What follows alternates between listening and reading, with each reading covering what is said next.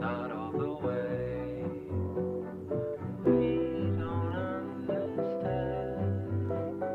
We don't understand. So don't you wanna remind me? I don't know a thing. And some of us remember, and some run out of place.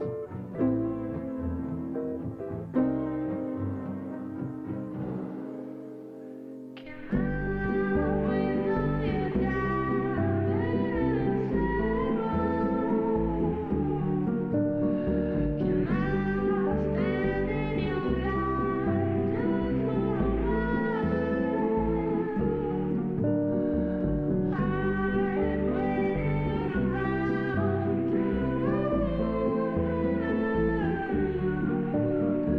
having a hard time watching you.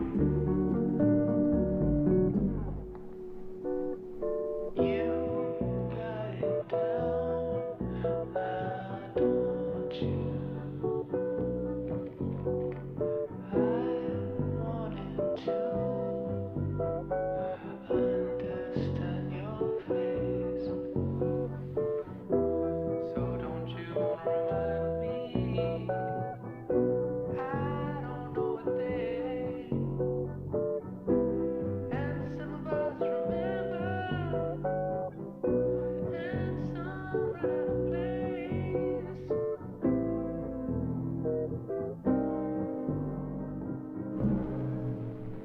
Can I wait on you down and can I stand in your light just for a while? I've waited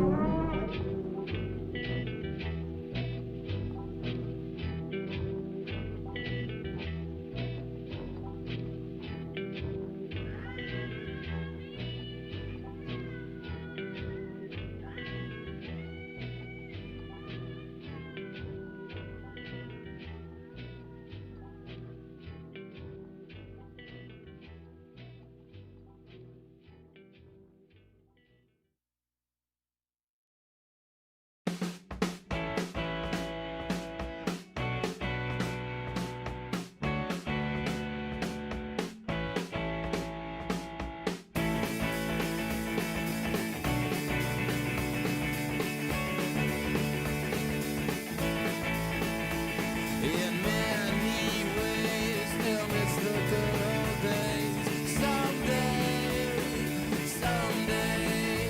yeah, it hurts to say, but I want you to stay. Sometimes,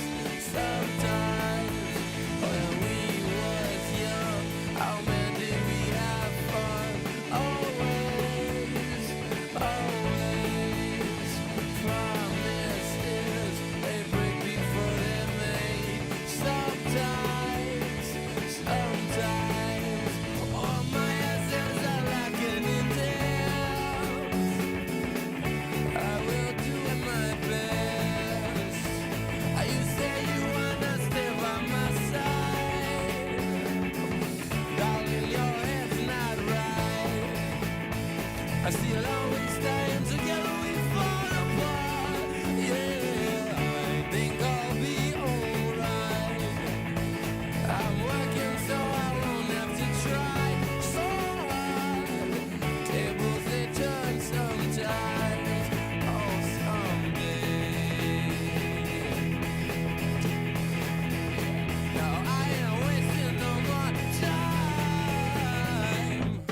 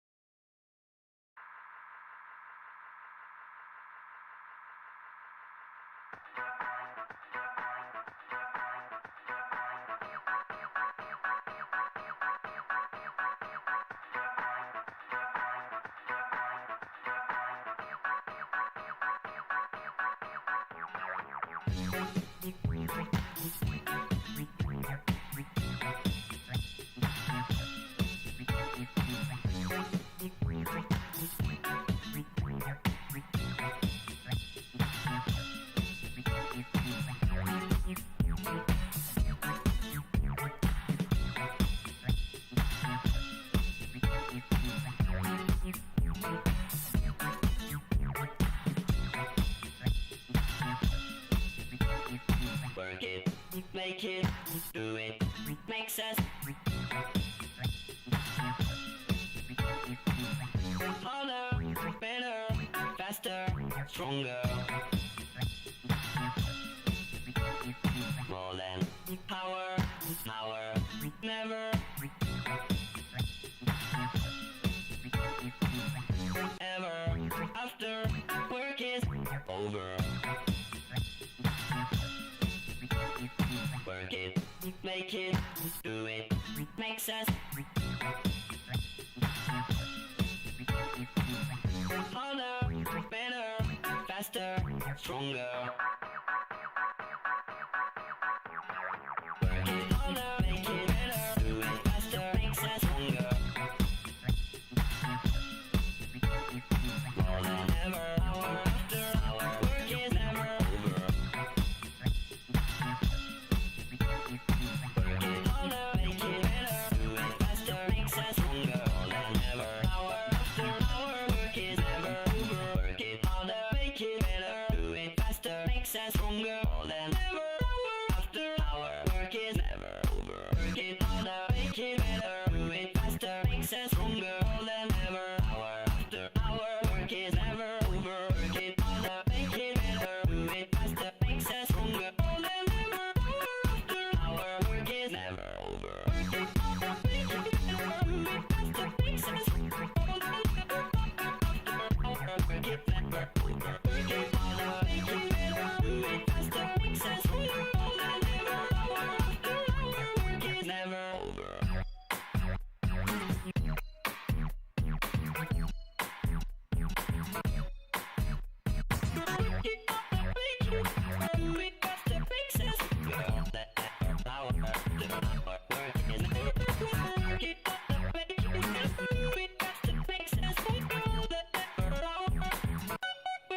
Never over. Work it, make it better, do it faster, makes it stronger. All that effort, power is never over. Work it, make it better, do it faster, makes it stronger. All that effort, work is never over. Work it faster, makes it stronger. All that effort,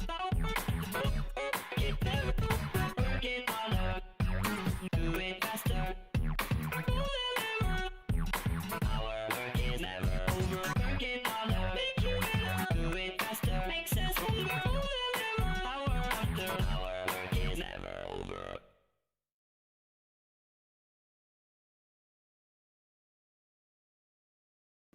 Woe is me! Woe is me! I can't watch the greatest collab of all time because I have to do a sponsored stream. Oh, woe is me! Oh, it's so hard to be me. Oh, it's so hard to be me. Whomst, Mari Mari, and Chromu. I was watching that during the starting stream. I'm like, ooh, I wanted to watch more. Ooh, I want to watch more. Put it on in the corner. I can't. That's stealing. I can't. That's theft. That's theft, guys. I wouldn't do that. I will. I know I won't. I won't type in their chat during the stream. You guys deserve better than that. I'll do it during the starting soon and maybe during BRBs, but I won't do it during the stream. I'm locked in. I'm not one of those Zoomers who has to scroll Instagram Reels or TikTok every free second they have so that no chance of thought. So that there is zero chance for a thought to occur. Okay, that's not me. 250 BRBs. That's not me, bro. That's not me. Guys, can I tell you something fucking embarrassing, but also probably relatable? Which is that I fucking sat on my glasses by accident. And they are deformed now, and I don't know how to shape them back into the right shape, and it's really making me crash out. It's really making me crash out, because it's all aluminum frames. Oh my god, they're like all aluminum bendable metal frames, and I picked them up and I was like, that's not the right shape.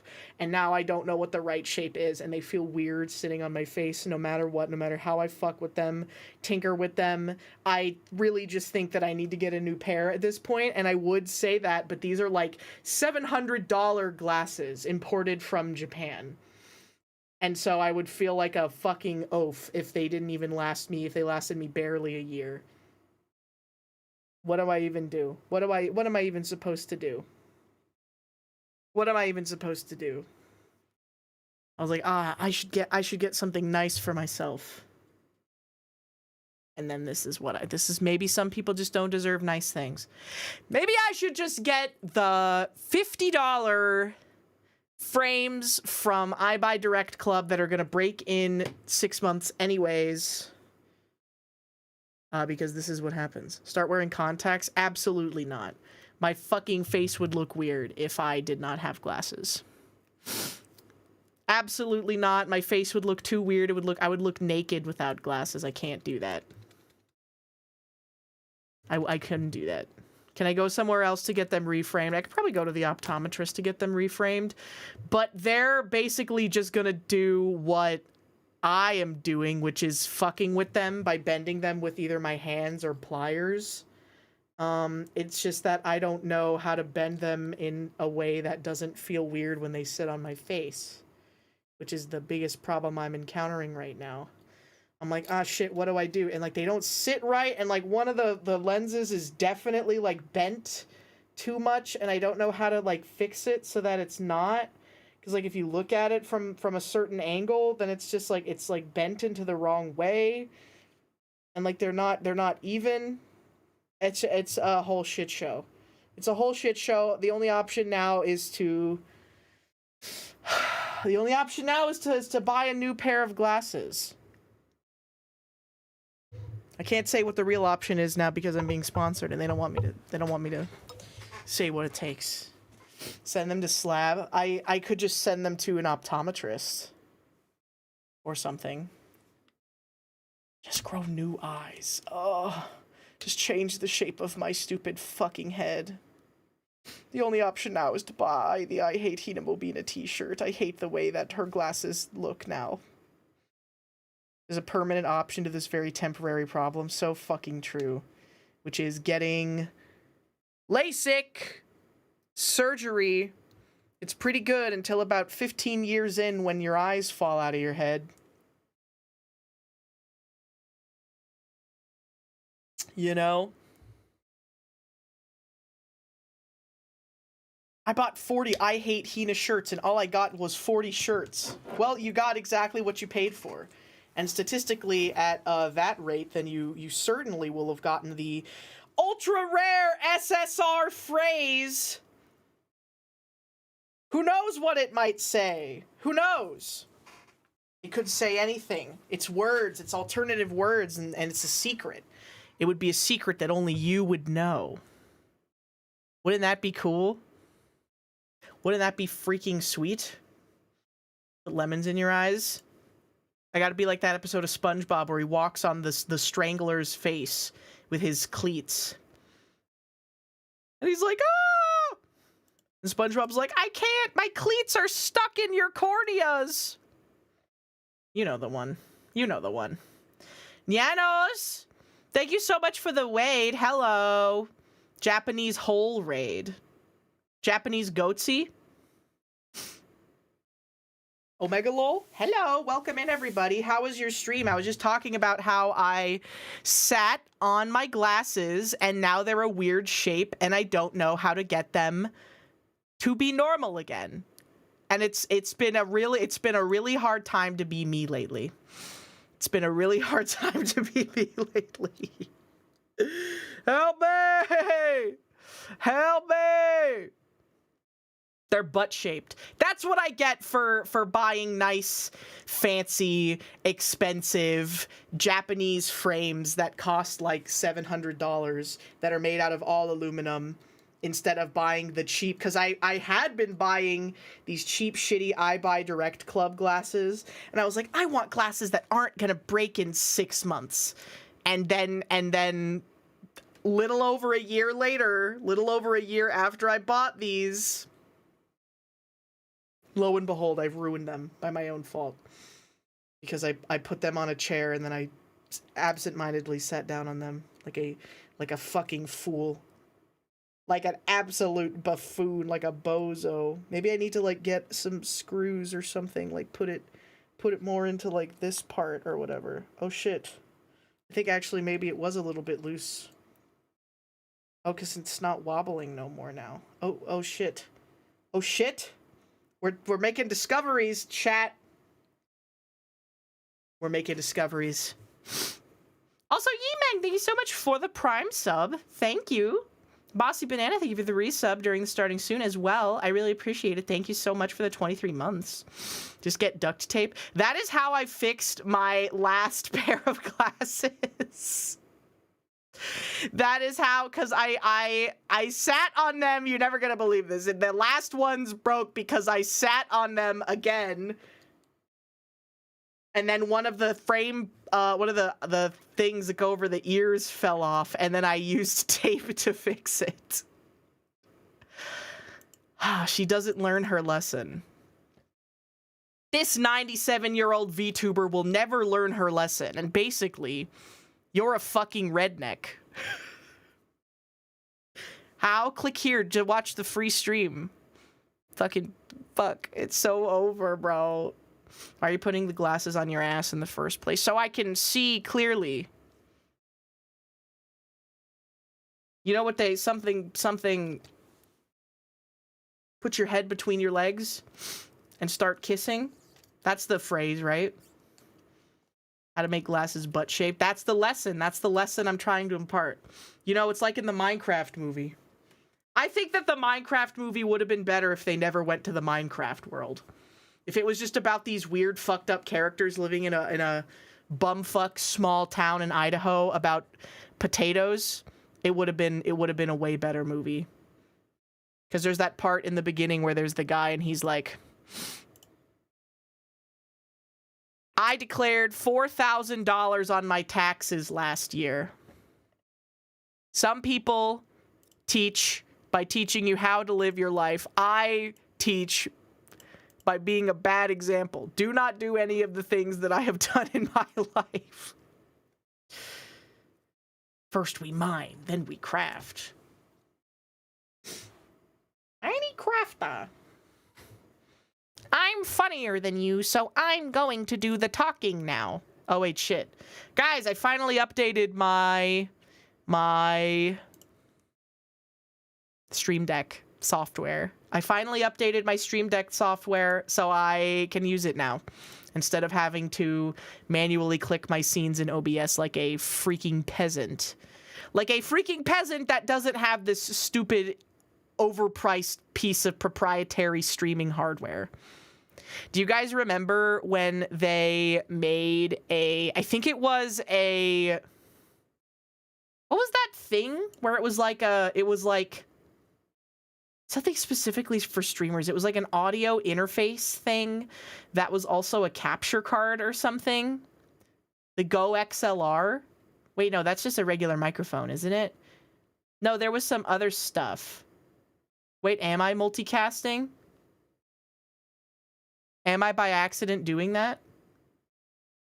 Holy shit, I'm live on YouTube. Oh my god. Okay, so it actually worked then. It actually worked then. Oh shit. I had no idea. Yeah, so I guess it works now. Wait, how do I check? How does YouTube streaming work? I should have done more research. And I should have done this on a sponsored stream either. Content. Wait. Dashboard. Wait. Nope, that's not it. Content? Question mark? Live? Question mark? Holy fuck, we're live. Here we go. Details. Help me. How do I change? You have to like start a waiting room and stuff. Customization, authentication, details. It gave me a notification at the start and it said that it wasn't working. And it was like, oh, this isn't gonna work. And I was like, okay, that's okay if it doesn't work. But now it's working. Video link. How does this work? Oh my God, I'm live. Holy shit, brother. We're live on YouTube. Guys, it's a brand new era. Aren't you happy that we're not going to be getting lost media VODs anymore? Aren't you happy that we're finally going to have all of our content preserved instead of losing it forever? Yippee! Upload thumbnail. Wait, I didn't make a thumbnail for this one. I should have. Tragic. Twitch-only streamer now has to spend 5 minutes a day editing a thumbnail for a YouTube live in GIMP. Absolutely tragic. Tragic. Can't believe that. Can a Jingus survive the YouTube? I'm sure he can. A Jingus is going to be so happy about this. This is like a Jingus's #1 thing. Wait, I can just use like an old thumbnail. I will use Among Pequeño as the thumbnail. That's pretty good. That's pretty good. Guys, what if I started playing Among Us games, but not Among Us? What if I started playing Among Us games, but not Among Us? I started playing, like, Among Us fan games and stuff. Yeah, there we go.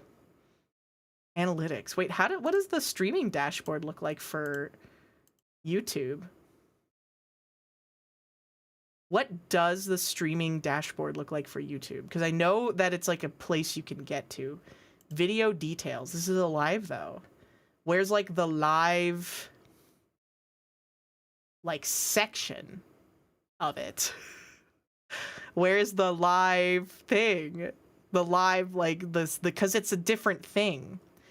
YouTube doesn't have a view live control room. Holy shit. Oh my God. I don't know what any of these buttons are. We also can't send super chats that don't get read. Hey, don't worry about it. That's okay. Wait. That's fine. We don't need to worry about the super chats right now. I'm not concerned about the super chat, but I appreciate you.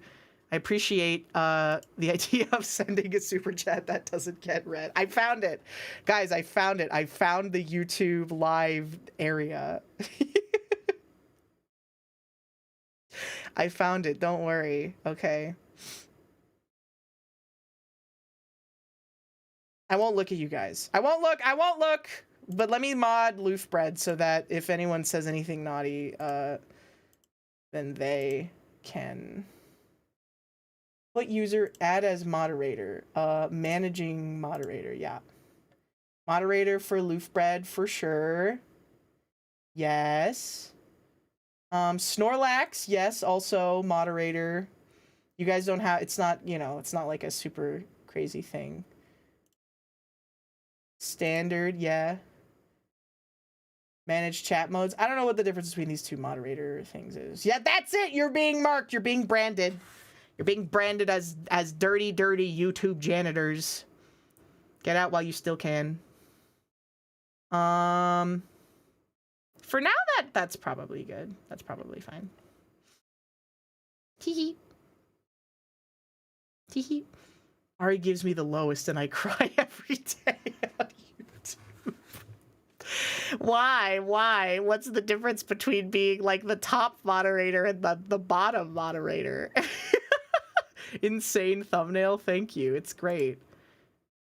Thank you. I love Among Pequeño. But anyways, does YouTube have emotes? No, I didn't even know that it was going to be working today.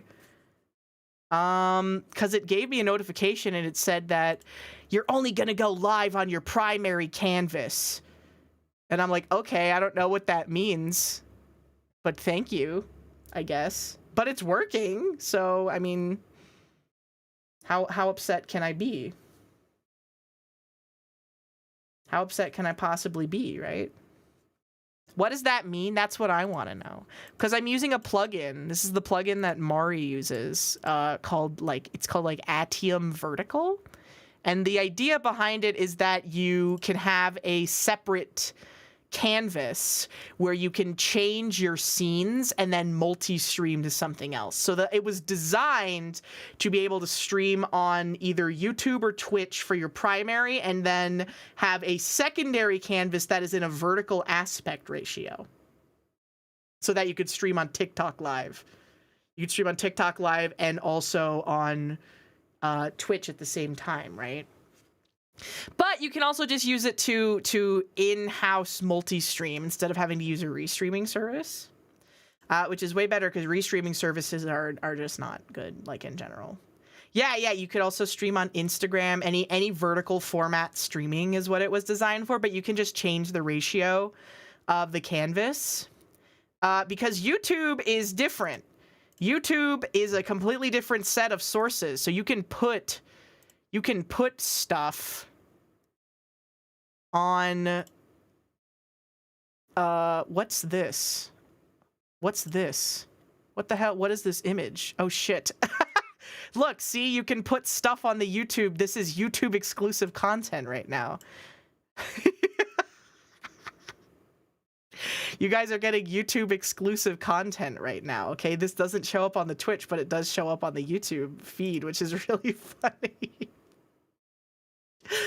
Okay. But yeah. So you can adjust them separately, which I think is cool. But now I'm worried because I know that my audio doesn't save to Twitch, but it presumably won't save to YouTube. Generally, if audio gets copyrighted on a YouTube live, though, it'll be like, wah, wah, wah, copyright alert, copyright alert. You have violated the copyright terms of service. Surrender now. Pay a fine or serve out your sentence. Stop, you violated the law. Do you use a VOD track? Yes, I use a VOD track. I use a VOD track, and I specifically make it so that my Spotify does not save to my VOD track. So I don't know if that works with YouTube or how it will work with YouTube. So I guess we're gonna find out. But this is the maiden voyage. Yes. Finally, good stream archival stuff instead of everything becoming lost media after 90 days. So yes, yippee. Brand new era. But anyways. Yeah. YouTube will just remove monetization, which is nice. None of that, like, muting stuff. At least Twitch isn't banned in my country. YouTube is banned in your country? What country do you live in? I didn't know that YouTube was banned anywhere. It's just for monetization. Sounds like YouTube does not do the tracking. Okay, well, maybe if I just listen to anime music, they won't get mad. But typically they do not like it when you listen to copyrighted stuff. And I already listened to very heavily copyrighted music at the start of the stream, but that just means there won't be monetization for the VODs, but that's not really like a super big deal to me right now anyways. But it's Russia. Yeah, no worries, man. I wonder why YouTube is banned there. I guess because everyone got mad about that one thing that happened not so long ago. But anyways, we're doing a sponsored stream, so let's drop that line of talking right now. Anyways. Yeah, I didn't know that YouTube was banned there either. But anyways, so how do you guys feel about... Guys, who's your favorite creepypasta character? Who do you like the most? I like Thlendoman, because Thlendoman is so scary. When I was younger, when I was like a teenager, I was so freaking scared of Slenderman that I couldn't sleep at night.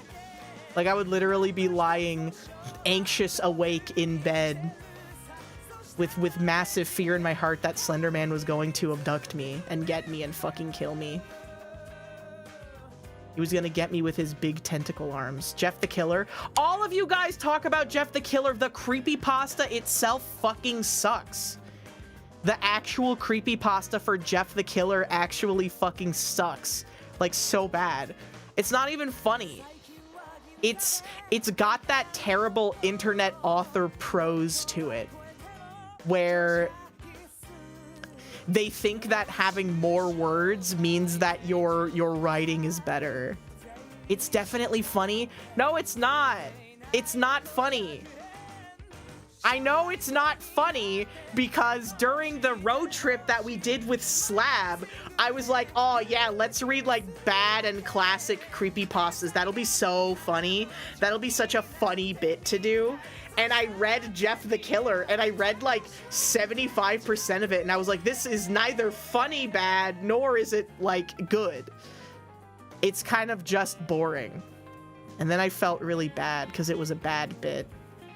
A lot of bad bits constructed during that subathon.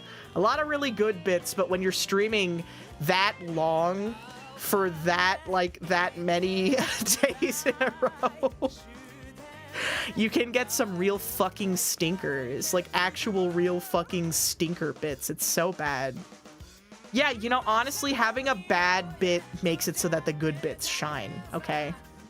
Having bad, unfunny bits is exactly, you know, it makes you appreciate the good ones, right? Well, it's like, okay, so have you ever seen stand-up comedy? Are you familiar with the concept of stand-up comedy? Okay, well, first of all, I'm more of a sit-down comedian. But anyways, stand-up, you have to have some like jokes and bits and anecdotes that aren't that funny, so that when you hit them with a real zinger, you catch them off guard, right? I will also say that going to like stand-up comedy in person is so much funnier than watching one like on Netflix or whatever. And just being part of the environment makes it so much funnier. Guys, okay, wait, actually, I think that I need to do more IRL streams because I have the best idea for a fucking IRL stream, and I can't believe that nobody has done this. But my idea is to do an IRL stream where you're walking around Fremont Street in Las Vegas and going to the shittiest, like, comedy live shows that you can find. I think just going to like a bunch of live shows in Vegas and IRL streaming it, if they let you, would be really fun, would be a really, really fun stream concept. But the idea of specifically going to the worst and cheapest ones that are supposed to be like comedy review shows, but it's like $25 a ticket, and it's like actually funniest show on Fremont Street, and you're like, yes, if you're advertising it like that, I can guarantee it's not gonna be funny at all. I can guarantee if that is your advertisement tactic, it is not going to be even a little bit funny. And for that reason, I must go. And for that reason, I absolutely must go. Will this be part of the Pitbull road trip? Tentatively, yes. Tentatively, if we can get that working for next year, which we really want to. We really, really want to do the big IRL road trip thing next year. And the tentative plan is that there would be a few places that we stop that would be like big IRL, like we would stop for a day and do stuff there, right? Instead of it just being like, oh, we have to like get to the destination. It's like, oh, we go to Los Angeles and we do like the shit you do in LA, or we go to Disneyland and we walk around and, you know, get on the rides if they let us go on with the camera or whatever. You know, go on like the slow rides, go through like Disneyland, because they let people record videos and stuff of the inside of rides, so I can't imagine that they would be mad if you like live streamed the inside of a ride or something. But you get the idea. And Las Vegas is non-negotiable, one of the stops. Non-negotiable, if this trip is happening, we are going to be going to Las Vegas. That is a hard like requirement. We have to go to Las Vegas. We have to do the slots. We gotta go maybe play at one table game, but like we would just lose and it would be embarrassing. But I think that would probably be good content anyways. And we have to go see like a terrible show. We have to go see like magic hypnotism comedy review show or shit like that. Can you stream that on Twitch? I think that you can.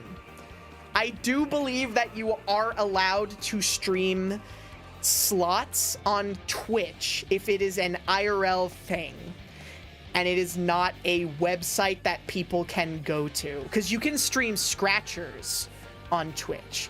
Like if you have a lottery ticket or like one of those like scratcher lottery card thingies, then you can stream that on Twitch. But I don't think that you can stream like virtual casinos and sports betting and stuff like that. Streaming scratchers is a funny concept. Yes, it is. The only people I know who have done it are Taub and Fillion. I know Taub did it for, like, I think one of her birthday subathons a couple years ago, and Fillion and Taub did it together somewhat recently. I can't remember when, but it was not too long ago. So if Twitch weren't okay, would we consider streaming it on Kick? If that was the only way that we could do it, then maybe we would consider doing it, because I think you can do IRL streaming stuff on Kick. But also, tentatively, I'm going to say maybe, but ideally we would be able to do it on Twitch. If we could do everything on Twitch except for like doing the slots, then we might just go like see some shows and do some non-gambling stuff in Vegas. But if we really want it, because we wouldn't really be doing a lot of gambling. It's not like we would go to Vegas and just sit and you know, play the slots for the entire day. It would probably be like, oh, haha, we're gonna, you know, drop $50 on a slot machine or whatever and see what happens, right? Or like, oh, play like one round of blackjack or something, right? Because there's a lot of stuff to do in Vegas that isn't just gambling. We gotta go into the Dune machine. We gotta go into the freaking Dune slot machine, bro. I actually like YouTube's live streams because the rewatchability is better on YouTube than Twitch. You're welcome! I'm glad that I finally got it working. I honestly did not know that it was working, and I did not know that it was going to go live today. But we're so back for all the YouTube bros. And the main important part to me is the fact that now we have a archive that is not going to require me to manually upload everything. That's like the best part about YouTube by far. So yeah, we got to go to like Area 51. If we did do the road trip again, if we could finagle going to Roswell, I would also be down to stop in Roswell for a day. We could also go to Albuquerque and make Breaking Bad references, but I will have had to have at least finished season 1 of Breaking Bad before we go to Albuquerque, New Mexico, or else I would just be a poser. Okay, we have to do at least 1 season. Walter, put your dick away. I'm not sucking you off right now, Walter. Walter, put your dick away. I'm not having sex with you right now, Walter. I guarantee we can find something called Alien Fingers. If there was not a restaurant that served alien fingers in Roswell, New Mexico, I would be truly shocked. I would truly be shocked if there was not an establishment that sold alien fingers in Roswell, New Mexico. 100 years. Now think about all the lost media we have. There was a time when we had a pretty decent archive for the VODs. And then I did a big subathon, and then they were like, I don't know how I'm gonna upload a 48-hour-long video to YouTube, and then it just kind of fell apart. So, rip bozo. Yeah, we have to make a left at Albuquerque. That's literally exactly what I was thinking, too. You literally have to make a left at Albuquerque. We can meet Paul the Alien in Roswell, New Mexico. We can go smoke weed with Paul the Alien in Roswell, New Mexico, because he's voiced by Seth Rogen. Okay. Do I have YouTube partner yet? I'm verified. And I'm like, what's the word? I'm verified on YouTube and I have monetization turned on. I don't know if that means, yeah, I'm monetized. But, for like verified, I think you need 100,000 subscribers. I believe. You need 100 million billion thousand subscribers. That's wicked. Thank you. 100 million. Well, yeah, so... Well, that's the thing, though, is that YouTube doesn't even care about you if you have 100,000 subscribers. YouTube barely cares about you if you have 1 million subscribers at this point. Their platform is just getting so big that most people don't have direct access to a real person at YouTube unless you do something that is a niche that they want to keep on their website. Like, if you're just like a typical gaming YouTube content creator, you probably won't have a partner manager unless you started back in like 2011. But if you're a streamer on YouTube, maybe they could make that, you know, if you're a streamer and you get good viewership on YouTube, maybe that they make things a little bit more your while. Maybe they make things worth a little bit more your while, etc. I'm slurring my words. Bleh. I swear I'm normal. I swear I'm normal. I swear I'm normal. But yeah, it's pretty hard to get into contact with a real person at YouTube, and a lot of accounts have been getting banned recently because of AI. They're basically presumably just letting their AI go crazy and just kind of letting it like completely permanently ban accounts that it flags, and they're not really giving people valid reasons for why, which is kind of crazy. And the only way that you can get YouTube to actually respond to you with a real human being is if you at them on Twitter,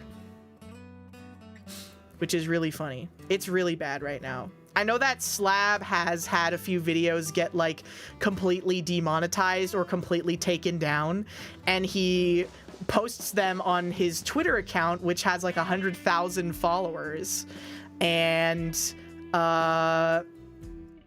immediately every time the YouTube account is responds, and they're like, oh, please DM us, we'll get this fixed right away. It's so fucked. But again, if you're like a small creator that doesn't have a very big following, there's not really a lot that you can do, which is really shitty, but meh. It's basically an impossible problem that YouTube is kind of facing right now, I think, because I feel like even if every single person on the planet did nothing but scan and vet every minute of content that was uploaded to YouTube every day, there would not be enough people in the world to watch all of it.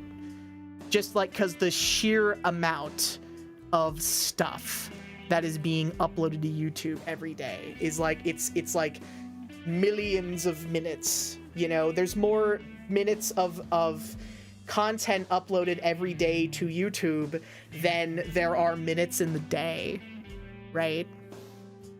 So it's kind of a bad situation. Well, even like normies love YouTube. I have a friend, and they're like, yeah, my dad watches YouTube. He watches exclusively like farming and homesteading YouTubers for tutorials on like how to be a beekeeper and shit like that, right? It's not just like a place for terminally online internet people these days, right? Your dad watches YouTube shorts and it taught him 6'7". Man, I don't know how I feel about a father watching YouTube shorts. There's just something that feels wrong about it. But I mean, Northern Lion has talked about going to Disneyland and stuff, and he sees like he very vividly recounted a situation where he saw a old man on a mobility scooter waiting in line for a ride at Disney, and he was just sitting scrolling shorts in the mobility scooter, and then he would like drive the scooter into his grandson to signify that he needed to move forward in line. Like he would just bump him. He would just go dun, dun, dun, with the mobility scooter to get him to go forward. And that's not new, okay? All right. Everybody who has been to a Walmart past 9 p.m. knows that these specimens have walked the earth basically for as long as McDonald's has been in business, right? We don't need to say, oh, it's the downfall of society or anything, because it's never been there, brother. It can't be so over if it's never even fucking begun, you know what I'm saying? How can something be over when it hasn't even begun yet, chat? Billions must smile. Small Town Walmart's at 11 p.m. It's fucking crazy. Isn't it crazy? You know what I've been thinking about? Because like in the early 2000s, it was such a big controversy that Walmart was going into small towns and basically underselling and undercutting all of the local like shops and industry, right? Like putting local seamstresses out of business and or whatever. Like Jo-Ann Fabrics would come in and put like local, you know, fabric supplying stores out of business. But now Jo-Ann Fabrics went bankrupt. So now there's just nothing. Where am I supposed to get my fabric now? Where am I supposed to get my fabric now? You expect me to go to the haberdasher? You expect me to go to the haberdashery to get my fabric? They only got stuff for like silk vests there, okay? What if I want a floral grandma print bolt of fabric, huh? What if I'm trying to make something for my grandmother or my great aunt, okay? China, where do you think that Jo-Ann's was getting the fucking fabric from? Who's gonna sell it to me now? It doesn't matter. What, you want me to go to Alibaba? Do you want me to make an Alibaba account and contact Chinese manufacturers to send me bolts of fabric so that I can make homemade goods for my friends and family? I'm cutting out the middleman. I'm cutting out the middleman, bro. Yeah, that's called the grind set. That's called being on that Sigma grind set. I gotta start getting my groceries delivered because my time is valuated at $200 per hour. As an up-and-coming entrepreneur, I'm losing money to go to the grocery store myself. I gotta be on that grind 24/7. I was not meant to take a leisurely trip to the grocery store and look at all the fun new products they have available to purchase and try free samples at the Trader Joe's and maybe consider buying a new bottle of wine that I've never tried before that I think would pair lovely with the dinner that I'm planning on. I was meant to be a wage slave and to work my life away, okay? You got it sold on a Costco sample product for the first time. Ooh, what was the product? Tell us, big news. That's big news, actually. I've been sold on a couple of Costco products.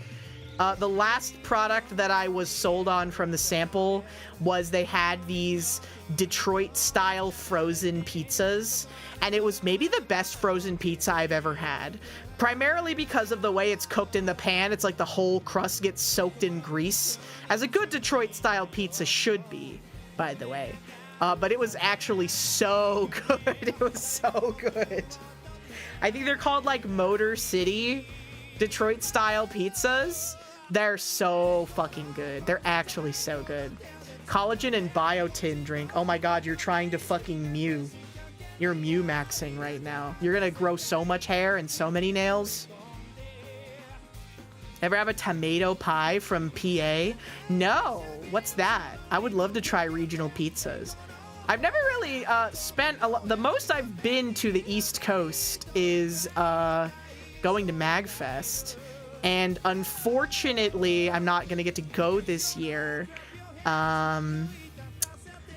because I did not get a ticket. So not really any point in going, unfortunate. But that's like the most I've been to the East Coast. I would love to like drive down New England and like try regional pizza styles. That seems like it would be such a fun, that would be such a fun little thing to do, you know? Maybe like in the fall when all the leaves are changing and stuff. Oh my gosh, doesn't that just sound so whimsical? Doesn't that sound so beautiful? The seafood pizza. There's like a white pie from Maine or whatever. New Haven style pizza. Is that the one that has the fucked up processed cheese squares placed on top of it haphazardly with no regard for anybody's lives? Road trips are S tier. Yeah, man. We gotta go on another road trip stream. New Haven is the one with the clams. Oh shit, okay. I would try it. Is that the white pie with the clams on it? I think is the New Haven style. I think it's called like Saskatoon style pizza. What's the one that has the processed cheese square on top of it? Once again, created with no regard for the pizza or anybody's life. You right? Get Slab to drive you here to Michigan and try fine Detroit style pizza. Guys, we should do a Detroit stream. Do a series of IRL streams in Detroit, Michigan. Show the real industrial heart of America. Every Cadillac is the city of Detroit on 4 wheels, guys. I don't know if you knew that. Get Slab to fly a plane. I'm pretty sure he has explicitly said no flying machines. Because I think that there are at least 3 like science and technology YouTubers who have died because they tried to fly their own bespoke, like hand-created flying machine. And he is like, I'm not gonna be number 4. Yeah, no, absolutely not. Don't fuck with flying machines. Do not fuck with flying machines. Do not build a flying machine. No matter what, do not do it. Don't do it. Don't do it. Don't build a flying machine. Don't do it. It's the safest he's ever been right now. 3 people have already died. Yeah, statistically speaking, you don't have a very high chance of flipping 4 heads in a row, but it still happens all the time. Okay, I watched Northern Lion play unfair flips. One of my favorite things that Northern Lion does is when he plays a game that everybody hates and his audience hates, and they beg him to stop, and he won't, no matter what. That's how you know he is in control of his real life. Okay, nobody is in control of that man's life except for him. He will double down. And I also love that every time he comes out of an Isaac phase and stops playing it, and everyone's like, when are you gonna play Isaac again? When are you gonna play Isaac again? He always says never, even though he will inevitably go back to playing Isaac eventually. But he always says, that's it, that's the last time, I'm never playing it again, just to get people to shut up. It's so funny. And then they'll come back. They will come back when he plays Isaac again. And they will say, didn't you say last time that you were never going to play Isaac again? And then they'll get mad at him for playing it again. It's like, you literally can't win. You literally can't win in any fucking situation. It's so fun. It's so funny. Oh my god, it's so funny. Is Fortnite my Isaac? No, I just play a Fortnite with the bros. Unfortunately, it didn't really line up to play Fortnite this weekend because obviously Chromu was traveling.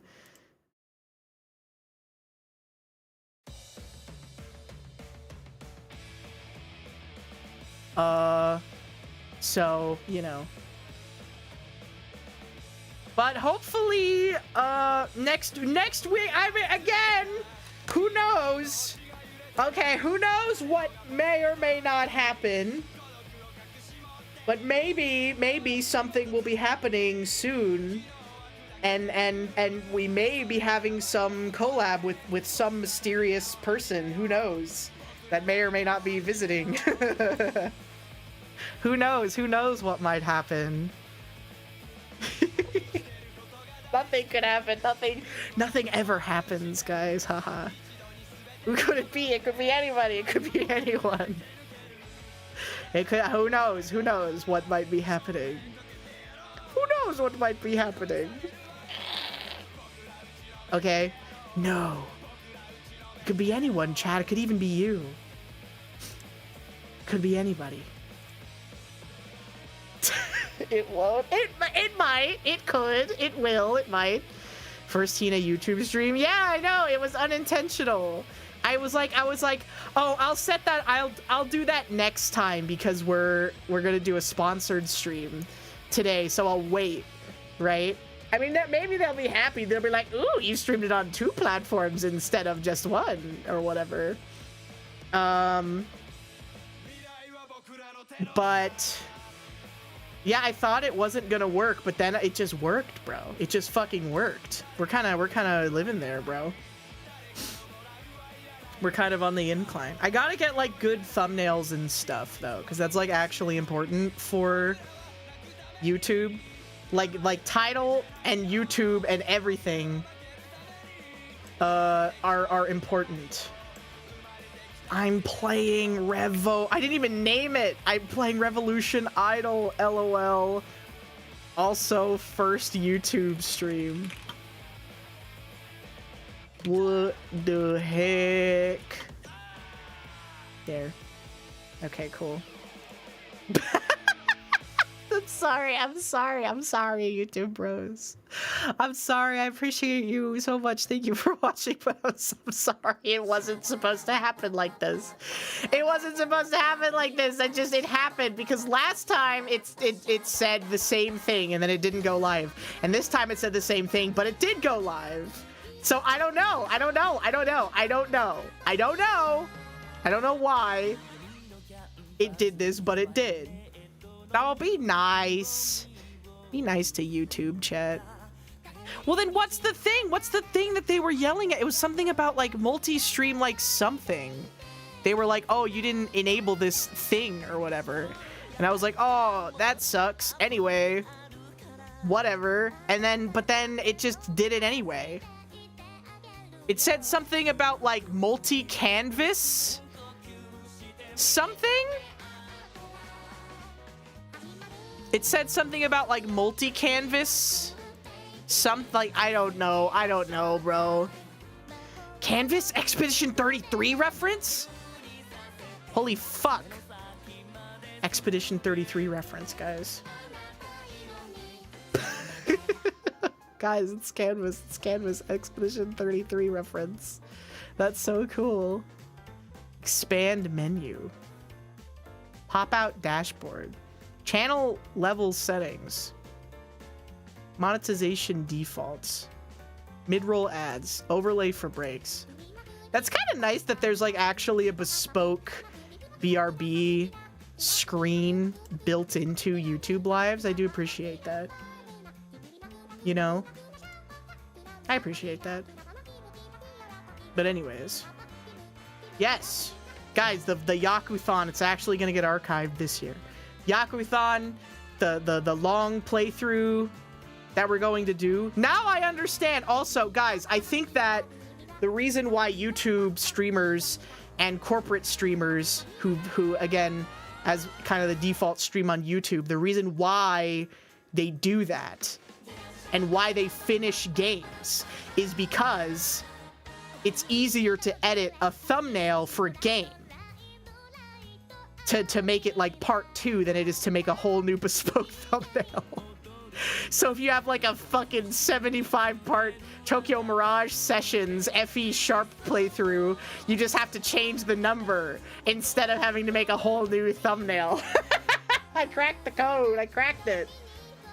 I was thinking I went back to the Super Best Friends Play YouTube channel because I was scrolling through my YouTube subs recently, and I was like, oh man, good times. And then I scrolled back far enough, and then it was like a Manchurian Candidate activation phrase, and then I saw the 78th episode of the fucking Tokyo Mirage Sessions playthrough, and I was like, oh my god, this is the worst thing they ever did.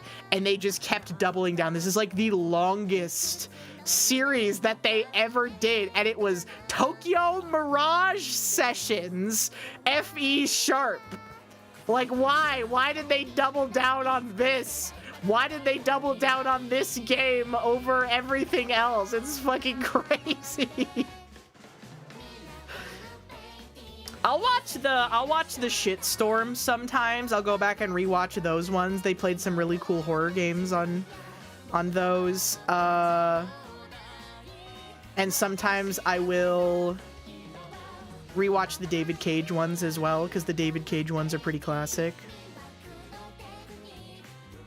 But I don't know, it's also a little bittersweet, I guess. But I think that that's normal, I guess.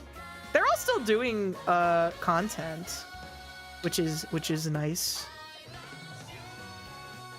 But man, I don't know, it's a bittersweet thing, isn't it? You rewatch Game Grumps Sonic 06. It's been a long time since I've watched the Game Grumps. I like Danny. Yeah, Wooly and Pat have kids now, which is it's a Family Guy beautiful moment for sure. I like Danny. I know a lot of people were like, I stopped watching Game Grumps after JonTron left, but I like Danny. I think he's a sweet guy. And he's funny, and he has a really good dynamic with Aaron. But I haven't really watched them in a long time. The main thing that I watch now is I watch Oni Plays compilations to fall asleep to. They found the life hack, which is that you just upload like a 3 or 4 hour compilation of the stuff you've already edited, and then it's super long watch time, so you make giga money off of it, which is quite based, I must say. But that's the primary YouTube content that I consume these days. Number one, my favorite guy, and he's been my favorite guy for a decade, is Peebs / Peanut Butter Gamer. That's my favorite guy. I love Peanut Butter Gamer. I watch every Peebs episode. I watch every Peanut Butter Gamer video that comes out. I've rewatched all of them so many times. He's my comfort white guy YouTuber, okay? Everybody has one. Everybody has their comfort white guy YouTuber. You know, Outdoor Boys, you know, Oni Plays, Peanut Butter Gamer, Scott the Waz, Brutal Moose, etc. Everybody has one. Yeah, Tasting History with Max Miller. I have his cookbook. And maybe the most... I think that this is like cringe millennial parentheticals positive thing that I want to do is throw a dinner party that's like themed around like one of the eras, like doing like a Roman food dinner party. I think would be really fun, right? Wouldn't it? Because he has all those recipes where he's like, ooh, this is what they ate during the Saturnus festival in ancient Rome. And here's how you can make garum, which is the first, is the Roman ketchup, you know, and it tastes like fish sauce and stuff. Yes, Steve 1989 MRE. Ashens, shout out to Ashens. Ashens is a real one. Ashens has been making content for so long. I love Ashens. Great guy. Ashens isn't dead. He's still uploading videos. He's not dead. He's not dead. Because he uploaded a video like 3 days ago. So unless I really missed out. Red Letter Media. Red Letter Media are my favorite YouTube channel, probably. And you know what the funny part about Red Letter Media is that they started out and they got popular doing the Plinkett reviews, and that was far and away the most popular thing that they did, and everyone was like, I don't give a fuck about Half in the Bag. Half in the Bag sucks. They should just make more Plinkett reviews. Best of the worst. I guess some of the episodes are funny, but like, they should still just do more Plinkett reviews. And now literally nobody cares about the Plinkett reviews, and everyone's like, I actually really appreciate Mike and Jay's opinions on movies these days. Oh, the best of the worst. That's the best thing that they do by far. Which is so funny to see, like, the market, I guess, for YouTube viewers kind of swap like that.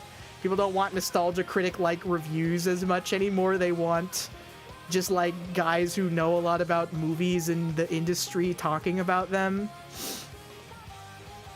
But I love Red Letter Media. I love Peebs. So okay, yes, Red Letter Media, obviously I watch every video as soon as it comes out, basically. I love Peebs / Peanut Butter Gamer. That's a given. He's like my comfort character. I love Oni Plays, obviously. I watch mostly the compilations these days, but I'll watch a series as it comes out if it's something that I really like. Like they did Fear and Hunger 2 for Halloween, and I watched all of that as it came out. And that was great. Why did he change his name? He didn't change his name. He changed it because he made a second channel. And he mostly uploads to his second channel now. What's my favorite Oni Plays compilations? Best of Hypotheticals is a classic. I'm a big fan of Best of Hypotheticals for sure. Best of Worms, that's a classic as well. Worms is a classic one. I throw Worms on a lot. Usually I'll watch whatever the new one is. They had a Best of Reddit compilation recently, which was really funny. I love when they do the Reddit web exploring episodes where they just browse Reddit. It's so funny. Yeah. What if you had a tiny clone of Hitler? Would you torture it? Hypothetical. That's like legendary. Who was it that did the animation for that? I can't remember their name, but they did all those really great animations for Oni Plays. Yeah, the AI stuff they're doing is really funny, and they're like, they call up Leon S. Kennedy, and they're like, asterisk makes you bald, asterisk. Those ones are so funny. Yes, I did see them browsing Instagram Reels, and I'm like, that's exactly what their algo would be like. It's all just like people fucking falling down. It's all just people falling down and getting hurt. It's so funny. It's so fucking funny. Let's see what else. Hold on. I'm trying to think. Northern Lion, obviously, but I can I be real? I watch The Librarian more than Northern Lion a lot of the times. The Librarian, he's just got such a good sense for these things. Yeah, Uric Salad Bar. That's the one.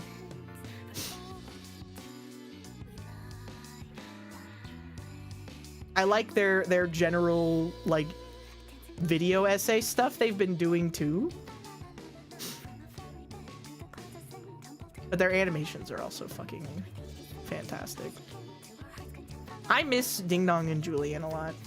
I've been rewatching a lot of like Disney movies and Pixar movies and stuff, and it makes me think about that era of Oni Plays a lot, because when Ding Dong and Julian were on, because they were all artists, they would talk about like animation and animated movies and stuff a lot. I would say my favorite playthrough they've ever done is probably the Kingdom Hearts playthrough with Ding Dong and Julian. That was freaking awesome. Seth's videos are great. It's been a long time since I've seen a Seth video.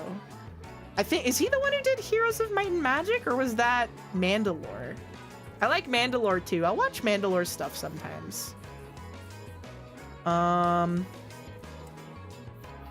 He did the Heroes of Might and Magic video. Yeah. Animated Lord of the Rings. Yes. The Totally Tubular collab. Totally Tubular, dude. I love when they have like their old Newgrounds friends on too, and they talk about the like all the animations that they would make and stuff. I like that. That's why Sleepy Cabin was so funny too. But also I feel like Sleepy Cabin would have sucked shit if they kept it going for longer than they did. I think it did not overstay its welcome, and as such, it is still a welcome thing instead of being like, oh, they're really sold out. Now all they do is this stupid fucking podcast all the time. Right? Because that's how every podcast is. Every podcast starts out and it's really interesting, and then they run out of shit to talk about, and then it becomes completely uninteresting. Like the Trash Tastes podcast, when they started out, was actually pretty interesting because they would talk about like you know, YouTube and like YouTube industry and like how to make videos and like experiences they had as you know, being YouTubers for 10 years and stuff like that. And now it's just like what's going on, fellas? You know, and again, you know, if people want to watch it, that's fine. You keep making it, but I certainly fell off of listening to it, I should say. But you know. Yeah, dude, Cold Ones was a podcast. Cold Ones, I love Cold Ones too. They're another one of my favorite YouTube channels for sure. Cold Ones started out as a podcast. They are literally like the reverse of where like a YouTube channel starts out and they do really interesting stuff, and then they just start doing a podcast and they, you know, it's not fun or interesting anymore. They're the complete opposite of that, where they started off doing a podcast and it was kind of like whatever. Like there were some good episodes, but it wasn't like, yeah, you know, whatever. But then they started doing like variety content stuff, and it actually was a million billion times better and funnier than when they just did the podcast, right? What is it with Chad always shoving things up his ass? I think that if you subscribe to the Cold Ones Patreon, is it exclusively so that you can see Chad shoving things up his bum? Because that it feels like it happens every other episode. Every opportunity that there is a chance for him to do that, he does it, which is really, really crazy. Yeah, and his penis, he's always showing his wiener. Why is Chad always showing his wiener on the Patreon? That should only be for him and his spouse, if he ever had one. I don't think he does, though. I don't know anything about... I think Max is married. I don't think Chad is married. Chad strikes me, and again, no, I'm not judging. I'm just saying that the vibe I get is that he's a little bit of a man whore. And that's fine. No judgment. But that's just the vibe that I get, okay? Not that there's anything wrong with that.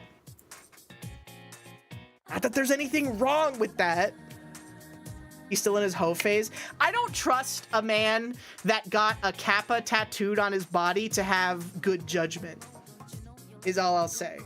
He is funny as fuck, though. Have you seen the tattoos that he has? Though he got a kappa. He had PewDiePie tattooed on his body, and it wasn't even for like one of the challenges they did. He just did that. He doesn't have the Mr. Beast tattoo, but him and Darcy do have matching pistol shrimp tattoos. The pistol shrimp is actually an epic tattoo. That poor guy who got the Mr. Beast thumbnail tattoo, though, that fucking sucks. The Hype Beast tattoo, though, that one is definitely worth having. Mr. Beast in the drip as a tattoo, that's absolutely worth having for sure. It goes fucking crazy hard. Why? They did a YouTube video. There was a YouTube video that they did where they commissioned a bunch of artists on Fiverr to make a bunch of stupid tattoo designs. And then after like a year had passed, they forgot what they were and they spun a random wheel to determine what tattoo they would get. And they did not know what they were going to get until they got it. like they hid, like they put up like a privacy curtain between like their faces and where the tattoo was getting, so they couldn't see it until it was done. Which is crazy. That one guy swapped, he actually got so fucked because one of the tattoos that one of the guys got was a tattoo of Mr. Bean going Super Saiyan, and underneath it says Rowan Bean, which is obviously Rowan Atkinson, but then Mr. Bean's name. So that's a fine tattoo. But the tattoo that he gave up was a tattoo of the picture of Jacksepticeye, Markiplier, and PewDiePie hanging out with each other, but they were all smoking weed, and it said Dream Blunt Rotation. That's a good tattoo. That's a great tattoo. Jacksepticeye, PewDiePie, and Markiplier smoking weed, and it says Dream Blunt Rotation under it. That's a great tattoo. You would never ever regret that. There was another one where I think they got like George Bush and Kermit the Frog and like Finn from Adventure Time, and it said Dream Blunt Rotation. They just really like doing that. I got a cringe tattoo when I was in my Lartane phase on my back with a Lartan Latin. 2 days after my 18th birthday. I get super pissed if anyone even mentions it. That's crazy. You get pissed if they mention it? My mom bought me a tattoo from her friend's shop when I turned 15. 15?! That's crazy. I don't have any tattoos. I don't think that I would get any tattoos either. Get it removed? You can get it removed. If I was gonna get a tattoo, it would 100% have to be Markiplier, Jacksepticeye, and PewDiePie smoking weed. It would have to be that one for sure. That's the only one that I would get. Cover tattoo. Had the old green design and no one could recognize it, so I figured it's too old of a tattoo. That's so sad. My new I Hate Hina Bobina womb tattoo. Get a Corone tattoo? What if I got a tattoo of... What if I got a tattoo of a wee wee? What if I got a tattoo of the Grimace egg from the McDonald's Minecraft meal? What if I would get an Among Us tattoo. Unironically, I would get an Among Us tattoo in 2025. And people would be like, oh, did you get that in 2020 when everyone was talking about it, like the meme, do you regret it now? And I would say, no, I got that in 2025, 5 years after it was no longer relevant. Bing, bing, bing, bing, bing, bing, bing, bing. You know? I love them. I love those little susses. I love those little fucking susses. They're so silly. Those silly little sussies. You know? Get the tattoo from the Whitest Kids You Know sketch. I would get that one. The one that says Happy Birthday Rick. I would get that. I would get a tattoo of Bowser shredding a guitar on a surfboard that says Happy Birthday Rick. If they could tattoo GIFs onto your body, I would get a GIF tattoo of the Among Us sus twerk. That would be awesome. I would definitely do that one. Bowser farting. Nope. No, thank you. Isn't it sad to think that that image is a lot of people's only exposure to live 2D art and animation?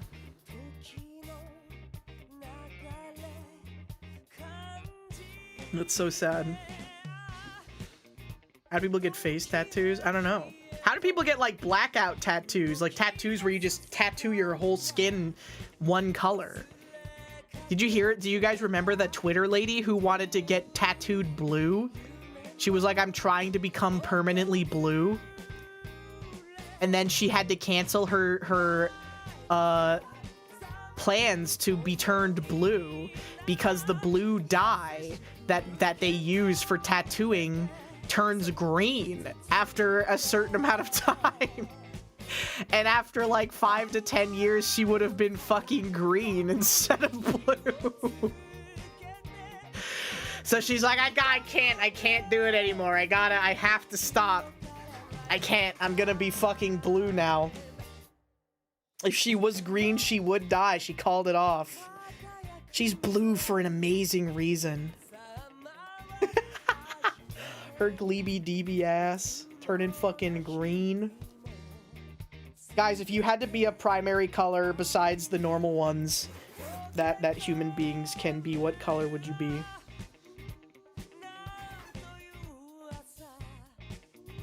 Red like my grandpa. Red like Mario. Yeah, maybe primary only. Red, blue, yellow. I guess you could pick other ones. If you want to be orange, you can be orange.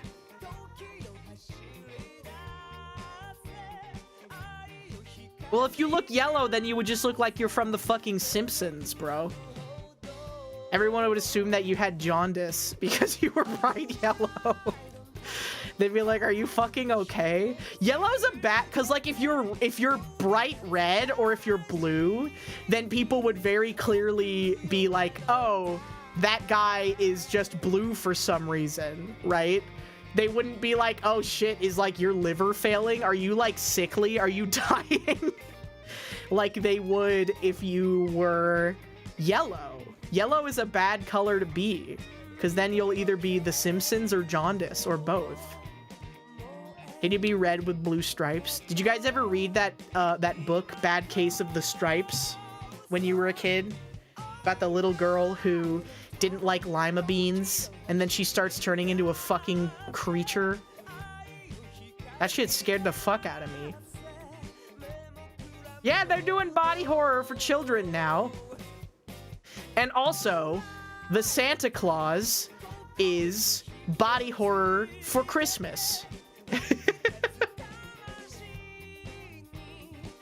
Oh, I appreciate it, Isla. I appreciate it. Thank you. Type of shit that makes you eat them green beans. Yeah, lima beans. She hated them. So then she turned into a fucking monster. But the Santa Claus is about body horror, but you turn into Santa. And then the Santa Claus 2... So the plot for the uninitiated, if you're like not from America or whatever, because I feel like every American person has seen this movie.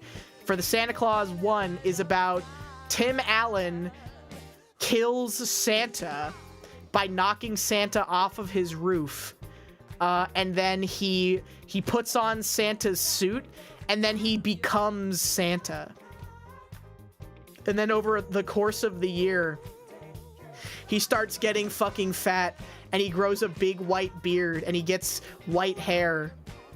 And he starts transforming into Santa Claus, and his ex-wife and her new husband take him to court and get his visitation rights to his son stripped, because they are insinuating that he is changing himself to look more like Santa to win favor with his son. And so he loses the visitation rights for his son. And then his son sneaks into the North Pole and flies with him on his sleigh on Christmas night. And then he visits his ex-wife's house. And he's like, I'm really fucking Santa, bro. Can you just believe me? Can I just see my son? I'm not becoming fat. I'm not becoming fat to like so my son likes me more. I'm becoming fat because I'm literally fucking Santa Claus. And then she's like, oh. And this, like, it's supposed to be this heartwarming moment, but it's like, bro, they fucking took his kids from him, dude. They took his kids from him because he was becoming Santa. And then the Santa Claus 2 is about, it's called the Mrs. Claus. okay? Because the plot is that in order to be Santa, you have to have a Mrs. Claus. Because the mythos of Santa, he's married to Mrs. Claus, right? So then he has to go find a wife. He has to go find a wife in the real world. And he has this evil robot AI Santa take over Christmas while he's trying to find a woman to get married to. That would be so fucking chill. I would be Mrs. Claus any day of the fucking week. How chill would it be? You just spend all day making hot chocolate and baking cookies and feeding carrots to the reindeer. Think about how fucking awesome that would be. Yeah, and you have fucking, like, servant elves. That'd be fucking epic. Yes, you get to spend all day browning butter year-round. That'd be fucking awesome. Is that not the ideal trad wife scenario? Yes! That's the fucking dream life. Is that you get to just fucking bake bread and cookies all day, but also you have a million servants that do everything that you tell them to because you are Mrs. Claus, and they are simply lowly elves beneath you. Right? It's just a snow plantation fantasy. Yeah, I don't know. Yeah, and you have magical reindeer and you get to bake cookies all day. That's the 19th century dream. Is it? But where's the profit motive? And then the third Santa Claus movie is about Jack Frost tricking Santa into going back in time and them having a fist fight over who gets to kill Santa and put the suit on first. And then Jack Frost changes history because he kills Santa and then wears the suit. And then he turns Christmas into bullshit because he lets people, like, go on trips to the North Pole and stuff. So there's no more magic to Christmas anymore. And then apparently there's a new one, but I haven't seen it and I don't know if I want to. I need to get an Apple TV Plus subscription so that I can watch Spirited, the new Christmas classic, which is a modern day reimagining of A Christmas Carol, where it's a fantasy Christmas company that takes one bad person every year and Scrooges them, in that they recreate the Scrooge scenario with the ghosts of Christmas past, present, and future to change their ways before Christmas Day. And also it's a musical, and also it's starring Ryan Reynolds and Will Ferrell, which is maybe the worst combination of things that one could reasonably believe.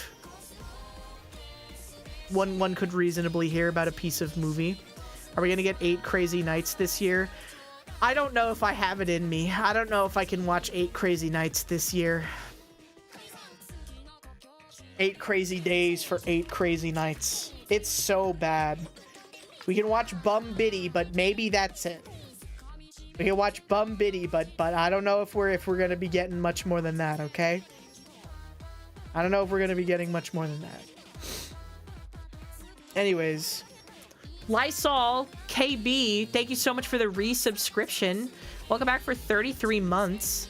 Kaminari J14, thank you so much for the resub. Welcome back for 9 months. Thank you so much for the Prime. Gashapon, thank you for the resub. Welcome back for 43 months. Tuhum, thank you for the resub. Welcome back for 13 months. Edward Urahara, thank you for the resub. Welcome back for 28 months. And Berberian, thank you for the gifted sub to Garfield1187. Thank you.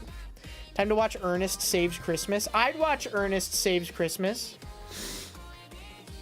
I should watch Home Alone 2 because I've never seen it. I've seen Home Alone 1, but not Home Alone 2. Isn't it crazy that those movies went from like iconic Christmas classics to absolute horseshit? What about Gremlins? Is that a Christmas movie or is it just Christmas adjacent? In the same way that Die Hard is Christmas adjacent and not necessarily just Christmas. Gremlins 1 is Gremlins 2 though?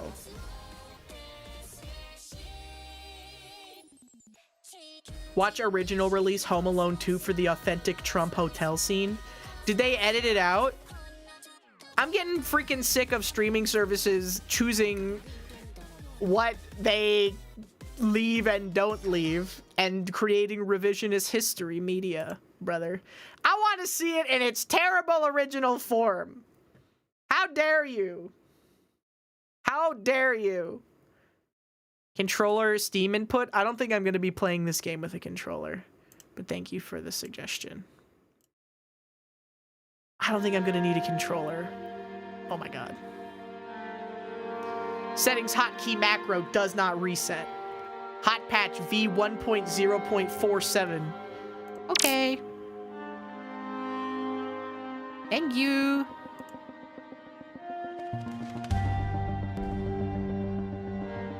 This shit loud.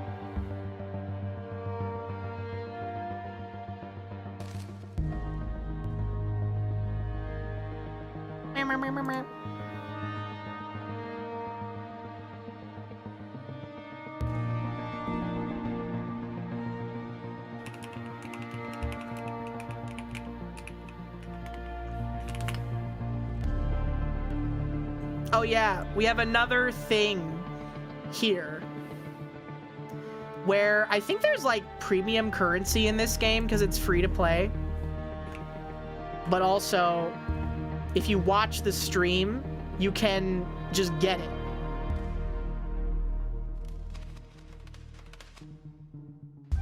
And I've already been streaming for like an hour and a half, so you just get it, bro. You just get it. But yes, let me just adjust everything now. Teehee.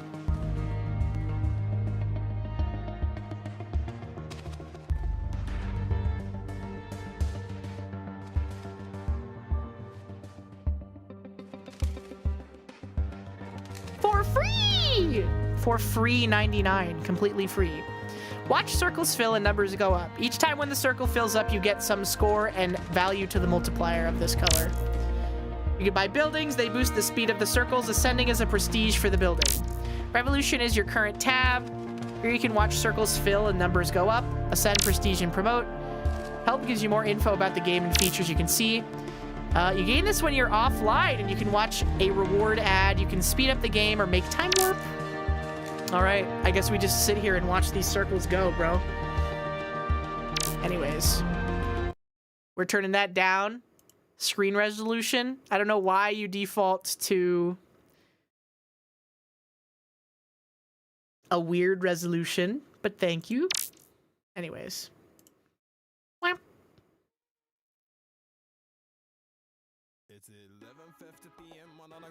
And we can go back to our music. Okay. This is the game.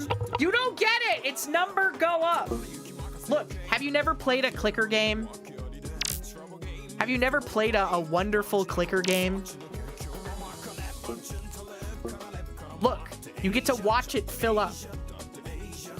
Isn't that exciting?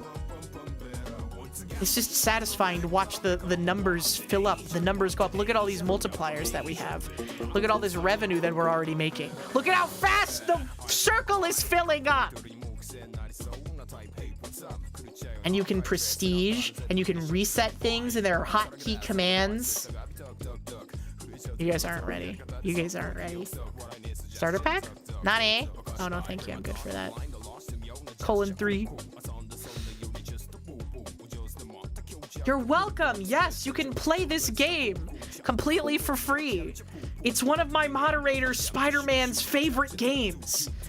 Spider-Man, isn't this your favorite game? Isn't this your favorite game and don't you play it all the time?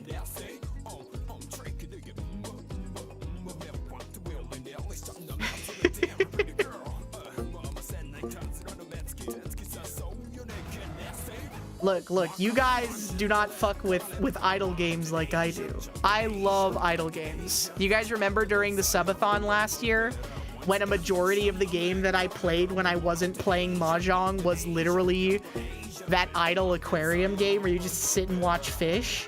That shit was fucking awesome. This game looks fun. It is! You guys don't understand it. You guys don't fucking get it. Yeah, look at how much progress Spider-Man has made. Look, and then you can get a new circle. Guys, you can get a new circle.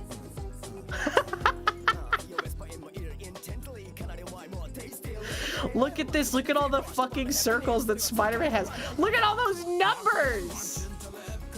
Look at all those numbers. Look at all those numbers. All right, then we get the third. Oh yeah, that's the good shit right there. I love number go up. I really honestly think that you guys are the problem in this instance. I really honestly do like this. And you guys know that I would never lie to you, even during a sponsor. The numbers, Mason, what do they mean? Oh, and then we save up and then we can get another ascension level for our fucking yellow line. Yes, bitch. Our yellow line is getting so fast. Oh my god, yes. This is awesome. Beer Beerian, thank you so much for the 1,000 bits. Thank you! Aww! Peanut, ever since I became a human, I felt more and more able to be myself. I'm so proud to point out as a trans woman in this community. I finally started HRT almost 3 months ago after a bit of extra help, and you and everyone here helped me along this journey. Aww. I'm happy that you're able to be yourself. Congratulations, and I'm happy that everyone here has been a supportive, nice person to you as well. Yippee! Yippee, yippee, yippee, yay! Congratulations! And we know nothing about this game. I know you're gonna play it optimally. Oh yeah, you already know. You already know we're getting all these different color circles done here, brother. You already know that.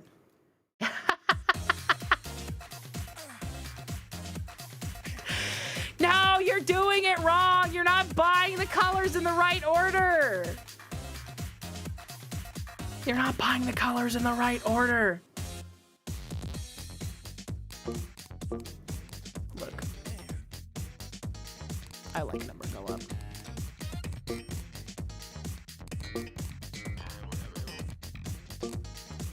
Look at all these upgrades we can get for our different colors.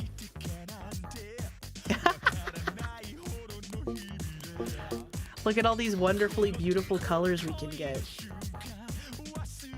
So anyways, how are you guys doing tonight? Are you guys having a good time?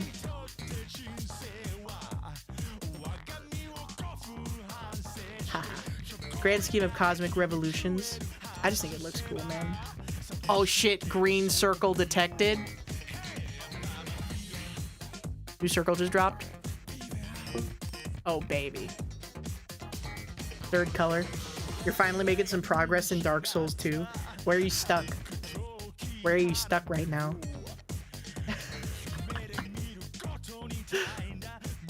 What part of Dark Souls 2 are you stuck on?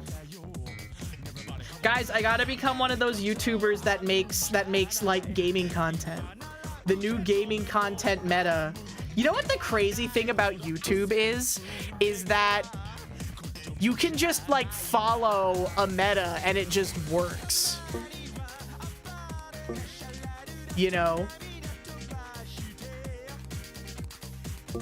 Like if people want to watch really in-depth like retrospectives about a niche topic, you can just make another retrospective about like the same video game and people will still want to watch it. Which is, it's a beautiful thing if you really think about it. You know? Turn 25. That's awesome. Happy birthday. I hope you had a wonderful birthday. Twitch opened on its own and started playing this. I got a car commercial ad, the only ad I've seen in 7 years. I know you didn't do this to me, but personally, but fuck you. I didn't do anything. If it was up to me, I would run 0 ads on my stream. If it was up to me, I wouldn't even run pre-rolls, but Twitch doesn't even give me the option to not do that. That's my buy-in to using their web service, I guess. I didn't do shit, bro. I didn't do shit, bro. This poor innocent chatter. Well, I guess I really do hate Hinabobina. Did you guys see the guy in Slab's chat earlier who was freaking the fuck out because he thought that Slab was legitimately using Windows 7 because he couldn't tell that Slab's overlay just looks like old stuff? Like, they thought that his window was in like Windows Media Player. Which is the funniest part. It's like, how are you streaming? How are you capturing a browser in Windows Media Player? Huh? Yeah, it was fucking Vista too, but he thought it was Windows 7, which is wrong. Slab doesn't even use Windows 7, I don't think. You're literally using a virtual machine for Windows 7. Somebody fell for it. I know! I know! They got fucking shit on, bro. That guy is funny. He's like actually God's strongest soldier in the context of making funny copy pastas for Slab's community. Because he takes everything like giga seriously. He was like, oh yeah, don't come crying to me when you get hacked because you're using an old version of Windows with no security update support. And he's like, dog, I'm not even doing that. Brother, that's not even the case here. Dude, we're making so many fucking points. I didn't ask. Wait, was it the same guy from the road trip? I love people like that because they're so funny. I unfortunately, for this community, I don't think that people like that can thrive here because we are too, like, we're too ironic. You know?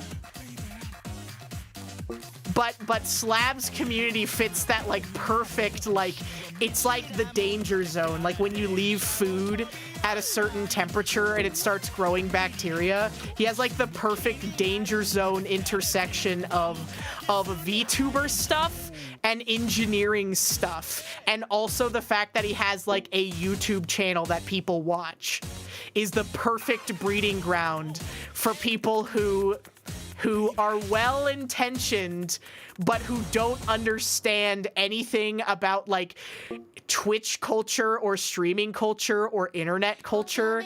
And then you have like the VTubing people causing friction with the YouTube viewers and the Twitch people causing friction with the YouTube viewers and the YouTube viewers not understanding Twitch stuff.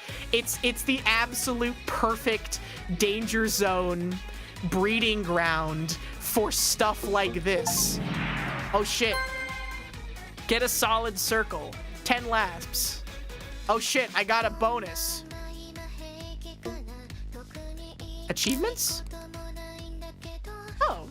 Oh, it's an achievement. Ooh, and you get more multipliers for more achievements? Yes. Yes. Yes. Yes. But it's so funny. You know, he gets funny junk people too. The fact that Slab also gets funny junk people is like the funniest thing ever. Dude, we're making fucking bank. #1 funny junk streamer. He should start multi-streaming to funny junk. That'd be fucking awesome. He's like one of the most popular people on Funny Junk. He gets posted on Funny Junk literally all the time, which is the funniest thing ever to me.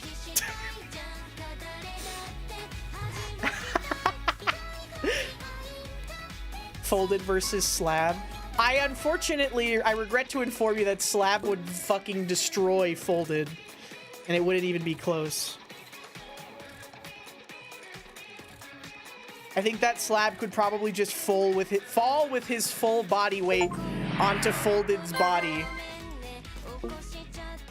and he would not be able to fight it. You know? Are you using Time Flux? No, what's that? Time Flux, 200%.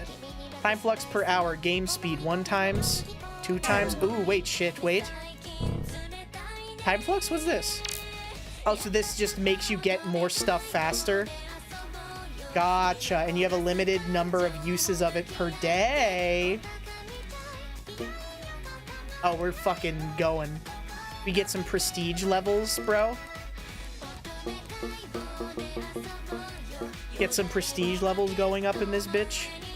Oh, the orange is a complete loop now, too.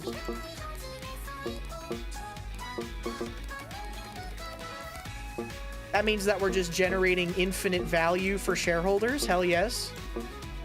My life was created so that I could become a wage slave and create value for shareholders. That is why I am on this earth, not to derive my own meaning.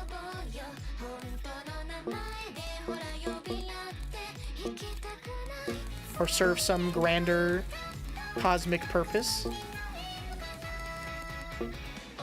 It is to spin circles and create shareholder value. Yes! Yes! I have the skills. Folded, would you sign up for Creator Clash if they reached out to you? If they were like, we need to get you in the mines.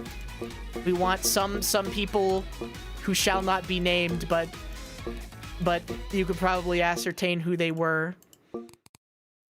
Want you in Creator Clash so they can beat the fuck out of you? Would you do it? You have to say yes. Yeah, you have to. You have to say yes. There's no way that you could ever say no to that. You know what I've been thinking about a lot recently? Disney kind of one-shot. I think they ruined a lot of young women's lives simply due to the fact that they created Disney's Twisted Wonderland. Also, did you guys see that the new Japanese the woman who handles like immigration and foreign relations is a 2D only woman? Twisted Wonderland is crazy. They took all of the most toxic components of Black Butler and put it into a blender and added Disney villains and high school boarding school scenarios. How is a young female developing mind supposed to compete with something like that? I want my freaking Scion. I want my Cyan line. Yes. Completed loop.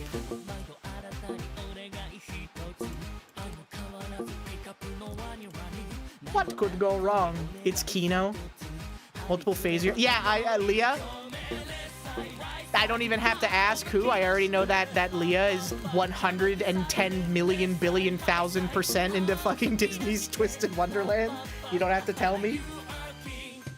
Urika? Yeah, that tracks. That tracks as well.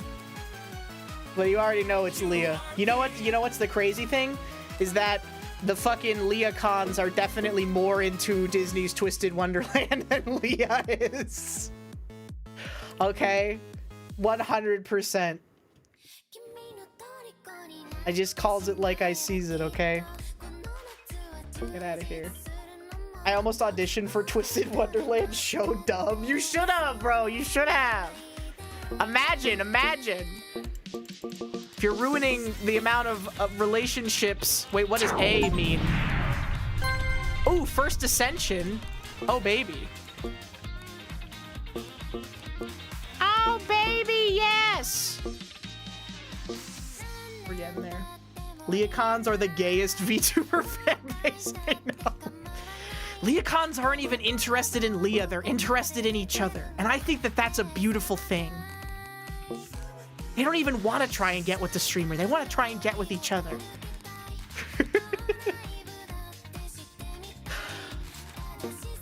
What a beautiful community.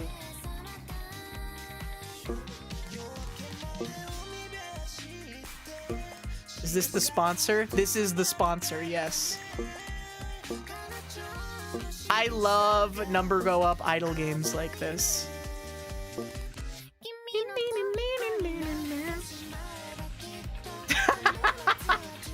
I would allow that message, but we are doing a sponsor. But yes, original Mur, I agree.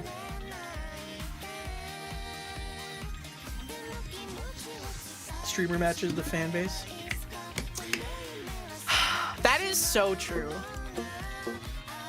But also, I think concurrently, everyone always says like, you know, whenever the streamer is like, oh, you guys are so annoying. And then the chat is like, yes, have you ever considered that the fan base matches the streamer? But I think that sometimes the fan base, they gotta sit down and think and realize they gotta be like, I also reflect the streamer. This is a two-way street.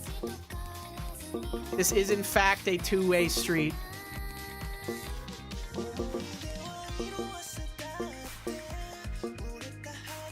We're generating so much fucking number value right now, bro. Hell yes. Difference between is that wisps are gay and love mint, while leocons are gay bottom text. Yeah. It's important to learn the difference.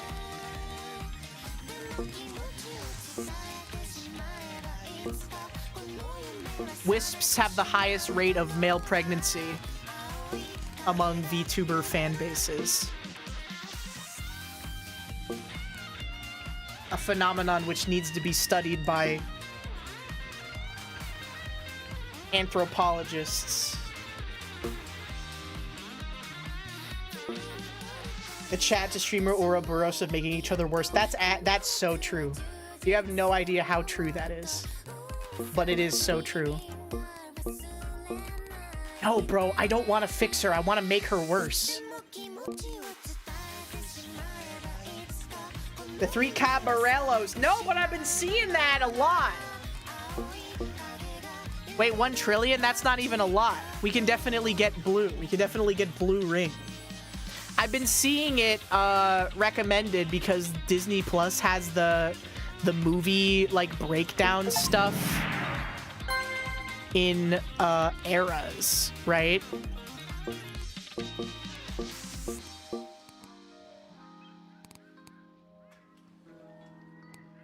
And that one's in like the classic era or whatever. Can you drink the fluid leaking from the walls? No!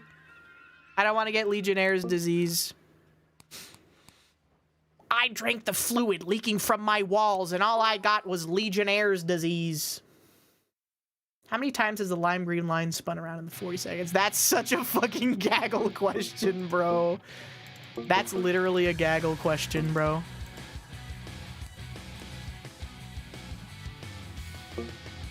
Yes! Completed green circle. All I got was this shirt. That's so true. Get your I Hate Hinamobina t-shirt now. At merch store that I have that I don't have pinned because we're doing a sponsor. We're double dipping, bros.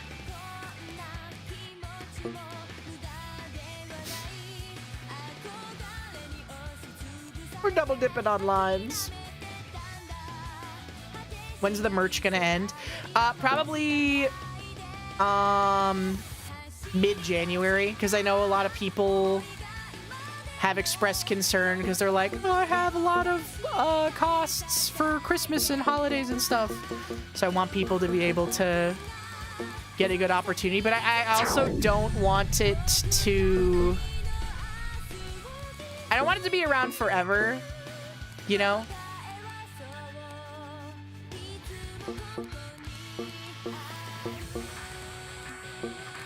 Just because I feel like that makes it less special. But yes, at least until mid-January. And I will give you guys lots of warning for when it ends. You should get it sooner rather than later. Because I know I always drag my feet on stuff, and sometimes I regret it. Because I dragged my feet on getting the freaking Enosleen makeshift plushie. Because I was like, oh, well, I know one of my friends is getting one soon, so I'll wait and I can get them both at the same time. And then I just forgot, and now I don't have one. And now I'm sitting here fucking coping and seething and mulling about it. You got yours in time? I'm fucking jealous, bro.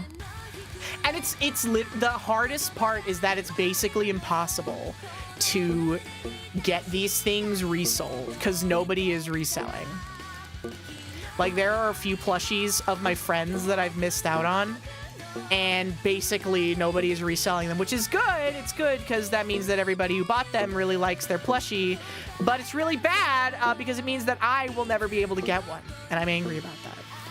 So if you didn't get a Mari Mari Fumo, I got some bad fucking news for you, which is that they're probably never going to come back. And no, I will not sell you mine. It is a one-of-a-kind, priceless collector's item. The Hina plushies were delivered? I thought they were shipping on the 24th. Some have already been delivered? Really? If yours has been delivered, please send a picture of it. I love my Hina Fumo too. I have my Mari and Hina Fumos sitting on my shelf, and I put hats on both of them. Because I got a really shitty YouTube gaming branded hat at TwitchCon last year, or this year I should say. And then also Item Label sent me one of their hats. So it's kind of awesome.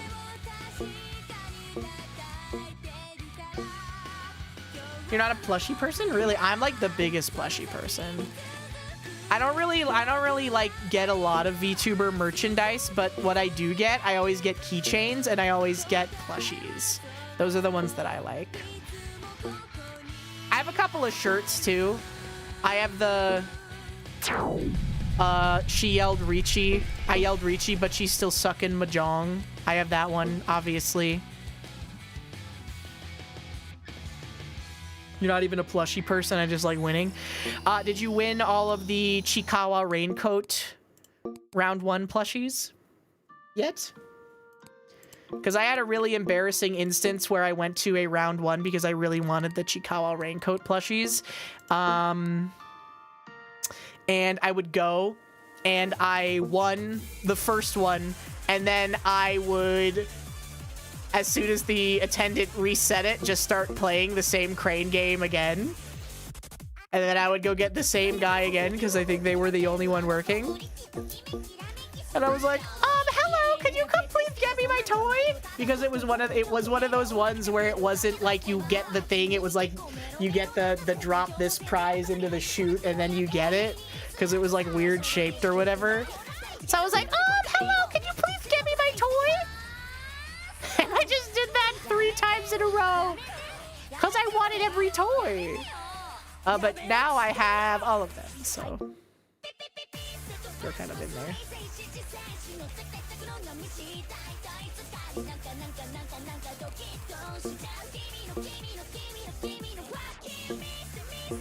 Hello, Mifsto, could you please give me the toy that I wanted? I was so sad, though, because they had a really, really cute Miku figure. But it was on one of those games where you have to use a hook to pick up a present box. And I am really not good at those ones. So unfortunately, that Miku prize figure will forever be out of my grasp. Sad state of affairs. Winning plushies, then I forced them to play Persona 4 Arena Ultimax, and they called me the gaming bastard. Wait, also Doms are Doms Vel. Oh my goodness, thank you so much for the subscription. Thank you. Thank you so much. Oh my god, I'm making so much fucking point money.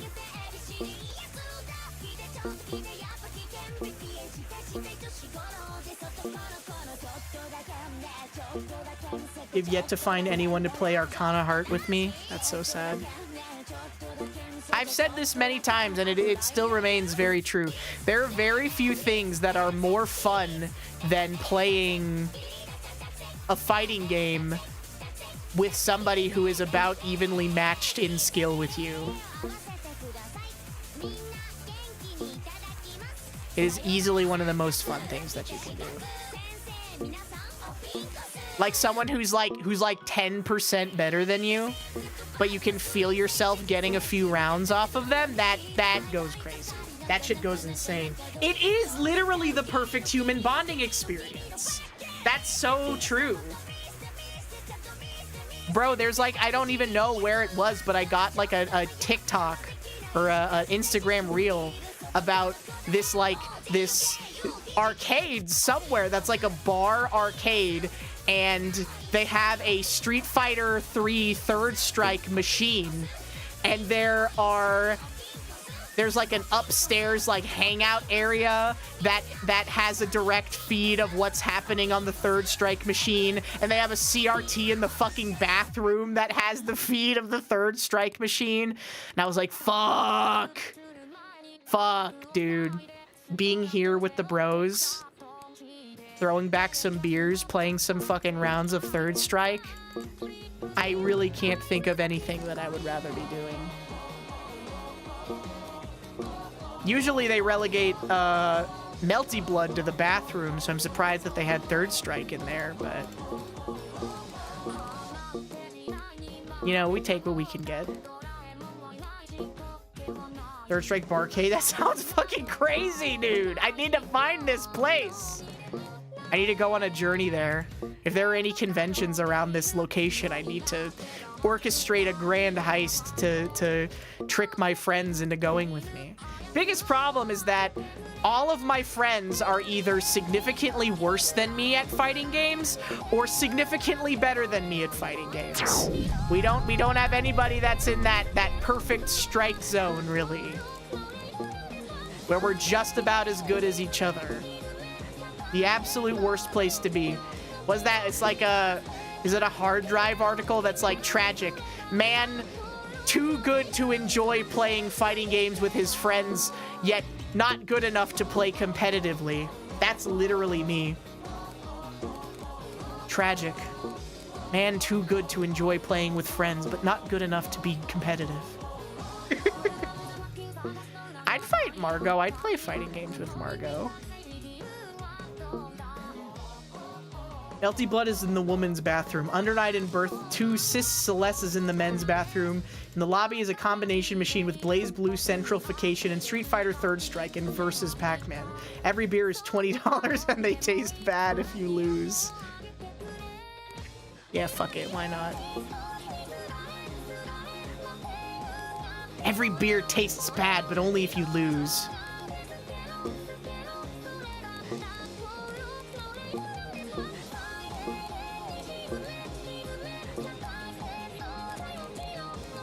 Maybe I just need to lock in. Maybe I do actually need to become good at fighting games. Can I even do it, though? I'm too old. Can you even be good at fighting games if you're old, chat? Can an unk really become a fighting game professional? No. Just be Daigo? Daigo Umehara is just the best fighting game player in the world, bro. They literally make manga about how good he is at Street Fighter. How old is Akko? He's unk. He's unk for sure. You think he would get mad if I called him unk? He probably would. Next time I go into his chat, I'm just gonna be like, how's my favorite unk doing? And then he's gonna get mad about it, I guarantee.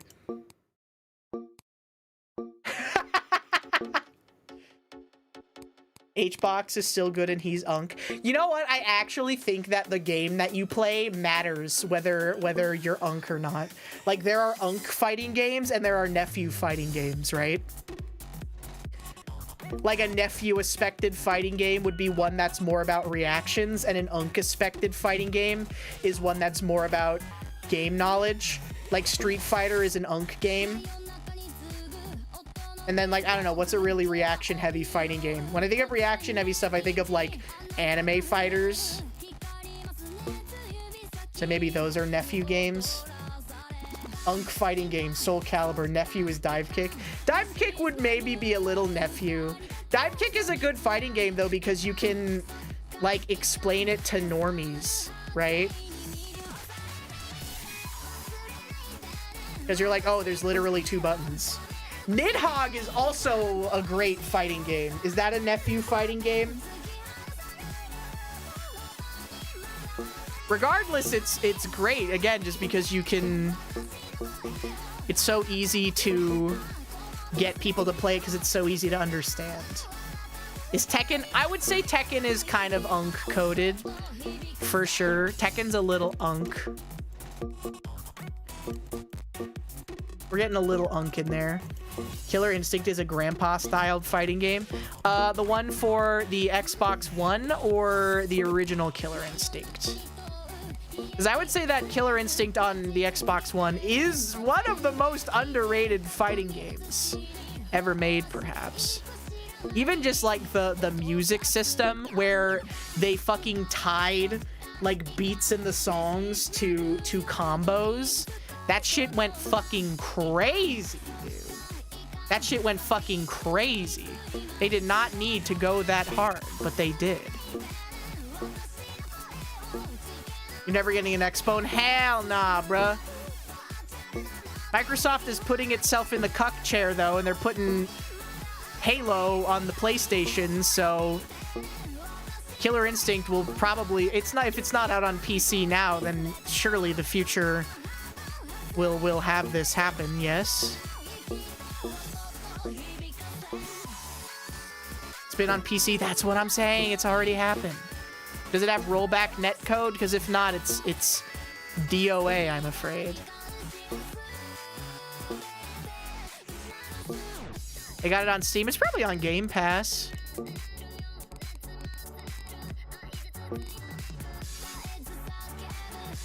Who's playing Skullgirls? I love Skullgirls, and I love the design and the aesthetic and the characters and the music. Unfortunately, the only people playing Skullgirls is an Unk game because the only people that are still playing it are people who have 100 million billion times more game knowledge than you, who will fucking destroy you in 5 seconds because all they play is Skullgirls, and they've been playing it since it came out in, what, 2012? Yeah, and the online is bad because it doesn't have rollback. This shit sucks ass, bruh.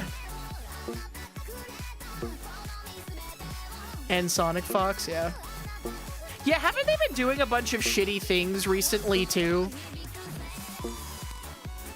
I feel like I remember there being some controversy with Skullgirls. I don't remember if it was like a nothing burger or what.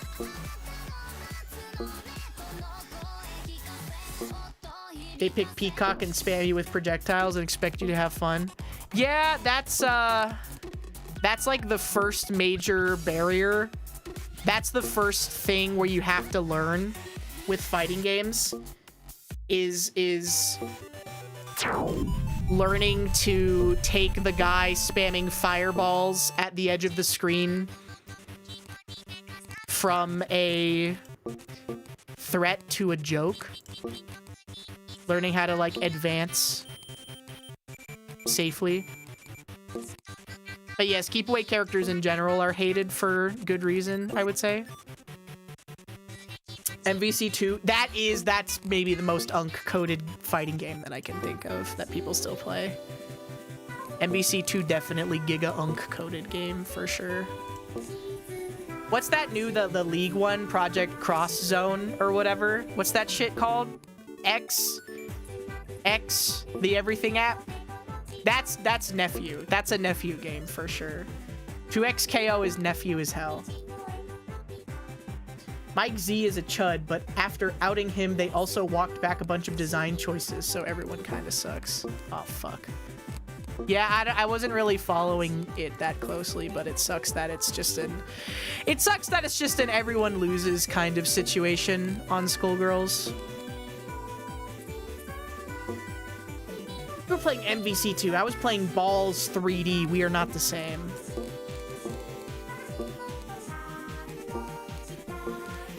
Don't want to learn how to do a motherfucking infinite? You want to know what's fucked up?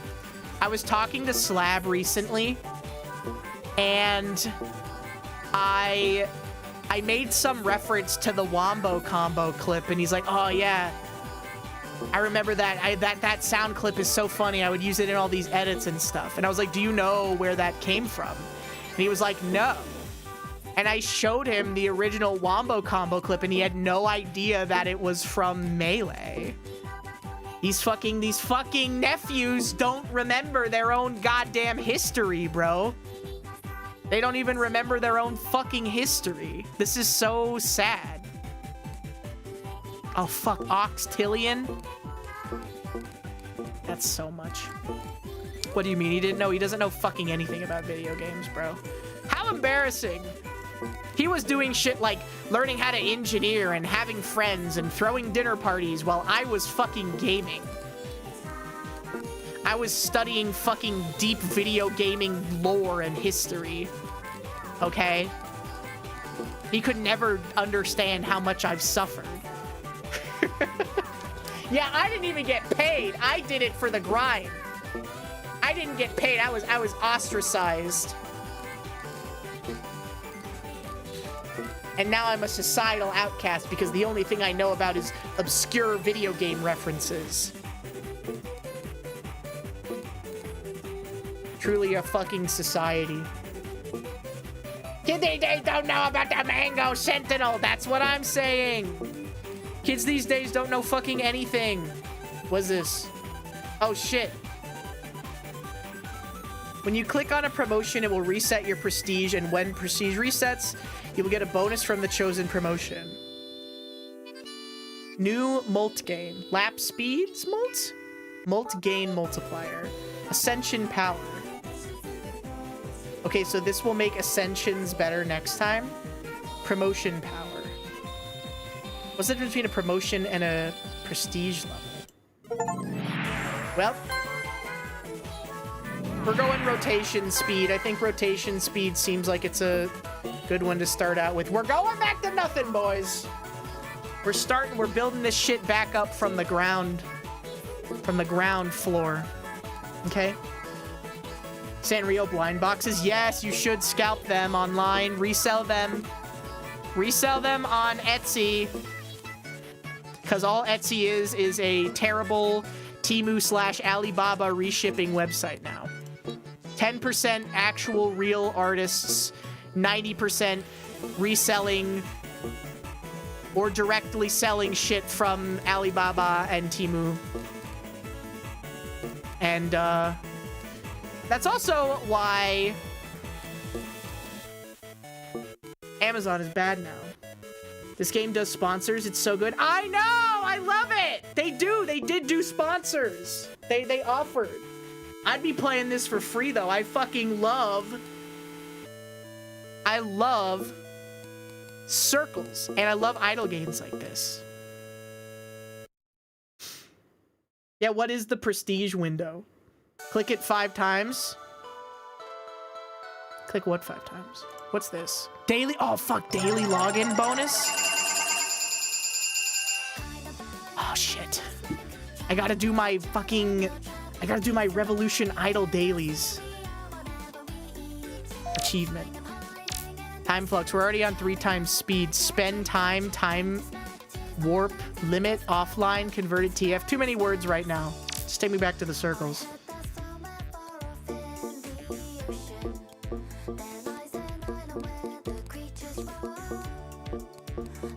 Oh my god, this fucking spin speed boost we got from Prestige is so good. I think the play is that you for your first couple prestiges, you get the prestige levels that make it so you can get to prestige faster.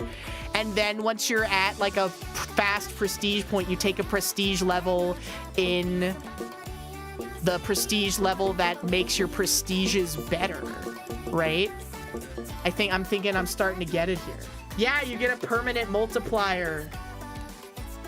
You're starting to fucking get it, bro.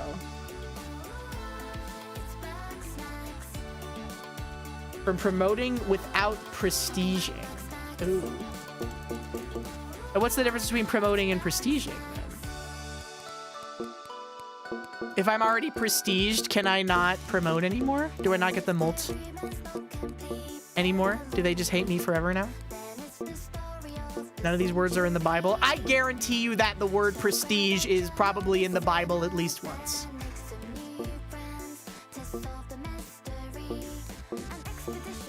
Not that I've read it. You know, I got the broad strokes. I've seen the VeggieTales Christmas specials and such. But I'm sure that that word probably shows up in there sometimes. You just check. Nuh-uh, nuh-uh, nuh-uh. You didn't check. You didn't check. You didn't check. You didn't check. The movie hadn't been made yet. The Bible movie. Or the movie The Prestige. Because I got some news. There's a lot of movies about the Bible. They're always coming out with new Bible movies. There's a movie about Jesus Christ that released this year. Can you believe that? Promotion window. Oh, okay. Wait, what the fuck? Spider, how much do you play this game? Spider. Yeah, there's a David movie coming out next weekend.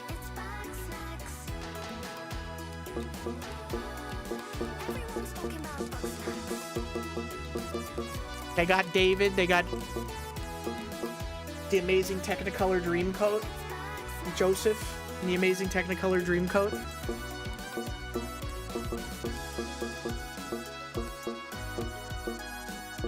David's low-key a fraud because slings are like a gun. Yeah, no, yeah, it wasn't that impressive. There's some other crazier Bible shit, though. Guys, do you know about Samson? Do you know about Samson from the Bible? His whole thing was that God said, I will make you my strongest warrior as long as you never cut your hair. You are invincible as long as you don't cut your hair. And he was like this fucking Giga Chad in the Colosseums and stuff. And he would fight and he made a ton of money by being a warrior in the Colosseum. And his eventual undoing was that he was like messing around with some lady, and then he told her that his secret was in his hair. And then she revealed it. Oh, here we go. Oh, okay, gotcha. Okay, yes. Well, I didn't prestige then. So I got permanent multiplier from promoting without prestiging. There we go. Now I get it. Now I get it. Now I get it. I'm really starting to get it. Is women, yeah, women bottom text. That's what I'm saying. You shouldn't be focusing on girls. You should be focusing on gaming. Just keep gaming, bruh. Don't waste no time on no damn girls. Just keep gaming, bruh. Stay gaming, bruh.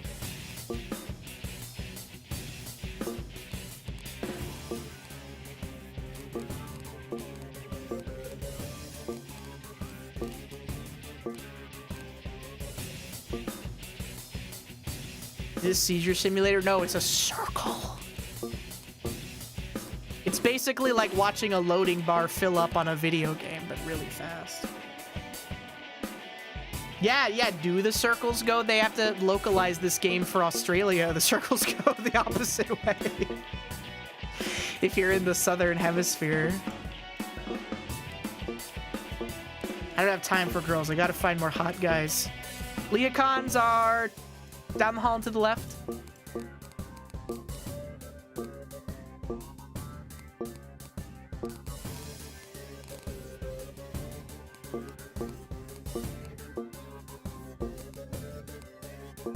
What is this? Yes, yes, yes. This is exactly what I was referencing. Davies, Yeah, what's today's quote of the day? you gotta stay gaming, bruh. Don't focus on no girls, just stay gaming.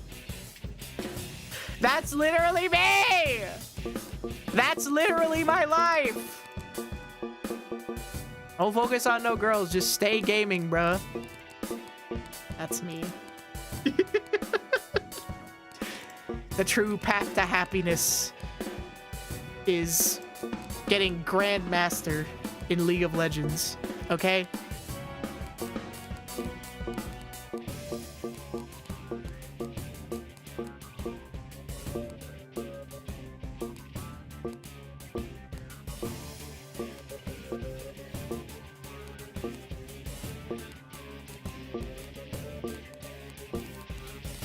Boing.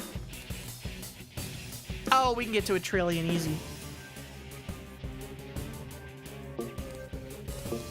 Guys, you should roll the don't they have gacha skins in League of Legends now? Like, they have skins that are literally like a 0.5% chance to get from a gacha. Absolute horseshit. That's so ass. Is that why the Jinx skin was $500? Because I know the Faker Ari skin, they just straight up charged like $500 for it. It wasn't even like a gacha thing. It was like, if you're a fucking broke boy, then we don't care about you anyways, or whatever. Or is that Pokimane?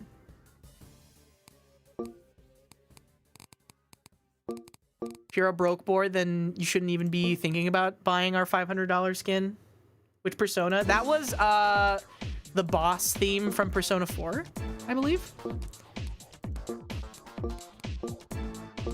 I don't remember the exact name off the top of my head.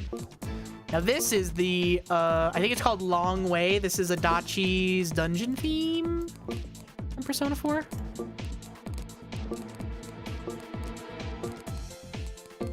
Banger track.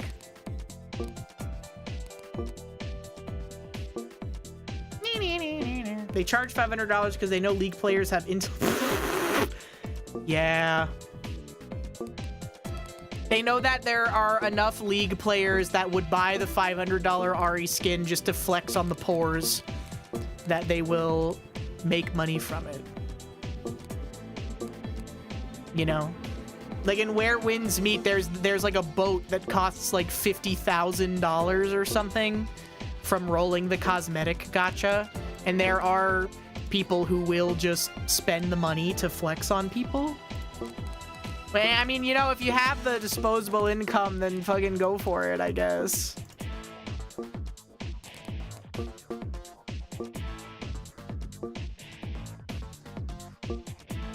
There's a guy that did it. Oh yeah, I bet. How good is he at Mahjong, though? He might mog me in, you know, money, disposable income or whatever. He like pumped a shit coin or something. But do you think that he could beat me in a game of Mahjong? I very highly doubt that.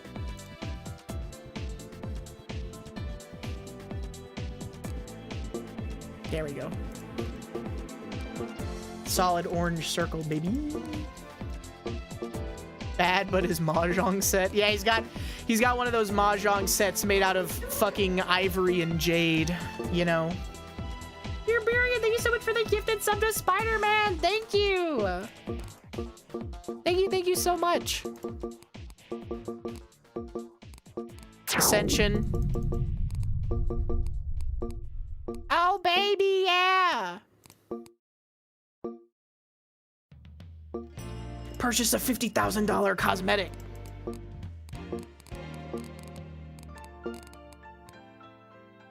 That's a lot of what gacha games is. You gotta flex on the poor.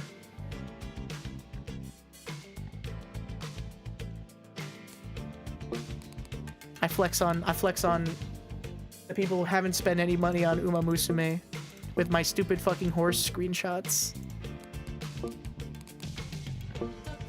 But then there's the reverse of that.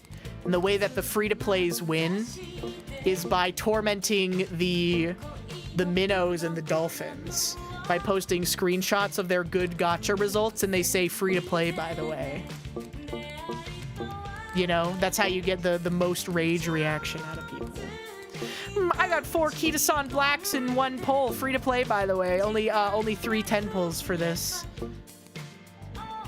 You know?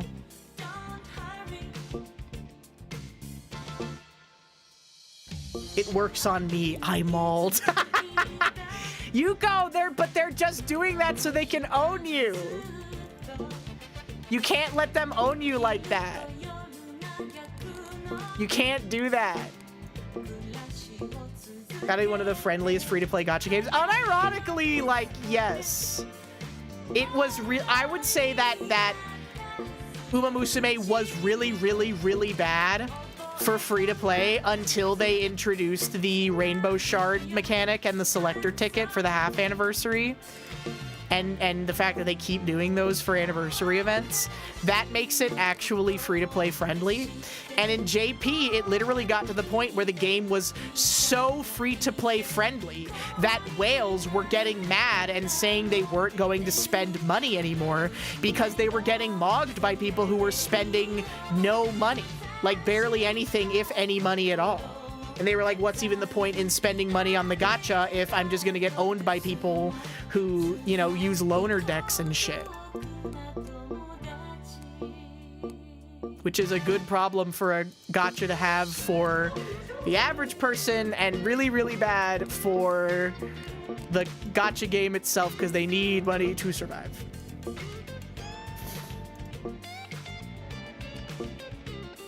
You pulled 2 Umas on 1 banner.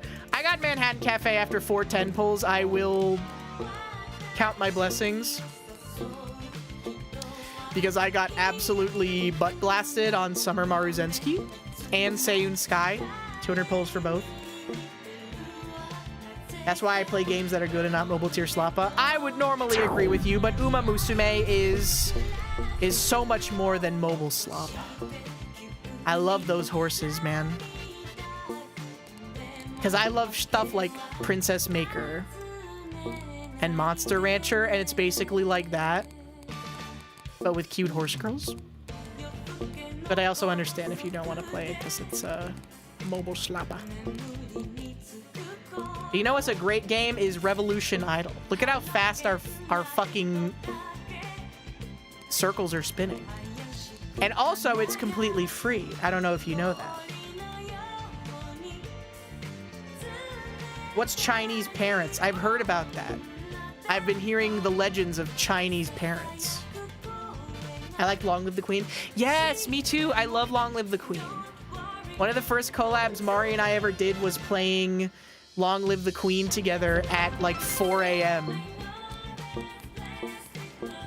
Because we were supposed to stream, but then we got distracted watching YouTube videos, and it was 4 a.m. when we realized. So then we just went live anyways. Also, baby, thank you so much for the gifted sub to Hopsity and Reed Red Chopper. Thank you, thank you, thank you so much. Ever played Princess Maker? Yes, I love Princess Maker. I love Princess Maker and Monster Rancher. It's very akin to Uma Musume. I hate my stupid chud daughter because she never listens to me, and she doesn't want to do the things that will make her into a good ruler. All she ever does is run away from home.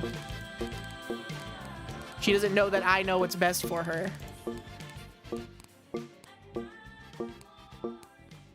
She doesn't understand. Wait, who was walking around naked in VR chat? Oh, again? She was naked again?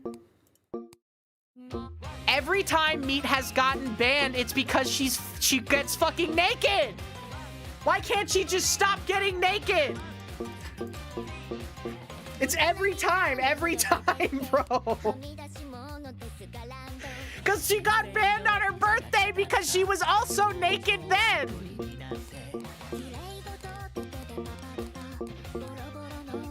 She's a game woman. I know.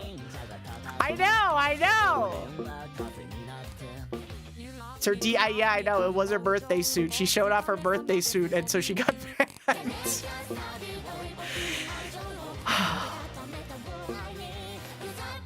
You guys think we're gonna get to the fucking gray line today? They have VR chat rule exceptions.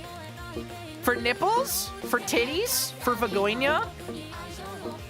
Because I know that there are a lot of people, I would say a majority of VR chat users that,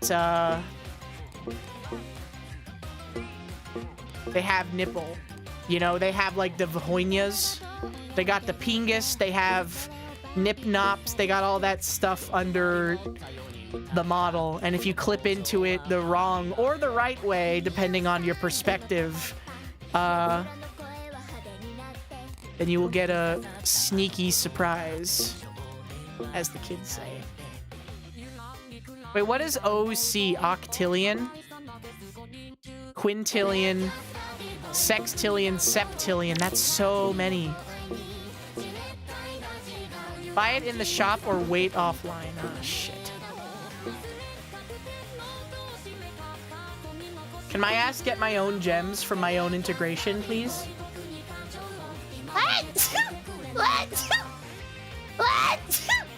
Ah, excuse me. Sign in. Can I sign in with my own Twitch? Authorize. Yeah. Please give me the gems. Please, I need them. That's me. Can I have it? Oh, fuck. It's over.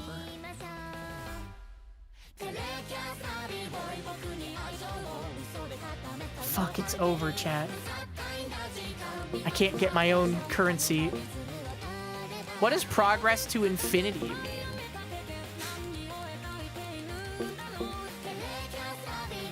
It's never been this over.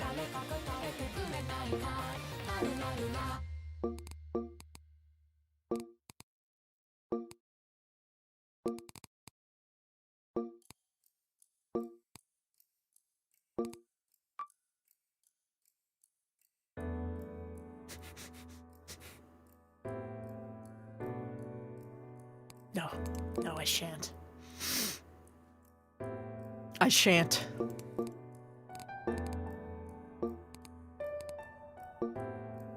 That's a big number. That's a big number, brother. Yeah, Final Fantasy XIV. The critically acclaimed MMORPG.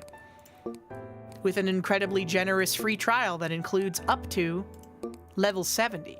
And the award-winning expansion Stormblood and Heavensward for completely free with no restrictions on playtime. That Final Fantasy XIV.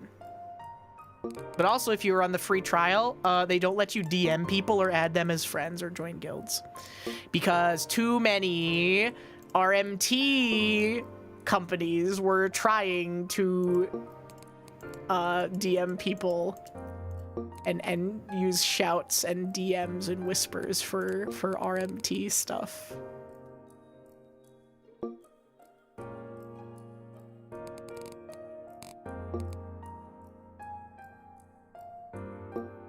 RMT, real money trading. So, exchanging money for currency in-game, which is against TOS. It's against TOS in World of Warcraft only if you, don't use their service for RMT. Because Blizzard did implement a RMT-like service where if you have money, you can buy a game time token with real money, and then you can sell it on the marketplace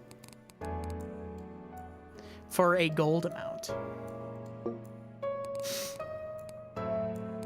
Yeah, the WoW token scams. So it's a self-sustaining economy thing where if you just no-life the game and can grind the gold, you never have to pay for it because other people will just pay for it. And if you have a job and don't have time to no-life World of Warcraft, but you still want gold to do stuff, then you can buy a token. Old school RuneScape. Yeah, they do that. Old school RuneScape does do that. Wasted all my gems in Blue Archive. What's the banner right now? Who's on banner? I agree also, Yuko. I was really into Blue Archive. And then the Hatsune Miku banner came out and I didn't get Miku and I crashed out so hard that I quit the game and I haven't really played it since.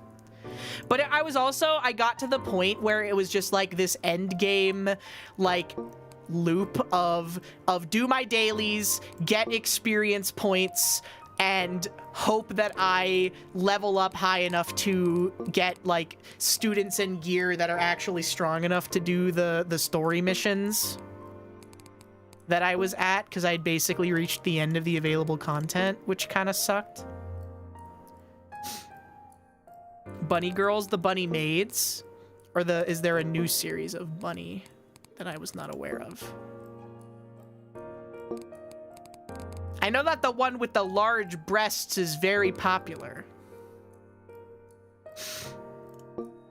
I hit that point in Nikkei. It sucks when you hit that point in any gacha game, really. Which is why Uma Musume is nice, because it at least is like, you know, there's the champions meetings. Honestly, if it weren't for champions meeting, I definitely would have quit Uma Musume a long time ago.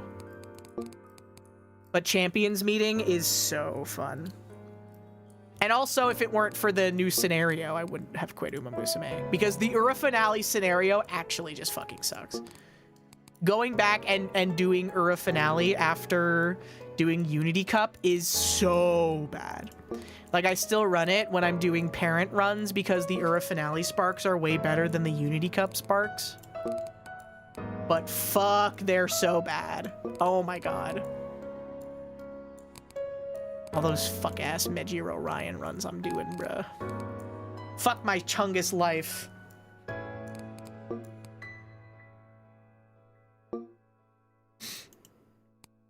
Still don't have a 9 stamina horse. I don't think I have a 9 stamina horse, but I have a 6 stamina, 3 power, which is, like, good enough. You know?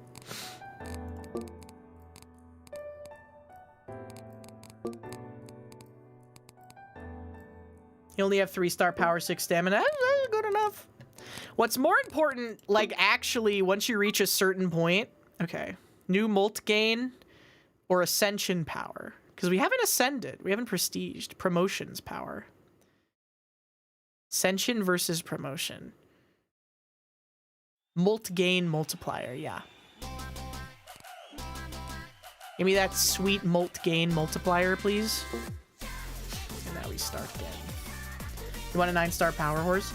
9-star power is like my steak too juicy, my butter too lobstery. My lobster too buttery, sorry.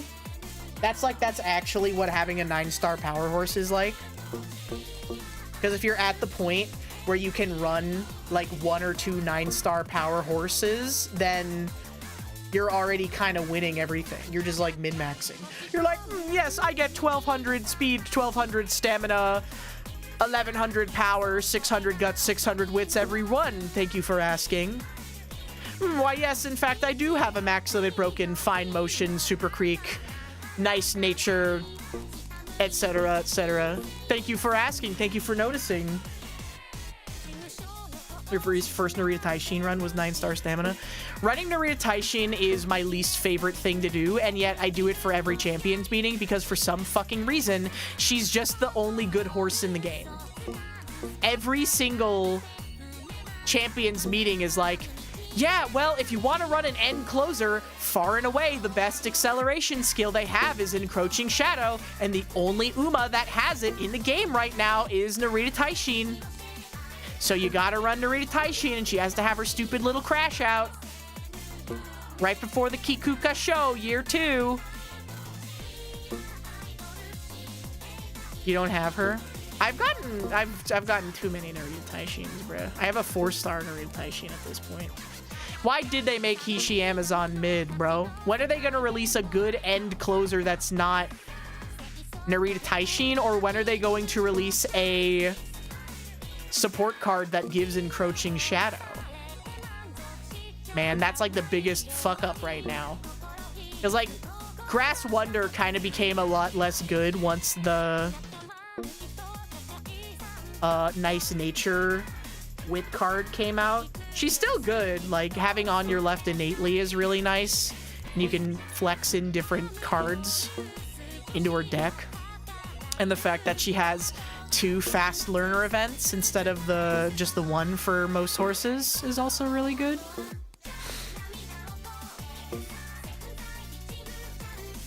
You lost Manhattan Cafe to Special Week. I'm sorry to hear that. Shit on Hoyo games all you want. The fact that they do at least have a system where after 2 pities you're guaranteed to get what you want is pretty good. Not only that, but the pity system in Hoyo games to guarantee a character is less than in Uma Musume, which is crazy. But I guess Cygames is the company that literally created so much controversy that they had to invent pity systems because of the fucking monkey incident. I would rather lose a 50-50 than spark at 200. It's so demoralizing. Sparking at 200. You know what's worse than sparking at 200 in Uma Musume? Is getting the horse after like 140 pulls. Because then you're like, fuck, I'm not close enough to sparking to justify, you know, just going for it. But also, I've invested so much into this banner that it feels like a waste if I don't spark. Right? That scenario is the best to pull on dual banners, but any other scenario, dual banners fucking suck.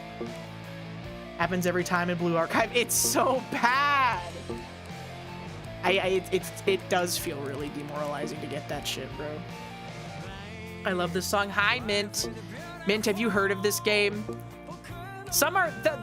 Many people are calling it one of the greatest games ever released. You thought I was doing an autism circle test? No, this is a video game. It's a game. It's a video game. It's just one of those numbers go up idle games. And I love games like this. Mint, have you ever played Cookie Clicker? Cookie Clicker is also really good.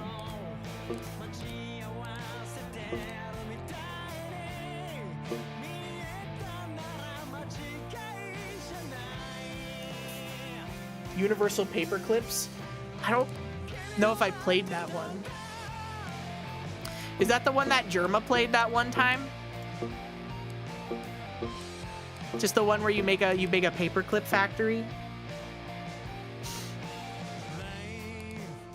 It might make me cry. Oh shit. I can only dedicate myself to one gacha and I'm way too invested into Gen shit to switch up now. True?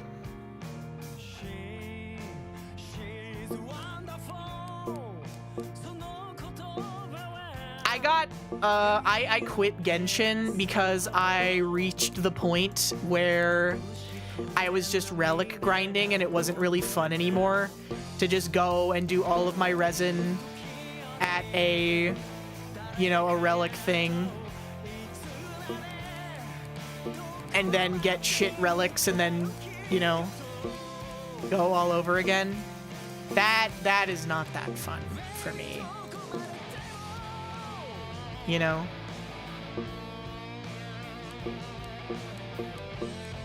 And it's all flat HP. Oh boy, time to do my relic runs, and everything's flat HP.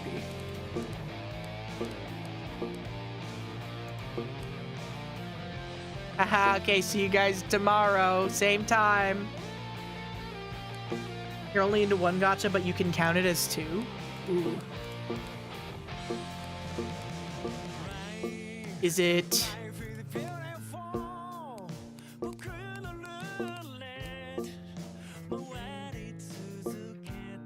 Girls Frontline? Or Arknights? Because Arknights has a second, like, it's not like a replacement game, but it's like a... supplementary game, I guess is how you would describe it. Duet Night Abyss. Ooh. I don't know if I've heard of that one. That sounds like a fighting game.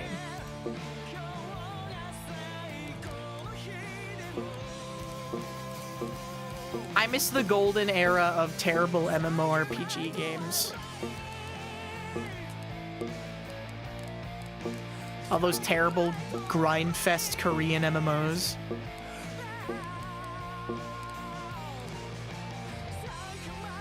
The game has changed. It's Warframe, but with anime girls. Okay, okay. I can see it. Yeah, Family Guy Online.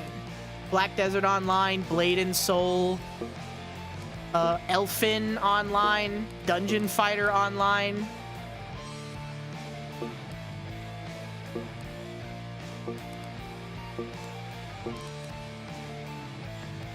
Things such as that.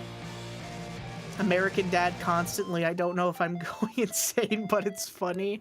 No, I think that everyone tends to agree that American Dad is by a pretty large margin the best Seth MacFarlane show. I've gone on record. I like Family Guy.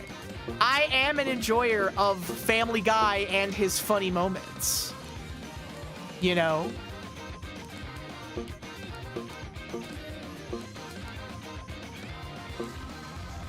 I do love Family Guy. I played Elsword because it was the only thing my laptop could run. That's so fucking relatable. I would play Maple Story on my mom's work laptop, and it would get so hot that it would burn my legs when I would rest it on them. Which is such a specific era type thing. They utilize Patrick Stewart in really funny ways.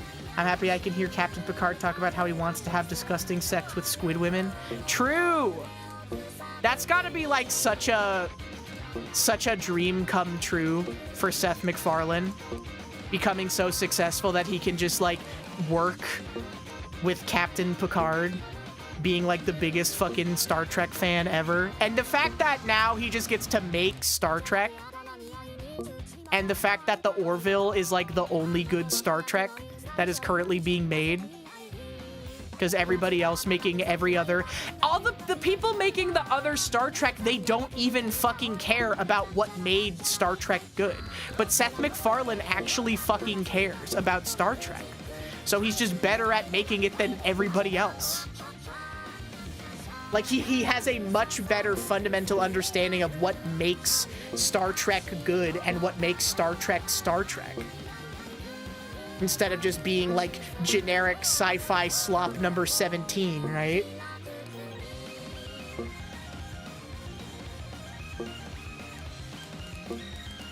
He understands... Because, like, I hate the new Star Trek stuff.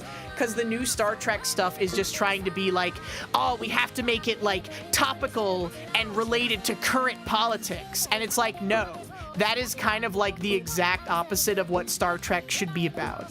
Because like, whatever, politics should stay, whatever, like make whatever you want. But like fundamentally, Star Trek is not about current day anything. It's supposed to be about like a better and brighter future and the kind of things that you would encounter in a future where basically every modern day problem has been solved, right? It's supposed to be about like humanity unifying and exploring the stars. It's not supposed to be about android racism, bro. If you want to tell a story about android racism, you can make something else. You know? I don't know. They have a Klingon named Jaden. That's so fucked. Broad morality plays is what makes sci-fi sci-fi. Yes! And they're just trying to make it bad.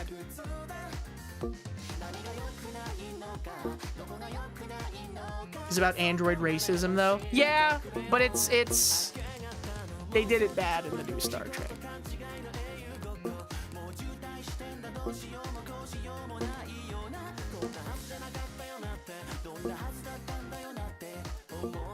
Measure of a Man. I know. It is such a good episode.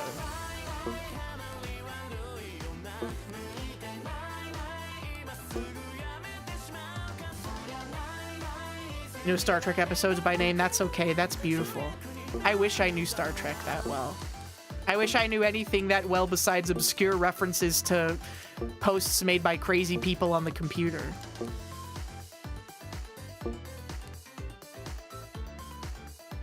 J.J. Abrams ruined 2 sci-fi legacies. I don't know, I feel like that the Star Trek Picard did so much more damage to the legacy of Star Trek than J.J. Abrams could have ever possibly done. Star Trek Picard is actually maybe one of the worst things ever created by a human being. It's so bad. My crockpot cooking enjoyer.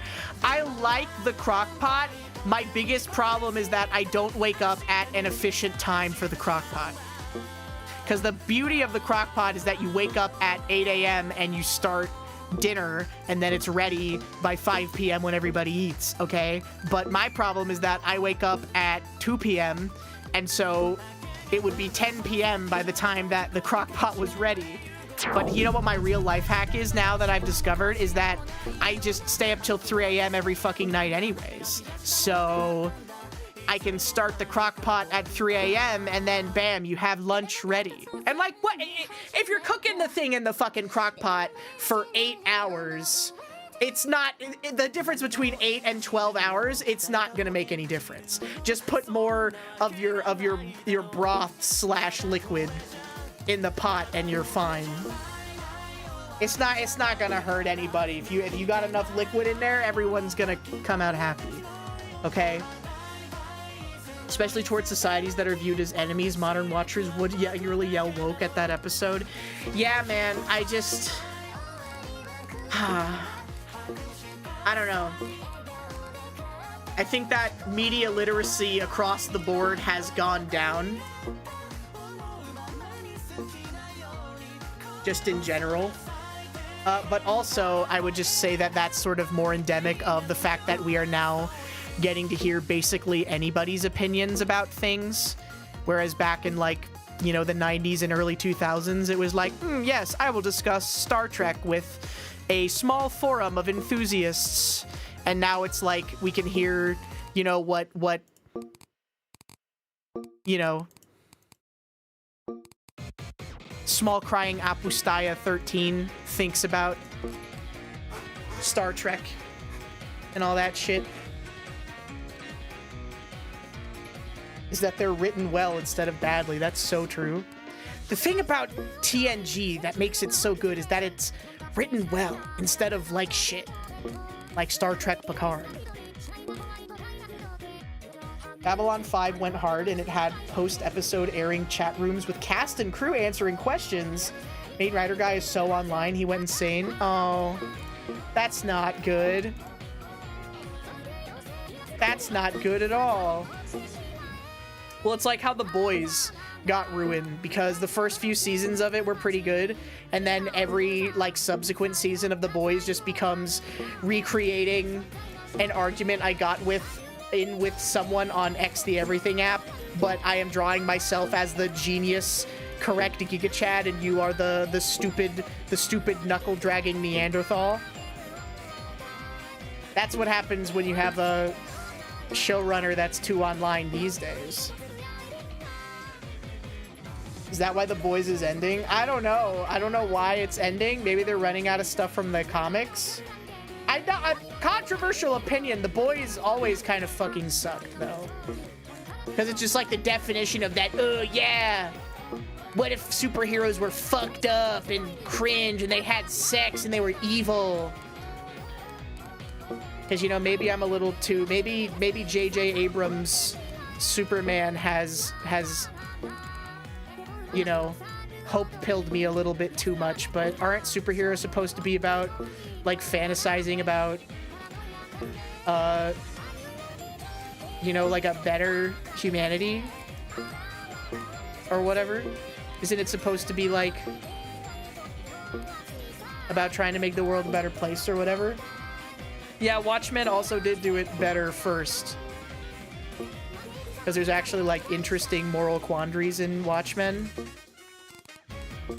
Instead of what if, Superman was evil and racist and a bad guy and I hated him and he was mean to me on Twitter? What if Superman wanted to fucking suck titties hardcore? I'm so fucking sick of what if superheroes were actually lay bad people. I know! I haven't even fucking seen, I haven't even fucking seen Invincible, but I've heard people are getting really sick of that lately too. Dispatch, I kind of want to play it, but that's just because I like the Telltale style, like point and click adventure games.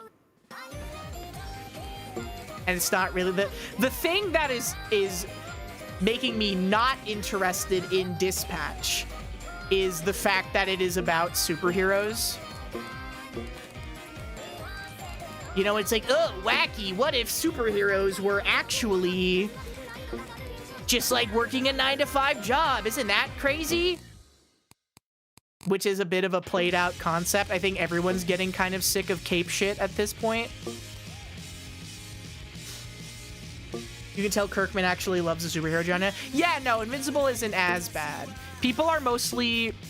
The most hate that I've seen for Invincible is people who are, like, hyper comic fans that are mad that the animation from the show doesn't look as good as the art from the comics, and kind of not realizing how difficult it is. Like the step between something being a flat image and a moving one is really a lot more complicated than people think that it is. Because in comics, you can have all these, you know, big, like, you know, center piece, like, spreads and all these, like, really hyper detailed things, but when you're trying to make it move, it's probably going to look like shit, right? You're just sick of the genre and the tropes. Yeah, no, I've heard that Invincible is good. The only people I know have, like, only watched season 1, I think, but they still enjoyed it. It's wild how bad it looks. It's really, really bad at points. Oh, yeah, no, they're probably spending $10 on that shit. Dude, it's gotta be so shit trying to work in the animation industry right now, like, unironically. With the fucking advent of AI and, like, every stupid mega corporation is like, oh, we're gonna pay prompt engineers to type into a computer instead of animators to make this shit because they'll do it for $1,500 less or whatever. Is so shit. It really does feel like the tech industry is quadrupling down right now at this very moment, trying to convince you that AI is something that you not only want in your life, but something that you need, and that is inevitable.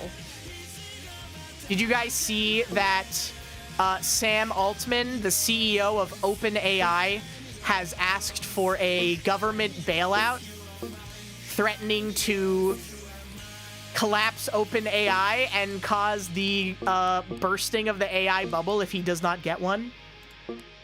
Because he is basically trying to monopolize all of the silicon that is used for the production of RAM chips. Because he didn't even buy all of the private equity buying up RAM. It wasn't even completed RAM. It is literally the fucking uncut discs of silicon that are sitting in a fucking warehouse somewhere that they will have to find a manufacturer to actually cut and wire and turn into RAM chips. Which is fucked because there's only like 1 or 2 factories in the entire world that do things like that. That's something that's real. Did you know that 98 or maybe even 99% of all of the silicon in the world comes from Taiwan, I believe? So there's like 2 factories in the whole world that make it. And most things only come from 1 or 2 factories. Most things in the world are produced in 1 or 2 factories. That's why all the Kirkland signature shit is literally made in the same factory as the name brand stuff. Kirkland batteries are literally made in the same factory as Duracell batteries. They are basically exactly the same as Duracell batteries.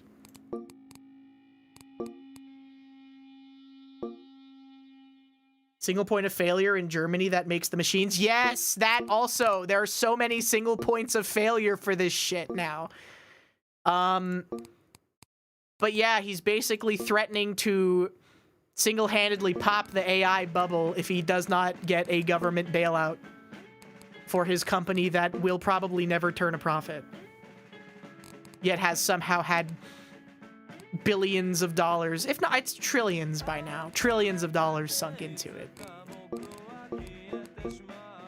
Truly a giga-brained play.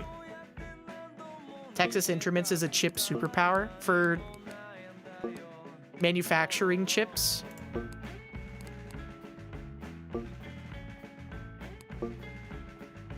Yeah, no, people are kind of blowing it out of proportion too, and I feel like a lot of the RAM market situation now is, it's not just because private equity AI companies are buying up a lot of RAM and silicon, but just because of the speculative nature of the market, a lot of people freak out and start panic buying and panic selling things and raising prices just because they can.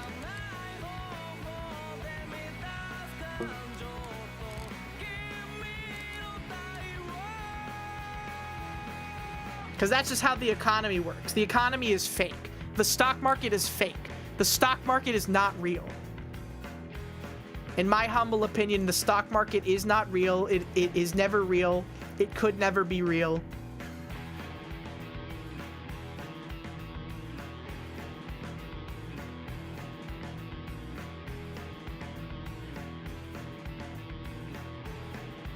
It's as real as crypto, which is the fakest thing that maybe exists in the world.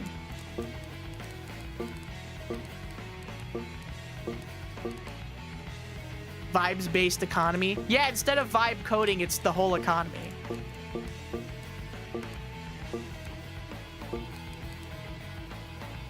Remember NFTs? Yes, it was all money laundering. I think that the crypto market is so interesting because it basically showed exactly what would happen if anybody could mint their own currency, which is why it's illegal to make your own currency. Because it would all just be a bunch of fucking snake oil salesmen trying to scam each other. Which is so funny. Joe ate he ate the Bitcoin burger. Joe is hungry, ate the Bitcoin burger. He ate the Bitcoin burger and he had the methylene blue shake from Steak and Shake, guys.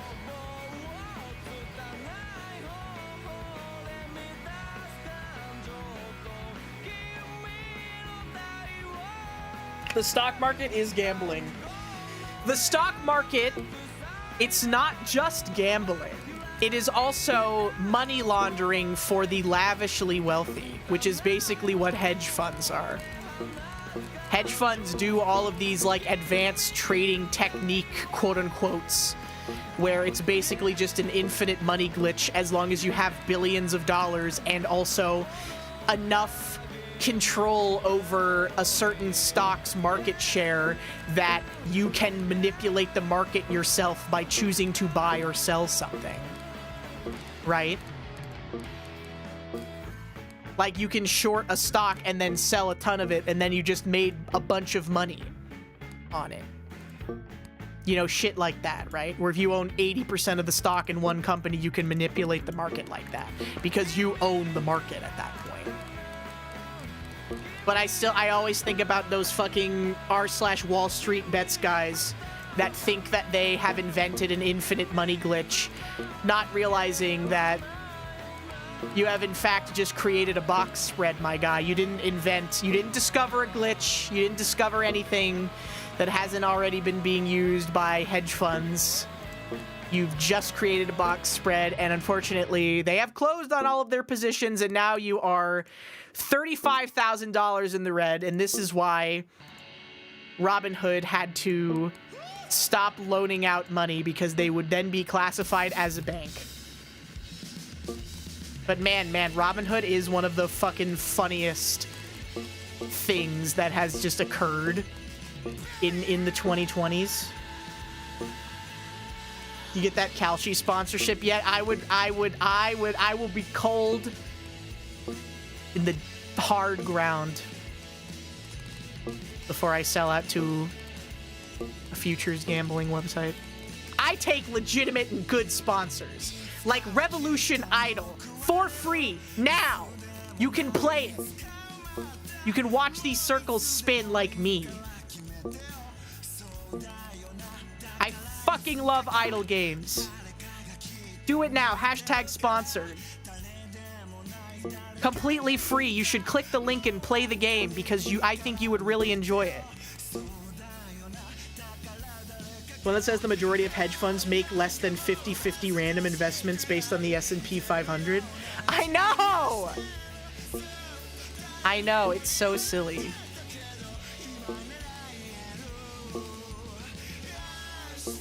I think that the average McDonald's employee does more net good for society than the average Wall Street investment, bro.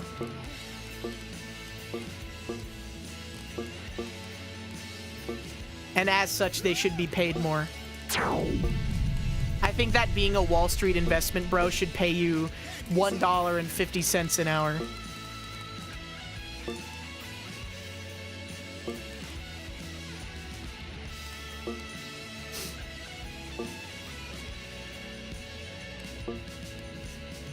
Upper management and investment, true. Managers don't do shit, bro. Managers are always pulling shit like, ah, yes, we need to reduce our spending by the next quarter. I'll just fire all these people that we just spent millions of dollars training for a short-term gain. Surely this will please the company. Always fucking doing shit like that, bro. It's so crazy. I know! Office Space is just real life. It is funny, though, that a lot of Gen X media was, fuck, I have a stable job and I'm going crazy. My life sucks. Fuck, I have a stable office job. Oh, it's so hard to be me. Fuck. Shit, I have to sit at a desk. Fuck.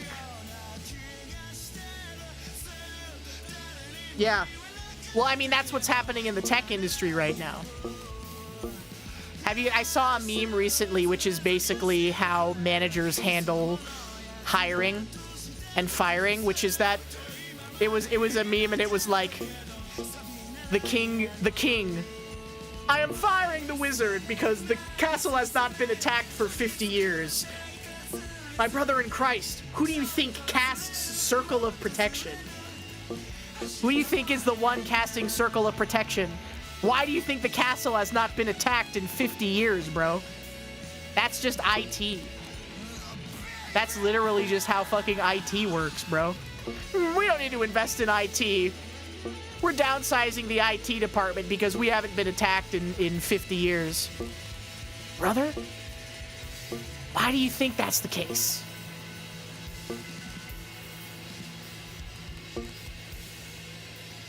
Oh, is this the one? Is this the meme? Oh, yeah, no, the HR Wojak. We should have an answer for you by the end of the week. 10,735 days since a candidate has been called back. They never fucking tell you shit, bro. I would have more respect for HR people if they actually ever sent an email back and were like, sorry, you're not getting the job. Oh, we're promoting, bro. What, I have to do it 2 times now to get another bonus? Well, back to the old grind. You know what they say, chat? Back to the old grind. It's just automated systems denying applications and it never even makes it to HR. Oh yeah, so many people are applying for jobs it never even makes it to HR. We've gotten a sorry no email after a year. Yeah, you know what's the best is when you're applying for like mid to high level positions, particularly in like the engineering and programming industry, where they're like, ah, yes, for our application process, we're gonna make you take 8 weeks to fly out and stay at our headquarters location so that you can do an 8-week series of riddles for you to solve. And then maybe you'll get the job. It's like, bro, you think that I'm not doing anything better with my fucking time? You think that I only live to solve your fucking riddle? Well, yes, you're right. I'm very unemployed. So yes, I do have time to solve the riddle. Give me the riddle. Go on. Give me the riddle. I'll make the linked list. I don't give a fuck. Show me where the linked list is. I know I'm never gonna use this in my real job. I'll make you the damn linked list. For a majority of programmers, they're right. Yeah, no, that is actually so true. Did you see that there was a guy who got a job at Google because he basically just studied every interview that people had ever said they got, because they like give you these like programming quizzes and stuff, and he just studied those and did all of them objectively perfectly and then got in.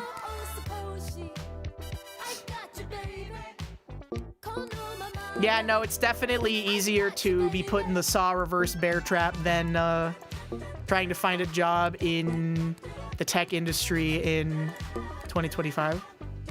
But don't worry, I'm sure when the AI bubble pops, that problem will certainly get fixed. What do you guys think the next scam that Silicon Valley is going to try to convince the world that it needs is?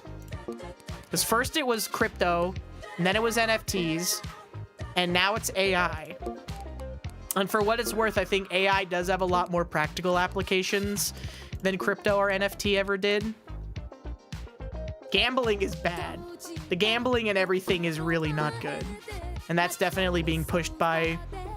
I would say that that's more like being pushed by Wall Street, maybe, than specifically Silicon Valley, but there are a lot of tech startups that are taking advantage of it. So it's kind of more on all cylinders as opposed to AI, NFTs, and crypto, which is, it feels like a purely Silicon Valley bubble thing.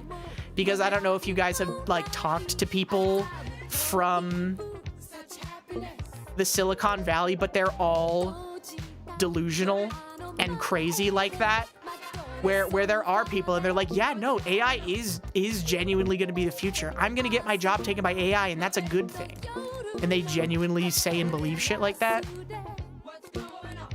Me and my polycule have been talking a lot about this. Me and my WeWork / polycule have been doing a lot of linking up about different AI strategies or whatever. They say shit like that. Like no shit that no rational human in their lives would ever dream up. Also, so this is a bit of a follow-up. Do you guys remember the AI auto chef that was just a terrible AI generated video of a product they didn't even have that Slab made in real life? Well, we both followed that lady on Twitter, the one who made it, and a bit of a fucking hilarious update from her, which is that number one is that she lives in a house with like 25 other people, and it's supposed to be like a AI tech startup, like live and work situation where everybody has to come up with like a thing to pitch or whatever, which is crazy. Second off, which is that she was trying to get funding from a Silicon Valley thing. I believe it's called Angel Investor and Coffee Chat. And she kept getting guys on Angel Investor and Coffee Chat that were acting like they were like VC venture capitalist funders, but they just wanted to take her on dates.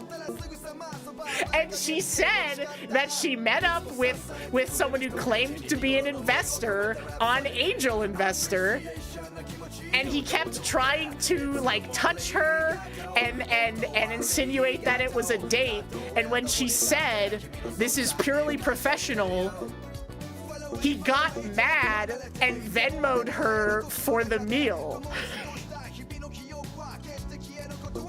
Which is so crazy. Was she Asian? Yes!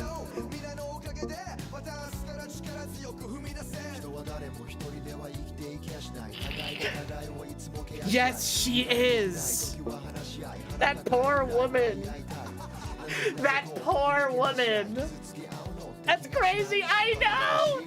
So her solution to this is she bought a fake engagement ring! She bought a fake engagement ring so that angel investors won't keep trying to fucking date her under the pretenses of funding her fucking dog shit AI auto chef. It's so bad. That's kind of base. Nah, she's a fucking hustler. She's a hustler. All these attractive women in their fucking mid-20s in Silicon Valley are like, wow, everyone is just so nice here. Wow. I was definitely hired by this tech startup because they're really interested in my ideas. And it's definitely not because they need their senior engineers to get married. That's some real shit. Yeah, and it's fucked up.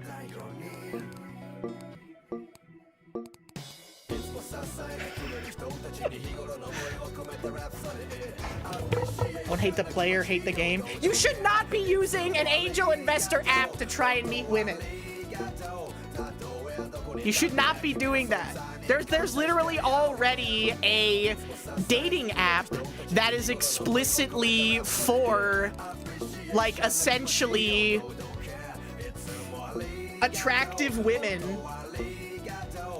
use the dating app and rich men use the dating app. Like, that's the premise of it. I don't know what it's called, some shit.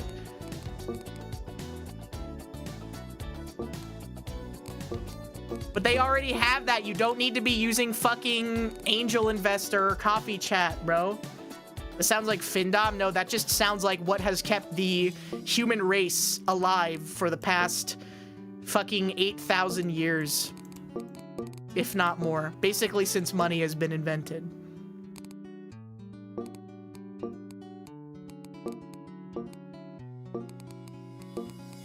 Unfortunate but true.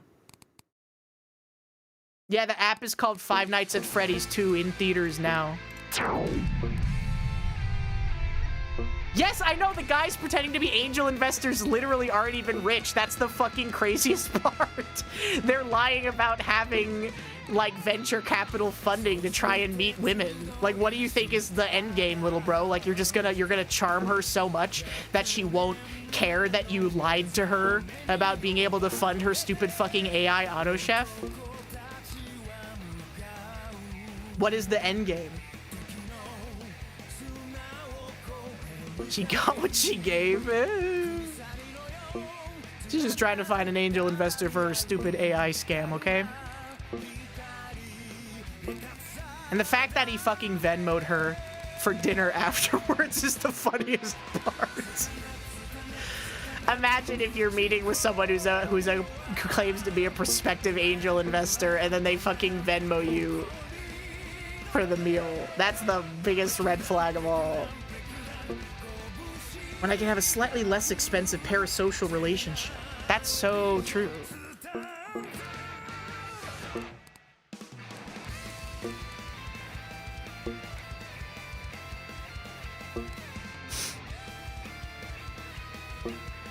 There's no way. There's no way. There's no way that the scam could get to the point where pregnancy is involved. There's no way. I wouldn't believe that. I don't believe that. There's no fucking way.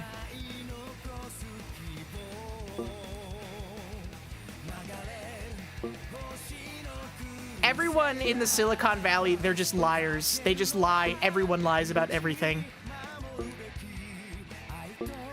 And they look at it as like hustle grind set stuff. They're like, yeah, bro, fake it till you make it. And then they're all lying and scamming each other. You should do that.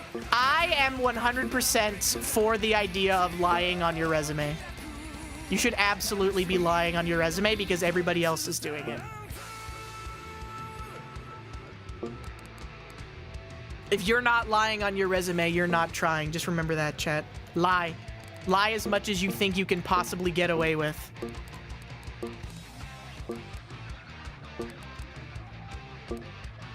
We already have results on this, chat. Someone literally said that because I told them to lie on their resume, they got a job. We already have one success story. You could be the next one. You could be the next one. Get it twisted. They're expecting you to lie. Everyone gets hired and then they don't do shit. That's how the economy works. That's why nothing happens. Is because everyone lies on their resumes and they get hired and then they don't fucking work. That's literally how it is. Anyone who's had to fucking train a new employee knows that that's how the economy works. Nobody does work. Nobody fucking works ever. Like, I have known people in, like, real corporate jobs before that get hired and then don't do any work, but then they still keep their job. They work for, like, years in some cases, not doing anything. Everyone also knows that in, like, the corporate environment, volunteering yourself to do anything is the worst thing you can possibly do. You should never take on any additional projects. You should never agree to be like the team leader for a project. And if you get assigned to a project last minute, then it's because they are putting you on the cross as the sacrificial lamb for the reason why their project did not pan out. Okay, that's just how the corporate world works. They're going to blame you. You are the scapegoat. They're going to say that it is your fault because they assigned you on a project that had a due date of 3 weeks that started 8 months ago and no one had done any work on because they were too busy jerking themselves off and ordering quinoa salad for lunch. That's literally how it is. So yes, you should lie on your resume because everybody else is doing it. This is causing me pain. I know, it hurts because I'm the only one who works. When I had a fucking real quote-unquote job, I was the only person that ever did any fucking work. And I'm like, how can you even live and walk on this earth when you have so little agency you can't even do the job that you're paid for? I get not going above and beyond, but how are you not even capable of doing what you're here to do? This has been my whole month. I know! It's infuriating. It's hard being one of the only people that actually cares about doing a good job. I don't want to do the job I'm paid for either. That's the dream. And that's society. Yeah, and then those people get promoted for some reason. They get promoted because they were the project lead on the project that you did 85% of the work on. And that they did nothing for. But they get all the credit for it, so then you don't get promoted. Promotions are also a scam, though, because a lot of the time a promotion just means we're going to pay you the same amount of money and expect you to do way more work, which is also bullshit.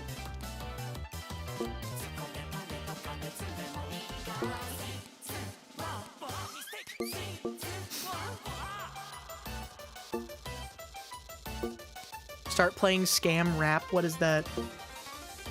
Specifically promotions and minimum wage jobs. Yeah, that one too.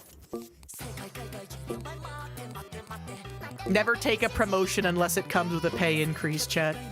That's my next piece of advice. Solid bump in pay. See, that's what I'm saying. You got to take the pay increase.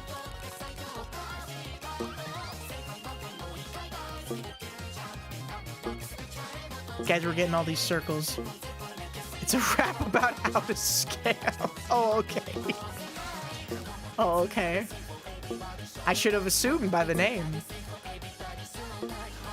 I work overnight. I never get promoted. Do you get more money for working a shitty time schedule or nah?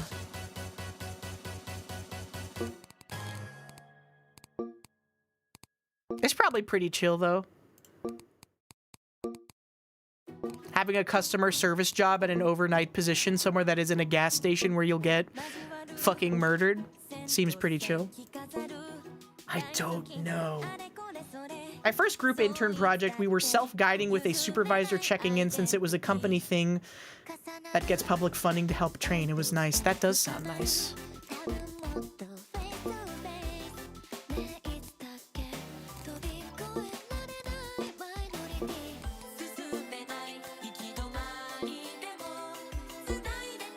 You had to hard carry. Oh, I know. I understand because I'm always the person that volunteers to be the leader. And I'm like, I know this is gonna be completely thankless. And yet I still do it anyways. I love being in a union. I know! That must be nice. I love unions until I have to interface with one. I'm sorry. Unions are objectively good and I think that we should have them. But I have had so many, specifically, like when you're trying to do a panel at a convention, is so fucking infuriating. Because they will be like, actually, sorry, you can't plug that cable into that laptop over there because that's a union worker's job. And there's only one union worker at this entire convention of 50,000 people. So you're just gonna have to wait until the AV person is free to plug that cable into the laptop over there.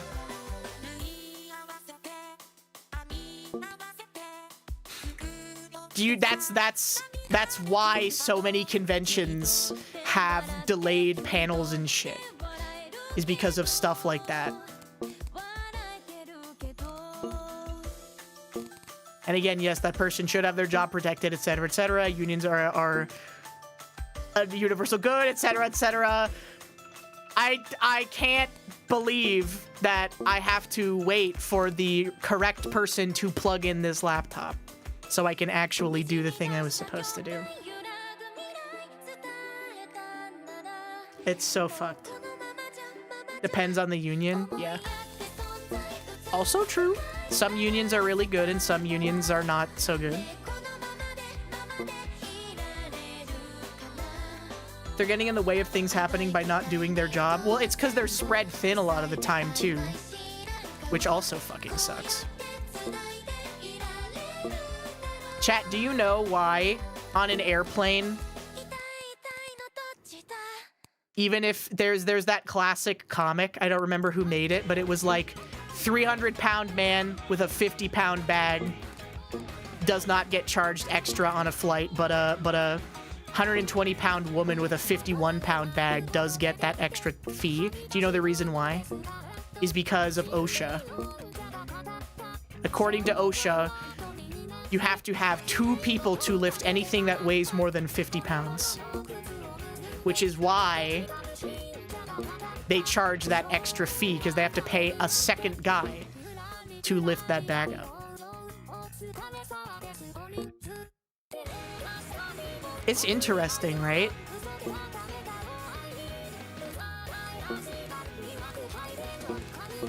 It's one of those things where you're like, huh, I never really expected it to catch snags like that, right? But yes, obviously OSHA should be in state. I think we should get rid of OSHA.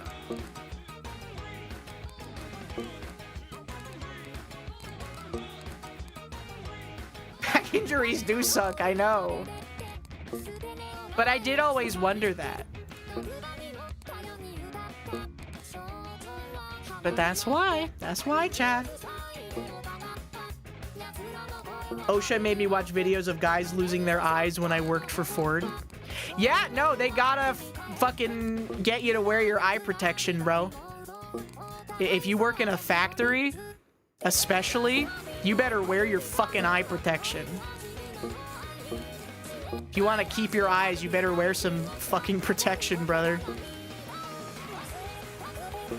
So many, have you seen like those like videos or pictures of guys who work with like angle grinders and stuff?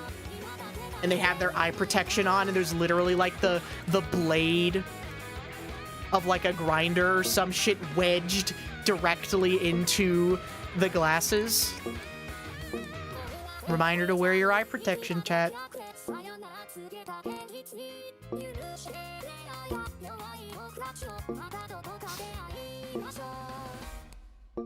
Meager and meek people who can't climb scaffolding like an ape, but alas, it is against the rules.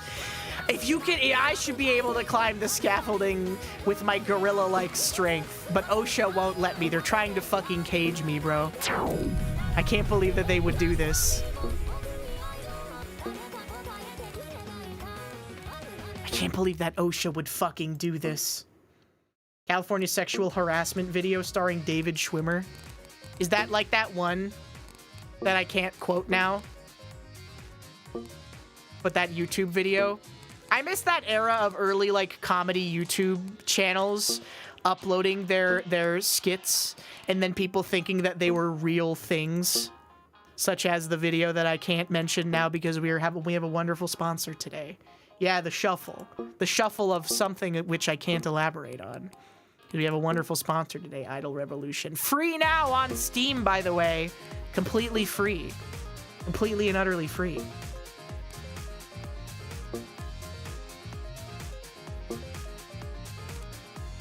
Yeah, that one. Jesus Christ is my dear friend. Is my wonderful and dear friend. That video is so great because that's like exactly what rural small town pastors would do to try and connect with the youth. You're like, this is art imitating life for sure.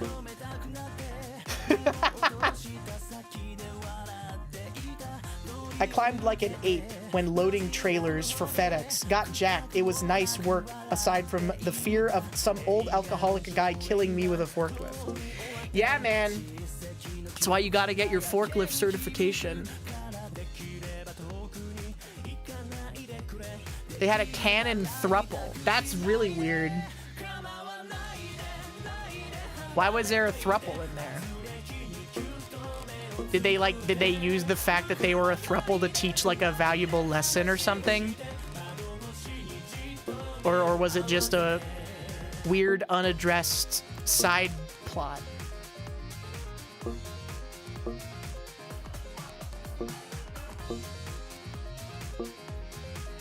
Polycules.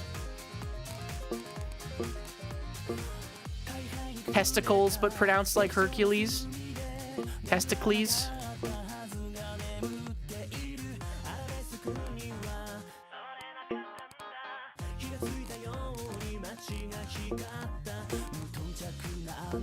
Get in here. Training video for Lowe's active shooters. They were like, sometimes you just gotta fight. And it showed two guys armed with 2x4s. That is the worst advice that they could ever give anybody, ever. That's crazy.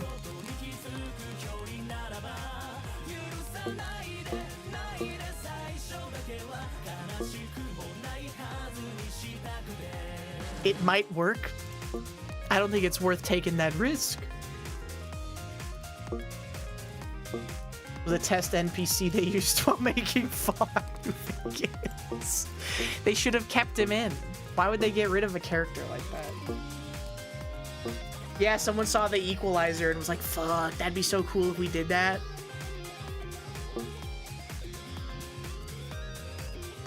An armed robber comes in here, try to make them feel at home, and did not elaborate.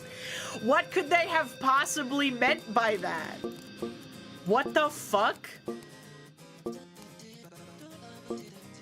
Yeah, famous last words is it might work.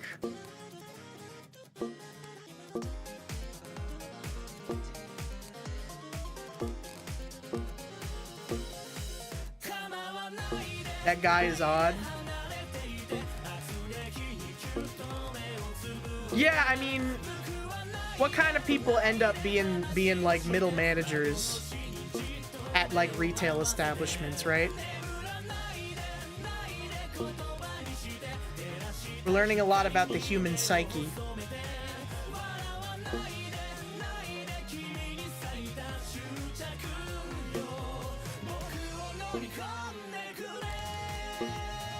You have to give the robber a big wet kiss on the lips. Control freaks with delusions of grandeur. Yes, as someone who worked retail, I agree.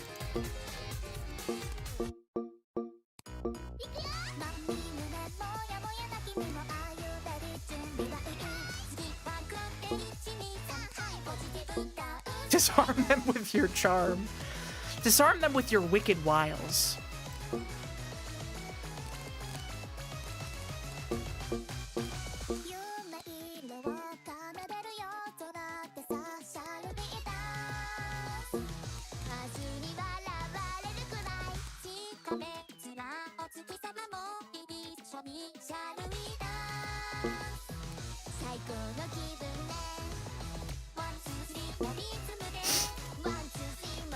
They would sell their mothers for praise from the higher-ups, but they're the first ones fired during layoffs.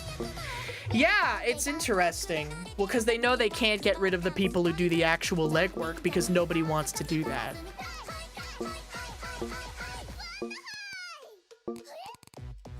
Hard to replace the people who do all the actual work. Really easy to find someone who enjoys sitting on their butt and telling other people to work. You know? That's why email job is so coveted, is because everybody wants email job.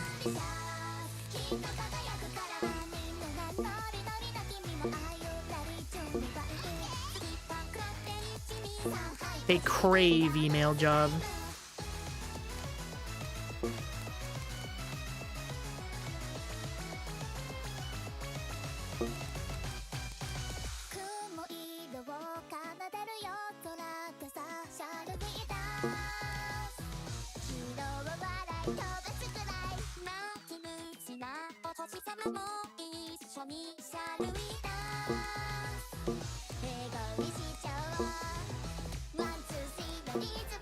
They monitor your home computer time? Dude, they can monitor your time even when you're off the clock? That sounds like it would make my home into a fucking prison. That's not fair. That should be against the law. They should not be allowed to see me crank my hog. You have to clock in. Oh, and then they can monitor your stuff? How do you know they're not monitoring it once you clock out? I'm way too paranoid to ever do that. Didn't exist before Jack Welch, the worst CEO, and from General Electric popularized it and made people realize cutting corners made a shit ton of money. Yeah. Unfortunate. We were talking about that a little bit earlier. Classic corporate...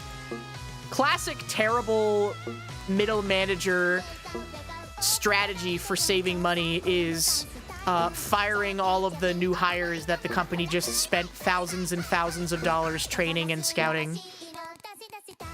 Ah, but now we don't need to pay them. Yeah, but we're gonna need to fucking find and train a bunch of new people too, brother. Dude, every tech company is running their companies like they are going to double their value every quarter in perpetuity forever. And they're gonna have to accept someday that they're not gonna be an explosive tech stock forever, and they're going to just become a consistent good buy. And it's gonna be a really hard transition for them, I think. Fucking Netflix is going ape shit now. They're like, yeah, we're gonna become media forever now. You know, by buying Warner Brothers, because they're like, well, we gotta double the value of our stock in perpetuity forever until we become the only company left. Yeah, that's for the next guy to worry about, bro. I'm gonna be fucking dead. I'm gonna already have cashed out by this point. So they can eat my entire ass.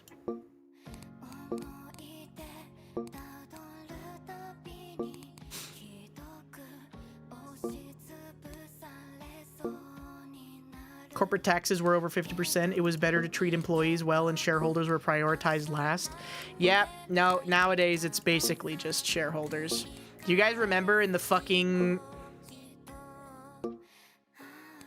70s and 80s when Disney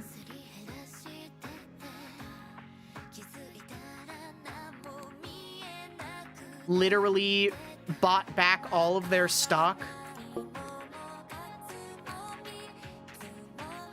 because the shareholders kept trying to get them to do a bunch of horse shit to raise value instead of actually making good movies?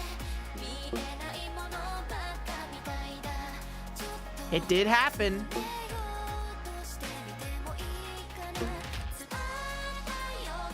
They drained basically all of the money that they had in their reserves to buy back every single stock.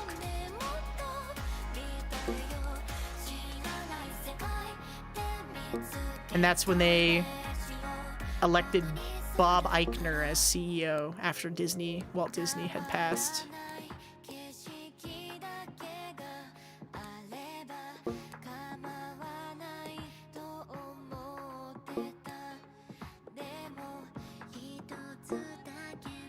It's a revolving door of people working between them. Yeah, no, it's all money laundering. The stock market is money laundering.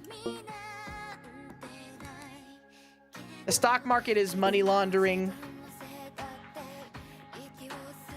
but without the funny Italian accents and hats. Truly a sad state of affairs.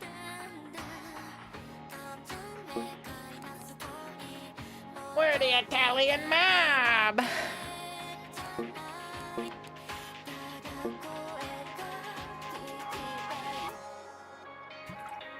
They'll unthaw him.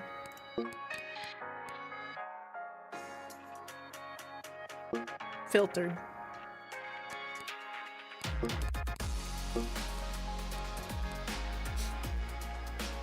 Yeah, see?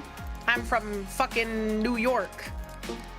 New Yorkers are very famously humble, particularly about the fact that they are from New York. Famously humble.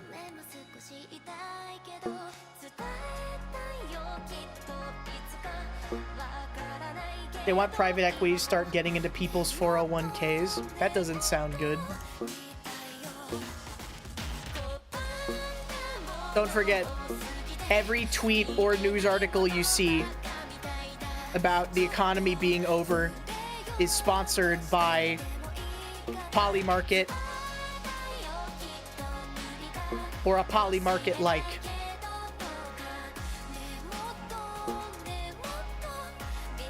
Get it twisted. Buy gold. Get it twisted. Start buying gold. A rock that you dig out of the ground outperformed the S&P 500. Get it twisted. Always has, always will.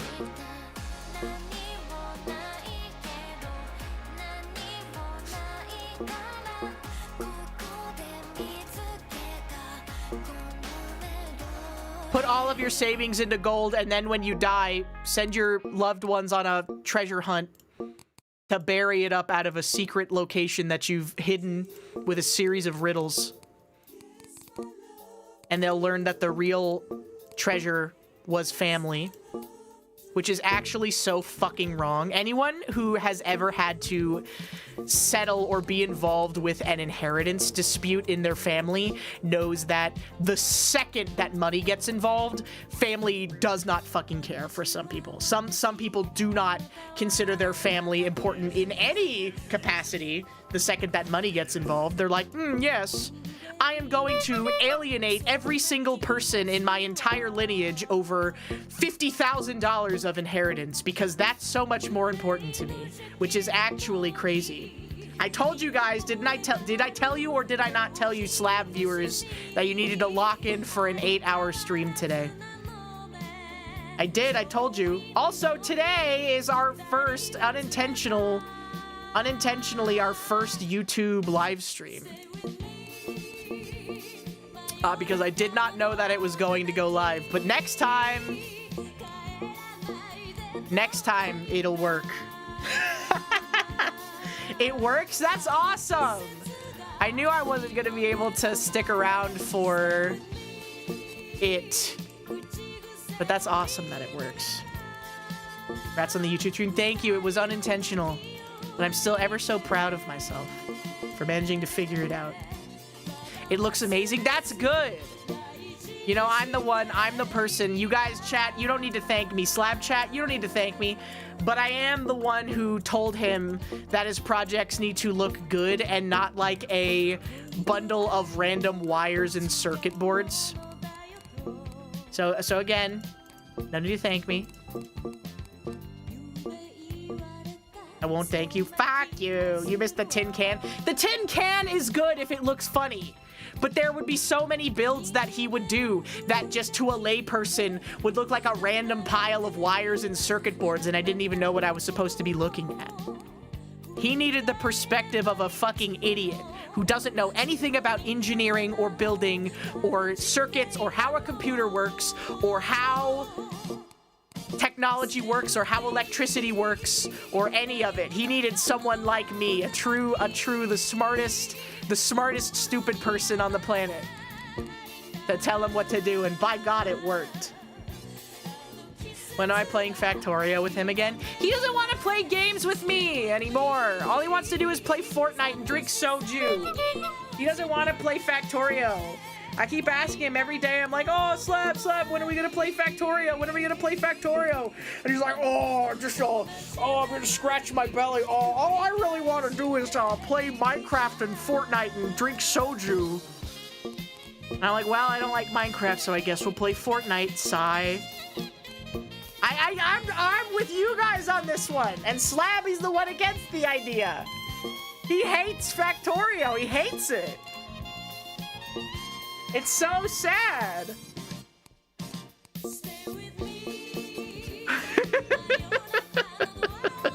Accurate Slab impression. I know. I'm coming for his job, bro. I'm gonna be the new voice actor that replaces Slab when he retires. I think that Slab should collab with the guy who made the video about beating Plants vs. Zombie on the Ziosk tablet, because they sound alike, and that's the only premise for the collab.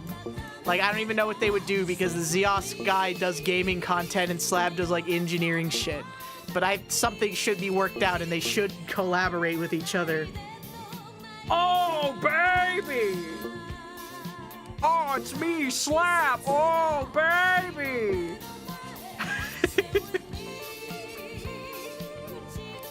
Yeah, they should play Minecraft.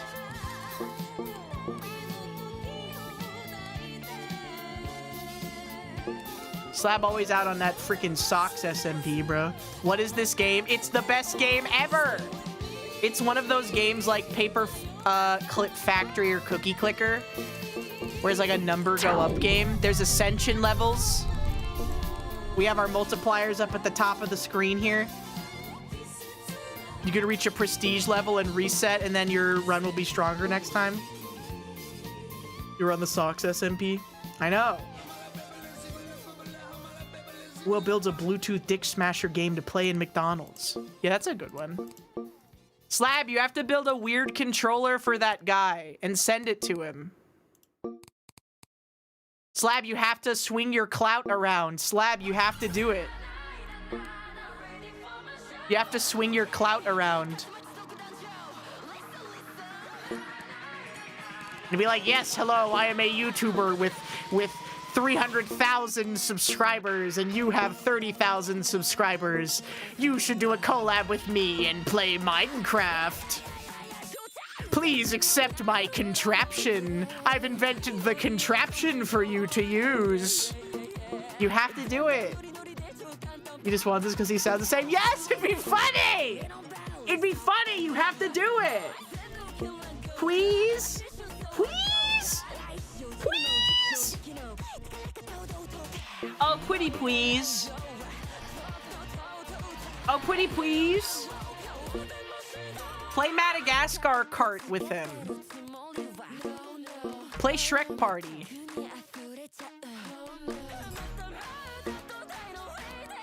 Come on, you gotta be nice to him. Trying to no, it's not for Mahjong!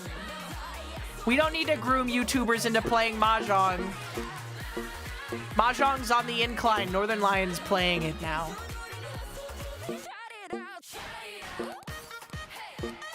Okay, everybody's gonna be coming to us to teach them how to play Mahjong, okay? You song mention? You song mention? Librarian mentioned? Thank you for keeping him sane on the subathon, the road trip. You're welcome.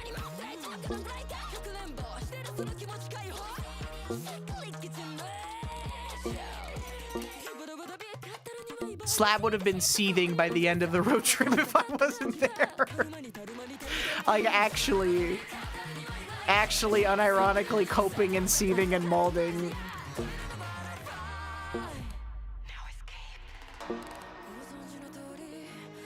He would have been so fucking angry. He would be so pissed.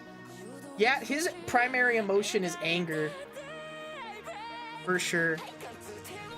Mine is sadness.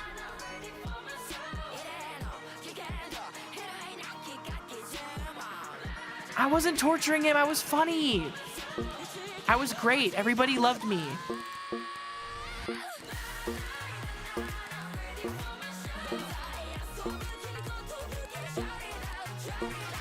And it would have been awesome if we went to that Juggalo bar, but he said no. So, again, I have your guys' best interests at heart, and Slab only wishes the worst for all of us. We're on the same side here. He didn't want to go to the Juggalo bar. I did. I did want to go to the Juggalo bar.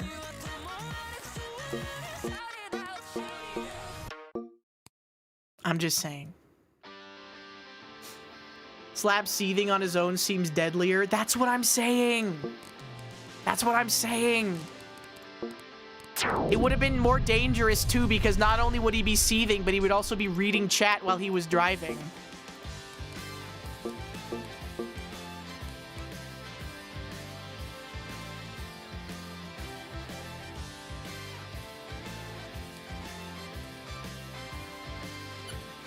It was a Juggalo biker bar specifically, yes, which makes it even funnier. Not just Juggalos. Juggalo bikers.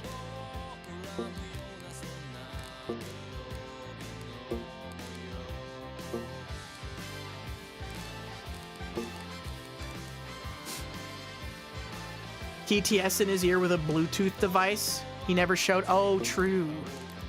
That would have been fucking terrible, though. How would he have done that? There's no way he would have made it every message was TTS. That would be unlistenable. And then at that point, you'd have to pay to talk. Like you're a YouTube chatter. Imagine having to be a second-class citizen on Twitch. That would fucking suck. He would have all the chat messages beamed directly to his Neuralink chip.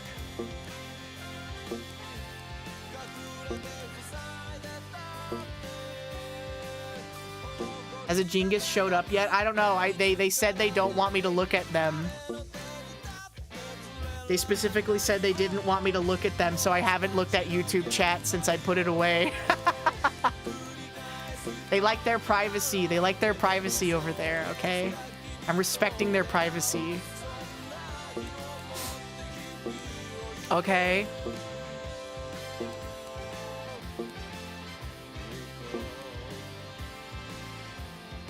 Loof has only banned 3 people. That's pretty good. Hey, that's pretty good. They're getting freaky. Nuh-uh, nuh-uh. They're being normal. I'm sure. I'm sure they're being normal. What I can't see can't hurt me. What I don't see can't hurt me, okay? As normal as Mari's. Dude, Mari's YouTube chat is so fucked. It's so funny. It's so funny. Oh my god. That one guy who was crashing out because she was talking instead of playing the game. That's such a common thing. They get so mad when she talks and isn't playing the game. Because like people would get mad in Twitch chat, but it's like the predominant like thing in YouTube chat, which is crazy.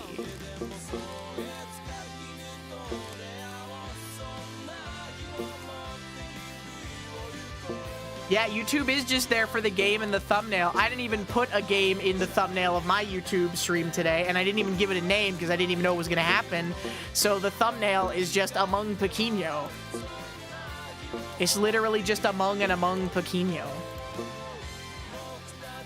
They do want a YouTube video. People, that's something I realized, which is that YouTube chatters chat like it is the comment section on a YouTube video. They chat like they're leaving live comments on a YouTube video as it's happening. The Tommy Galaxy theme song, yes, it is my favorite anime that you can't watch fucking anywhere now. Which sucks so bad. I love you, Asa. Also, most criminal thing ever is that Night is Short, Walk On Girl is on HBO Max, but they literally do not have the sub. They only have the dub, which is a crime. Absolute crime. Your voice sounds so mature for an avatar as cute as yours. That is the absolute brain rot of the average corporate VTuber viewer. Wow, Mari, your voice sounds so mature. What? Excuse me? Excuse you? What do you mean by that? Would you care to elaborate?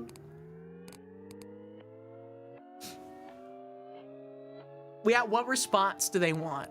What possibly could be the response that they're looking for?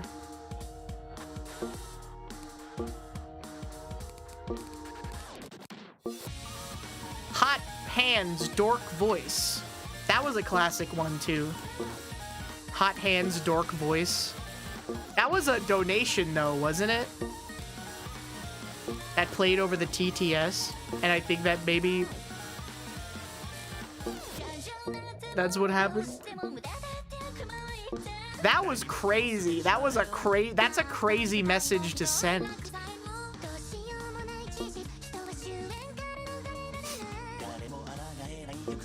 It was a chat message. Right. right.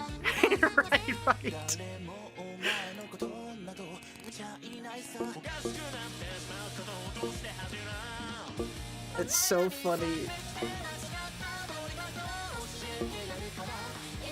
Hecking amazing gamer. They're not hags, little bro. They're your fucking peers.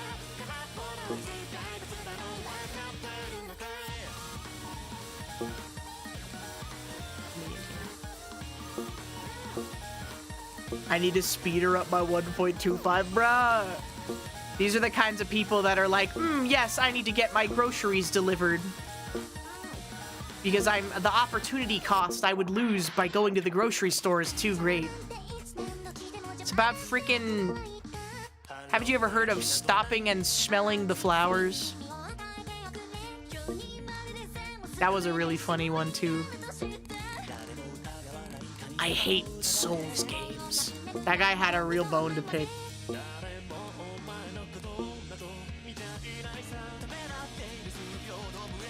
These are the people driving next to me on the highway. Why would they say that, bro? Fuck you. I didn't click on this Twitch stream. Twitch opened on its own. Failing to see how that's my problem.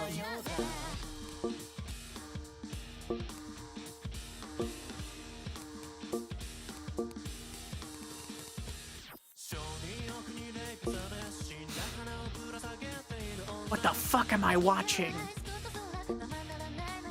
They're so hostile.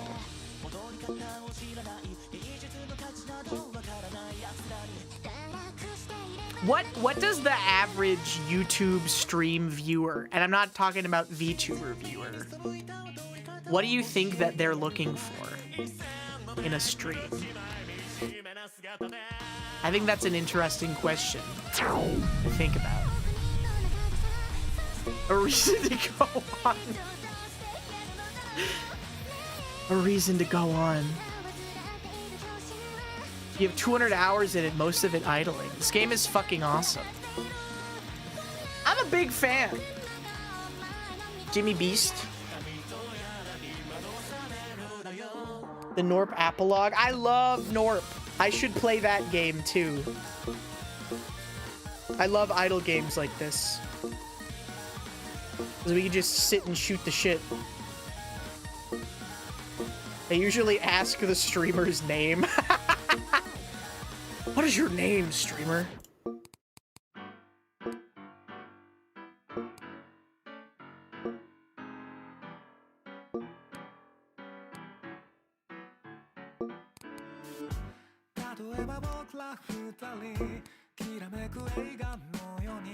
Click.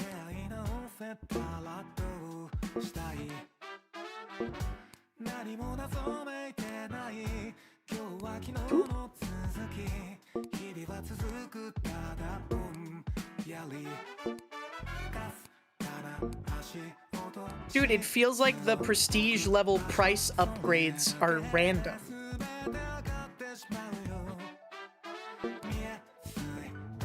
$117.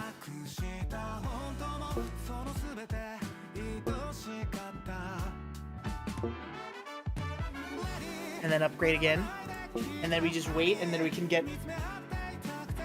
the other purple one, pink. Pink, I mean. That's a different color. I watch a Raven Watch streamer, and they all just ask about his life. Oh, okay. What does he tell them? What kind of things does he tell them about his life?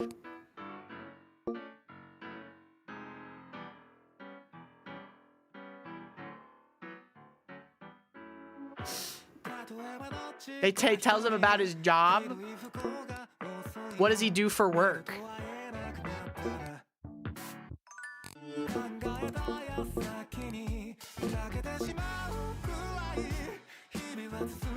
Top review of this game on Steam. Play game for months. Finally 100%. Leave game. Come back 6 months later. 50% complete. True. They're always updating it. They did an update recently with more tarot cards and stuff too. I think that's why they're doing a sponsorship campaign. Hey man, I love stuff like this. I can't lie. I love idle games. There's another idle game I played called like Chill Aquarium, where literally just the whole game is log in, sell fish, buy new fish, look at the fish, and then you log out.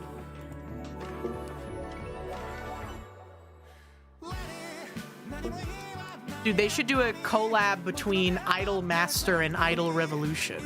Could you imagine?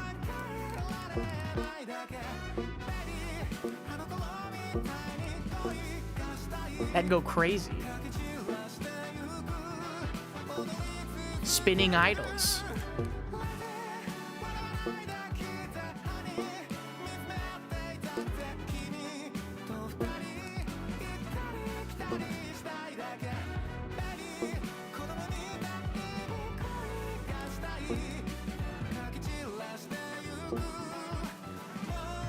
I like when Ace Combat had the Idolmaster liveries for the jet engines. I got really into Muse Dash. Kind of not related. I got really into Muse Dash this year. And then I found out that I started playing it like a couple of months after they stopped selling the Hatsune Miku song pack. And I got so mad that I quit playing it and haven't played it since. Because for some reason there was a time limit on when you could buy the DLC, which is crazy.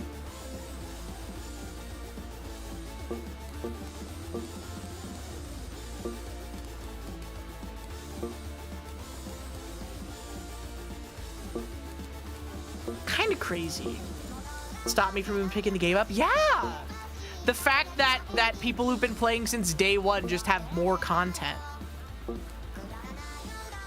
is so ass for anyone looking to get into the game. Yeah, I get it's the licensing, but it still sucks. And there are people and they're like, oh, well, you should have just bought it sooner. I'm like, okay, well, what if I didn't even know that the game existed until recently, brother?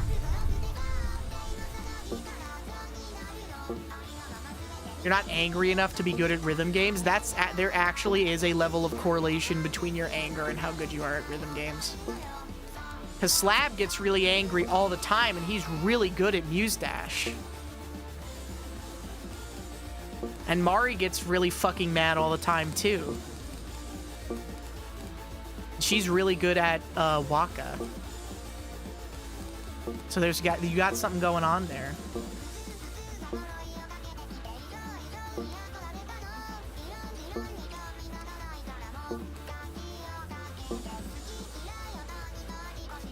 You do gotta tweak a little bit to be good at rhythm games.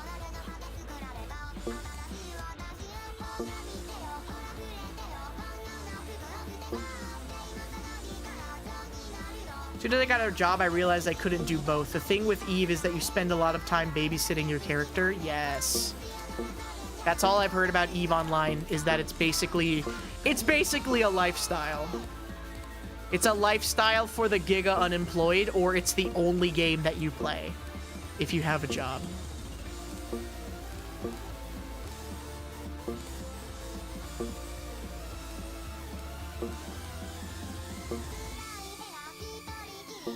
Final Fantasy 14, yes.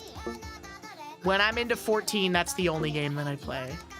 When I play 14, it's the only one that I play.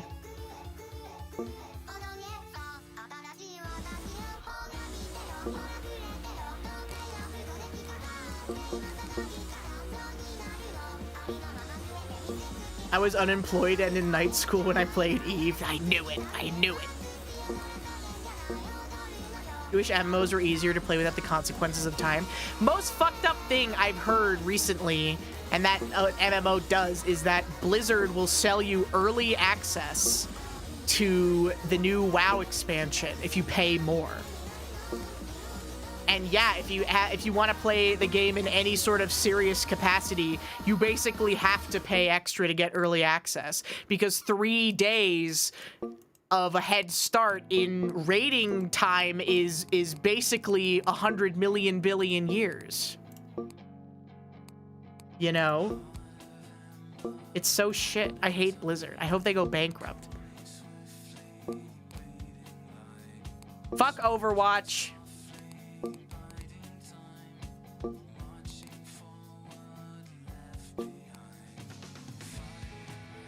I'll promote. Wait, locked? What do I have to do?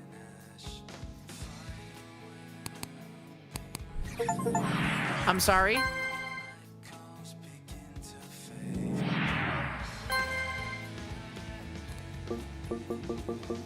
Oh, shit. Wait, I think I might be balling. Guys, I think I might actually be balling. Wait, hold on a second.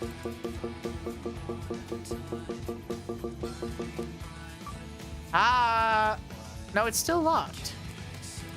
So prestige and promoting are different, guys. We might actually be balling. I think I've been playing this the hard way by accident.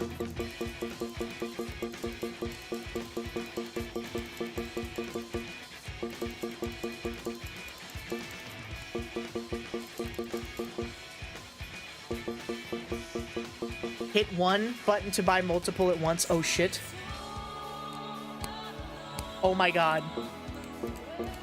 Oh, my God.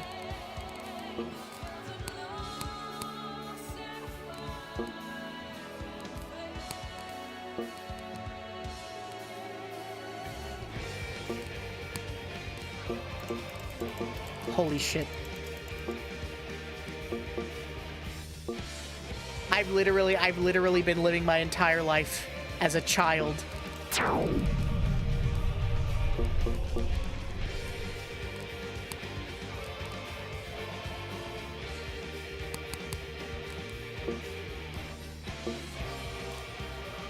And now I understand.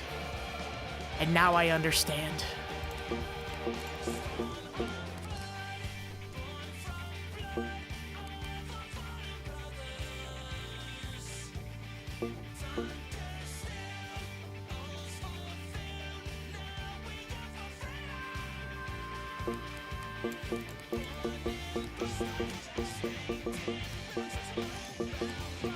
We're fucking doing it.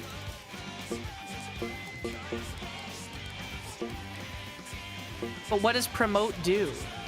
Everything is locked. Do I have to unlock that later? Or what? Is that a surprise tool that will help us later?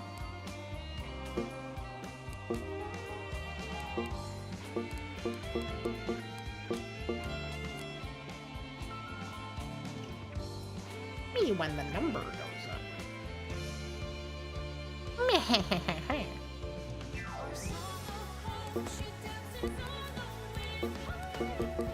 Dude, we're already at purple.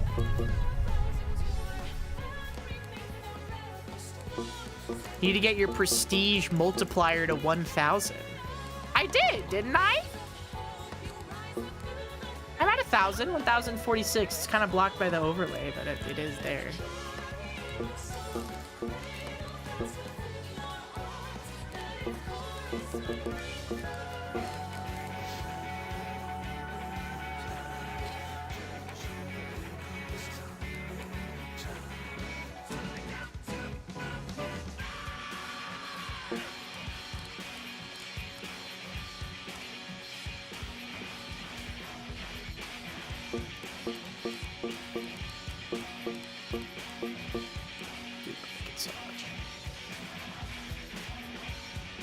Later on, it gets reset for more. When you hit high enough number, you can get a semi-permanent upgrade in exchange for resetting to the start. Oh, shit.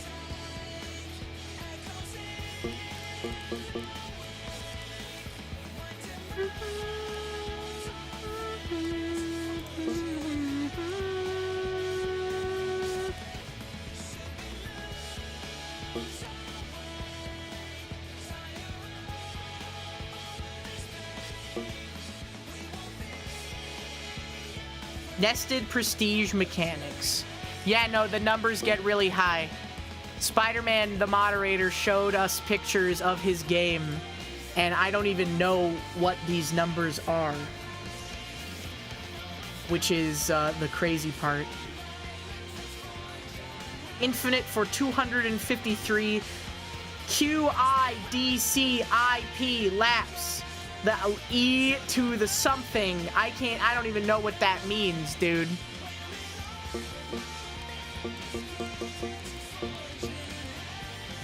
Is this Balatro to get an E? The first time I ever heard about mathematical concept E was from Numberphile.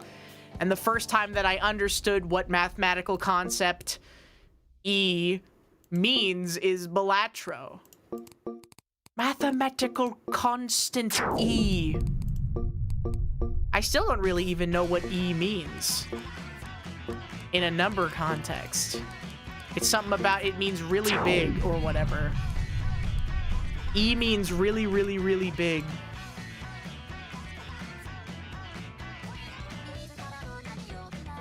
Is scientific. Wait, there are different E's? What's the difference between mathematical constant E and scientific notation E? You can't say that there's one letter for two things.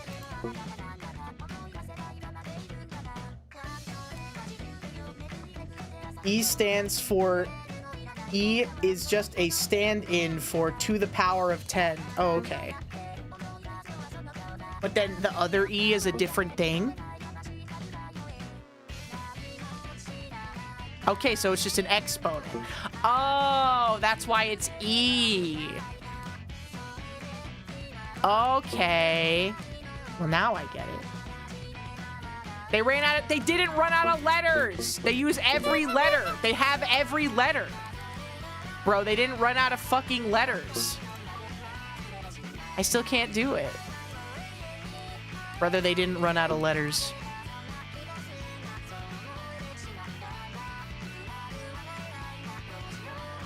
Yeah, when's the alphabet 2 gonna drop?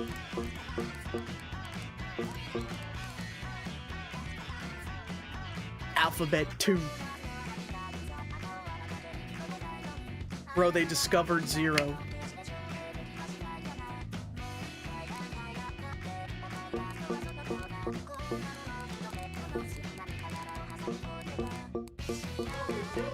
Brother, they discovered 0.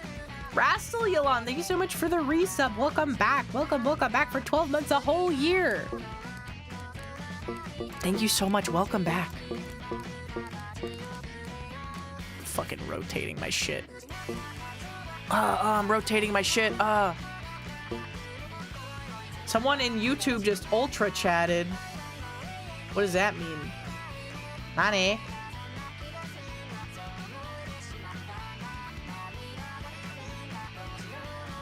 Nani?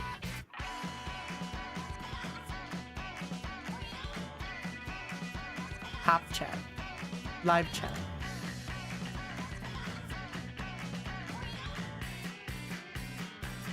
Loof, you're just trying to get me to check.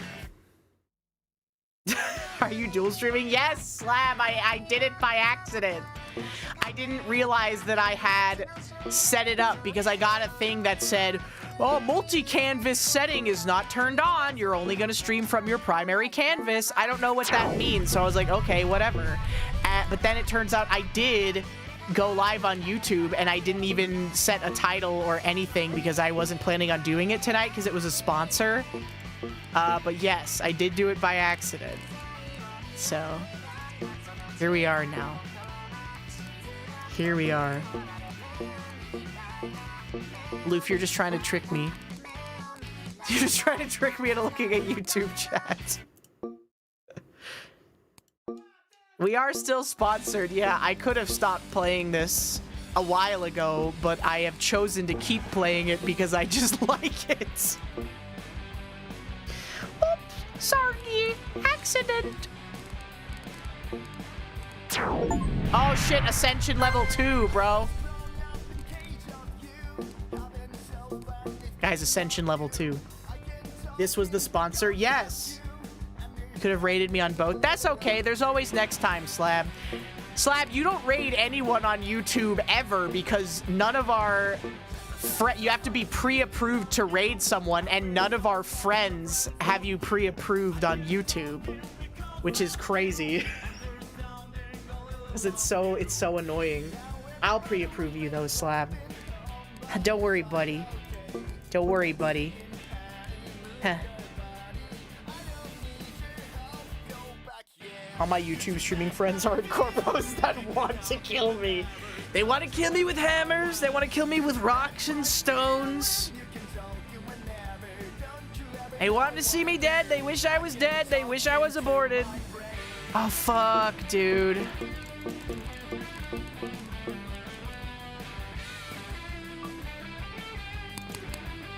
Wait, oh, my prestige levels are going up so fast now, though. Oh, but think about how fast. Think about how fast we could be going, though. Rockin' Stone, Ghibli, Rockin' Stone. I love playing Fortnite because I have the Rockin' Stone emote, and me and Chromu can do the Rockin' Stone emote together. I love that. I love doing Rockin' Stone. Fucking playing Fortnite going, Hee-ho, Rockin' Stone. As naked Homer Simpson, who's just this big fucking yellow blob that's super easy to see and shoot. That's awesome.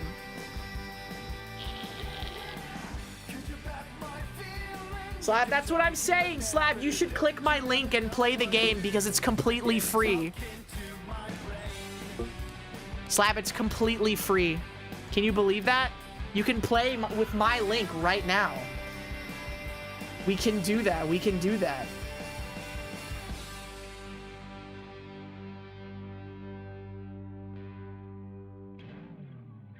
Completely free right now. For everybody in chat. Not just Slab. Start streaming on YouTube without context or talking. Yeah, Slab. Stream it on YouTube, but mute your microphone. And start it apropos of nothing. Do a secret YouTube stream so that all the Twitch chatters in your community seethe and cope and maul like no one's fucking business. They get so fucking angry. Twitch stream viewers are the most entitled people on the planet. They get so fucking mad when YouTube gets anything that they do not get. Slab literally accidentally went live because he forgot to turn off stop streaming on his RTMP server. Accidentally went live with no sound or audio or anything for like 15 minutes. And the Twitch chat's response was that they were freaking the fuck out because they didn't get to see it. They were so mad that YouTube got anything. Any of Slab's attention or anything. It's so fucking funny. All right, prestige level 2, baby.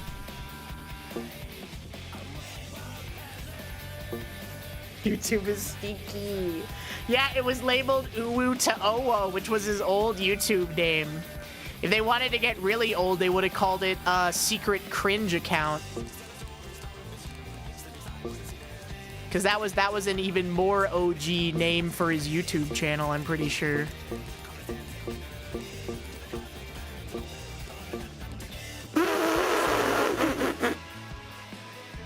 Come here, chat. Wait, I didn't even realize how fast I was going, bro. I got that freaking white line, dude. Woo, woo, woo.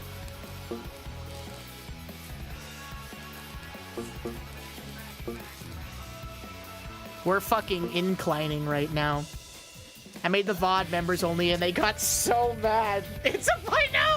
I know! They're so mad about the fact that they don't get to watch a blank screen with nothing. I mean, we're saying Twitch chat, but what we really mean is toxic. Slab literally timed out toxic for the entire duration of the holiday season, and he was crashing out so fucking hard in the Discord. It was so funny. He timed him out for like until the end of December.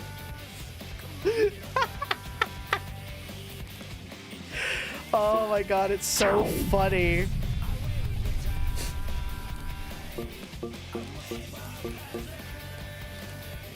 Guys, we're fucking going crazy. Look at all these multipliers we're getting. Peace on Earth for the holidays. You don't get it. Oh shit. Look at all this experience we're farming. Molt gain multiplier. 6 molt gain multiplier. That seems fucking crazy though. What the hell?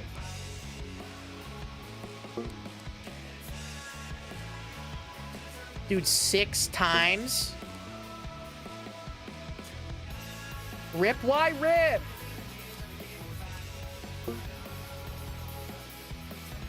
Six to 7.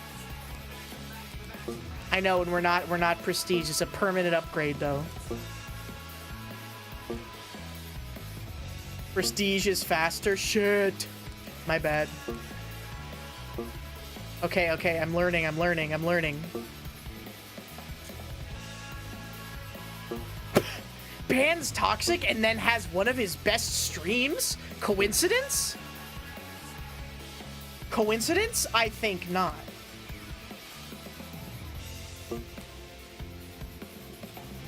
It is yeah, it's like Cookie Clicker kinda. Where you reset in prestige and stuff.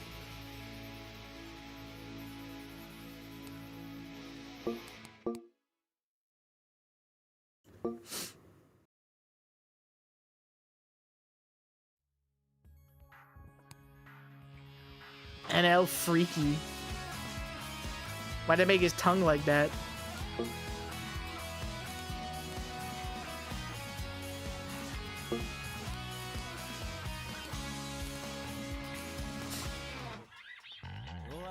That bald freak. That beautiful Chinese woman.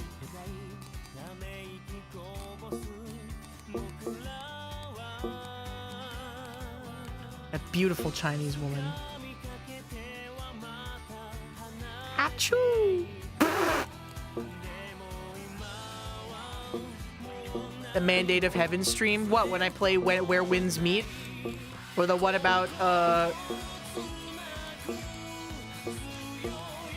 what's that other Chinese game? About the Chinese, like, dynasty drama or whatever. Yeah, that one.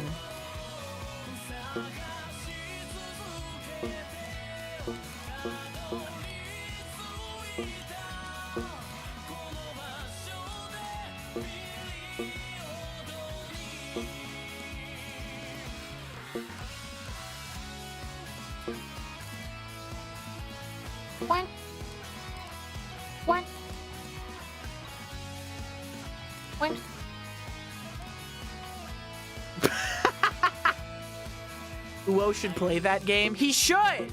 Slab, you need to play more video games. Slab, what happened to Friday streams where you didn't put any effort in and you just played a video game, huh? We're literally begging for it. We're literally begging for you to do this. We're like, please, please. Slab, we don't want you to do a project. We want you to play a video game. Please. Please. I quit my job. I could do better stream. Please, we want you to do worse, King. Do worse, please. Give us less. Just fucking play Minecraft and scratch your belly. Please. Please.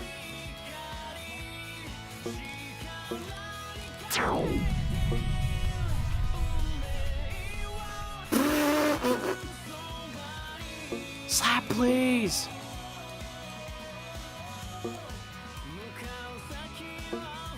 Slap should play Cookie Clicker. He should. Slap, build a device that dispenses a cookie every time you click the cookie in Cookie Clicker.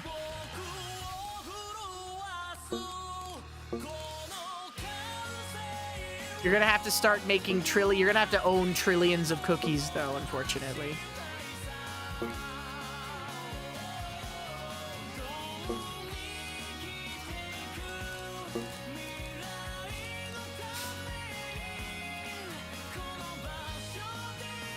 Played Minecraft, he got falsely banned. Wait, did he? I thought he got banned for Chatatouille. And then they were like, sorry, our bad. We fucked up on that one, Chief.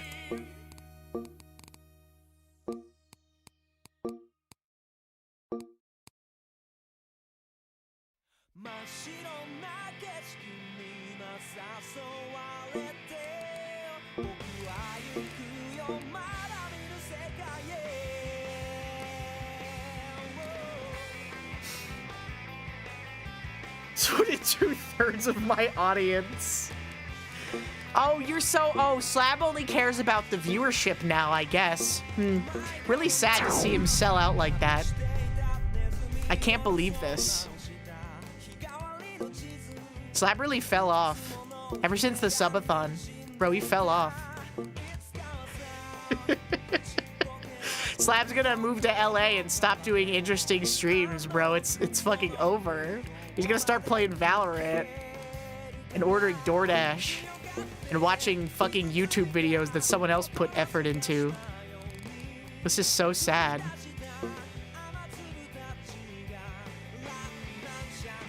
People were coming in and telling me to please. Yeah, they were like, hey, bro, I'm not gonna watch this because I fucking hate Minecraft.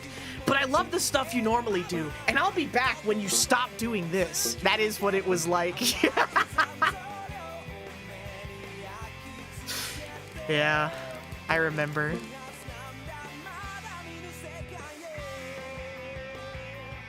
A Slab imposter. Yeah, he got replaced by a freaking fairy out at Crazy Horse. His ass got fucking replaced by a body double. Damn, Slab fell off. Bro, Slab fell off.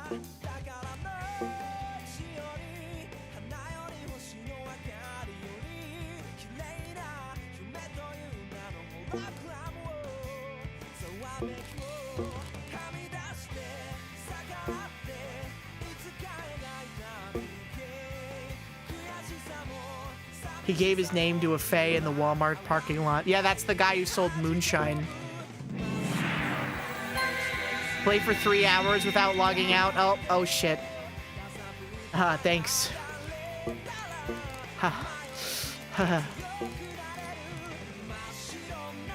Walker. Uh-oh. Whoopsie. Guys, we're gonna be getting fucking crazy P exponent multipliers, bro. When we prestige, we're gonna go crazy.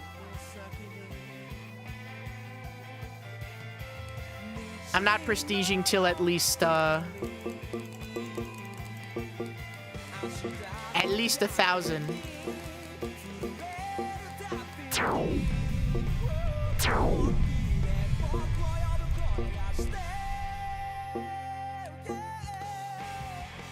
Nickelodeon Day of Play, no!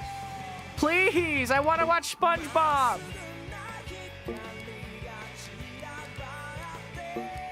Please, I want to watch SpongeBob!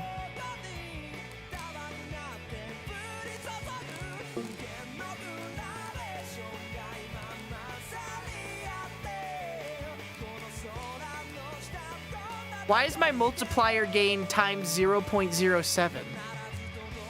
What does that mean?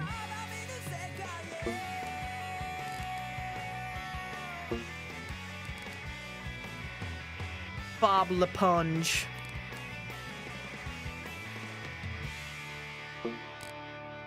Oh, at the top. Gotcha. That's passive. That's passive income, baby. That's literally passive income.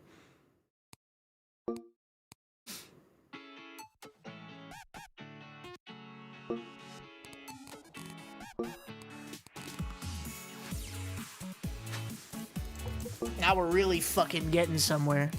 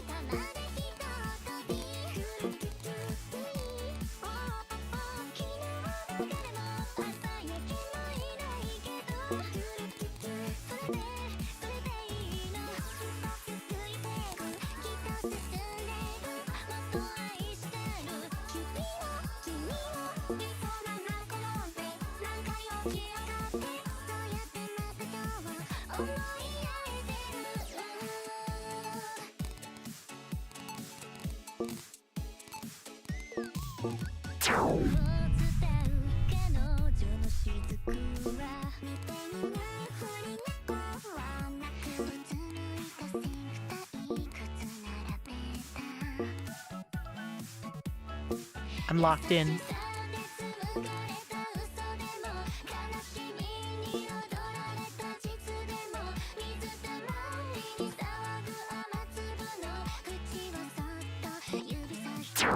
Ascension 2, baby. Oh my god, it's maxed. Oh wait, no, never mind. That's just the upgrade level I have.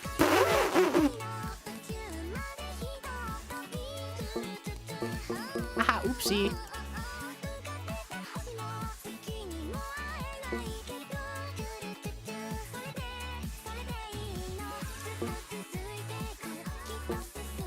I think now's the time to prestige.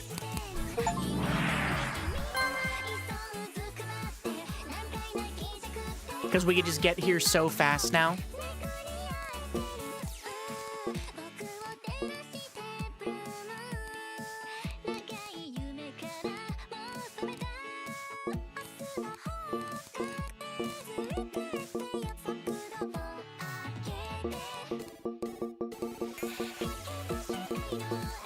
Oh my god. Call me Hugh Jackman the way I'm about to prestige. Huh? Huh? Huh?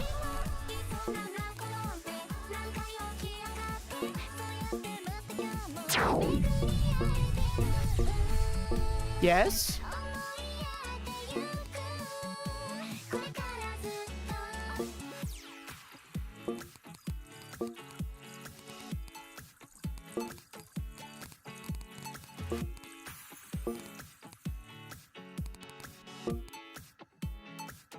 Where are the bitches at?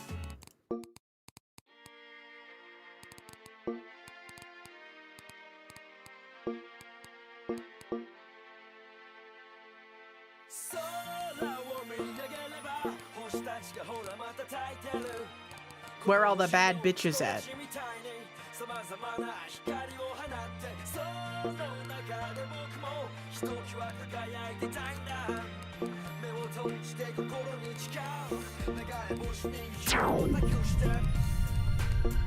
Dude, we're already at pink. We're so fast.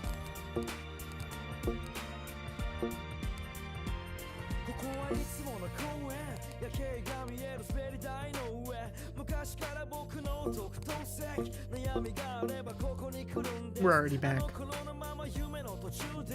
You're busy fighting about what E is.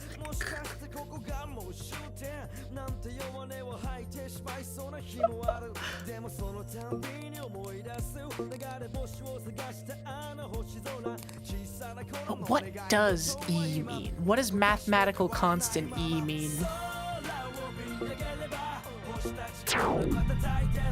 Ascension. Mathematical constant E.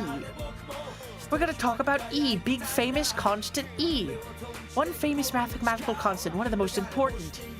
Goes along with pi and, I don't know, golden ratio, square root of 2, constants in math that are the most important constants. And E is one of those constants. So E is an irrational number that's equal to 2.718218828.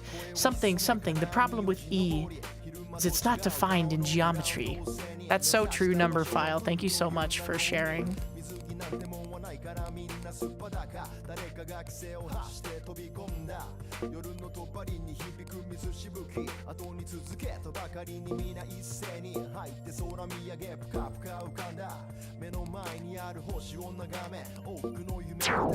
Ascension 2, baby.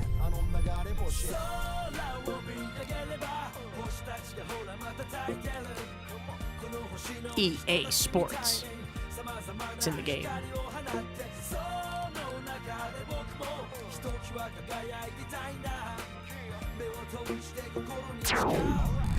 Oh yeah, baby.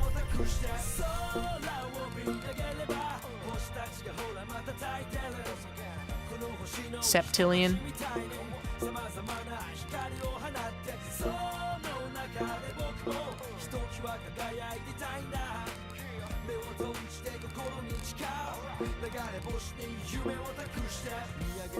30 levels.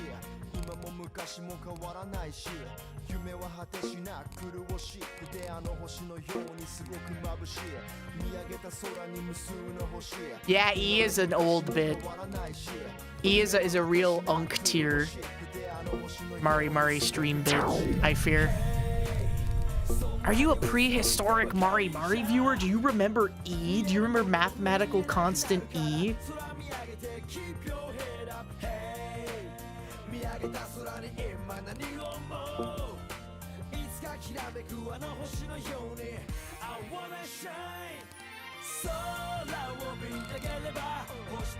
Hold up.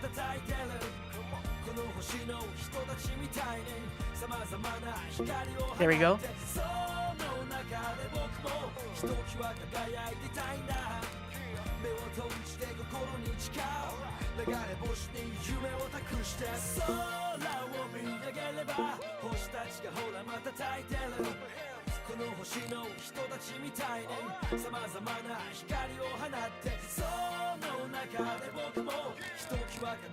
We're making so much.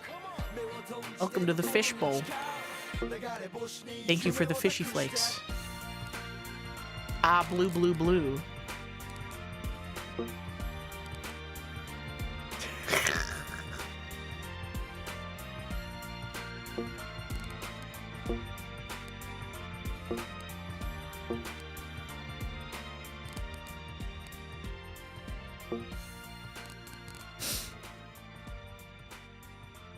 He is unk.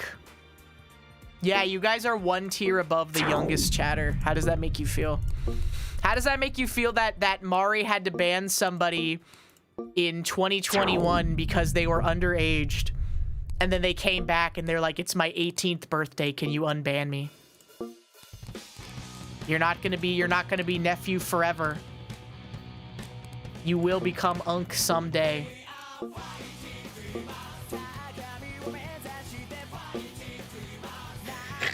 That's actually, I know, it's funny that they, all this time, they were like, yes, I need to wait for this.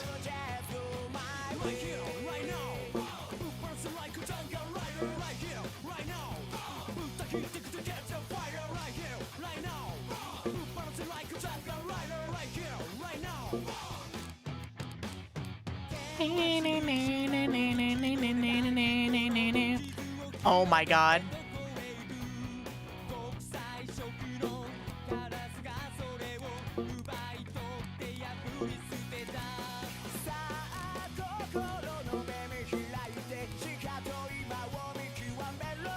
Yeah.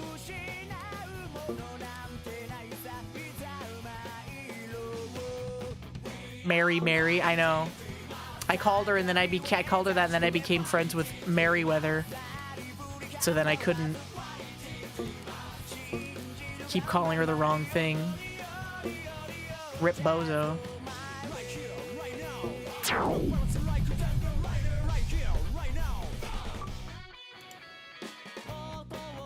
Hold on.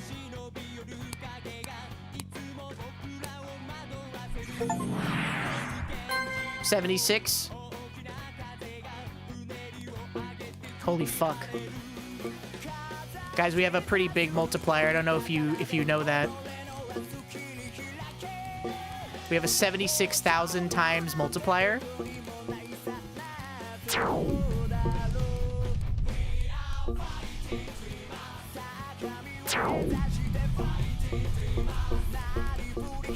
We're kind of going crazy right now.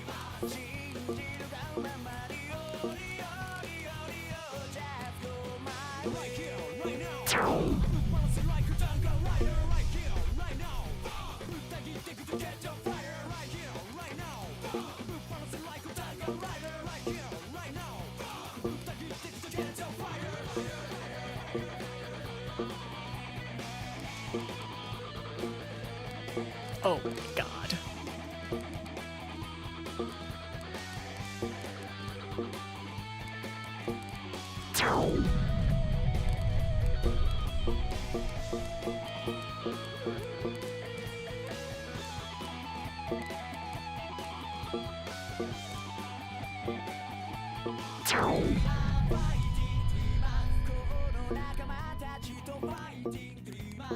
Oh my god, we're gonna get to White Line in record time, dude.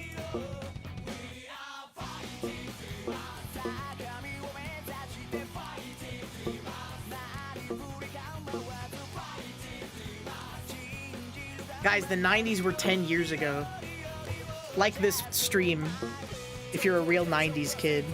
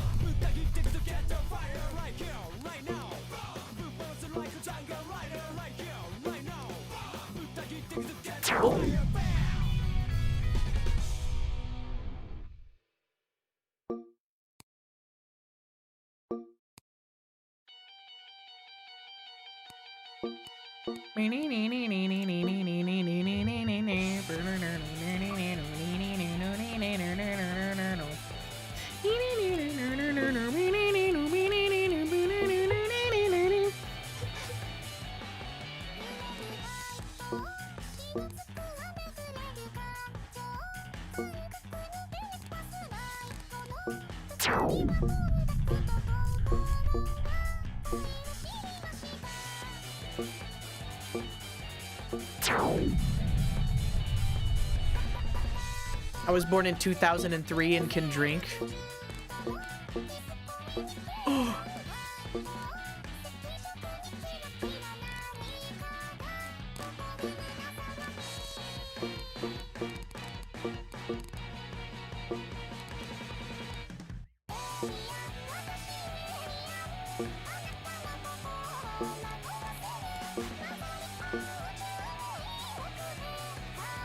Born in 2002.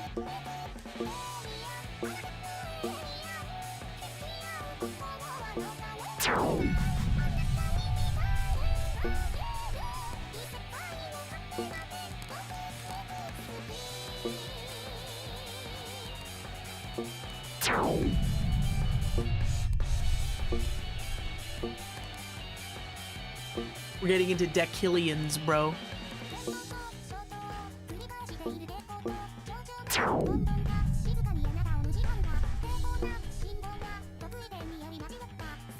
You were born in 2000? That's normal. That's within normal parameters.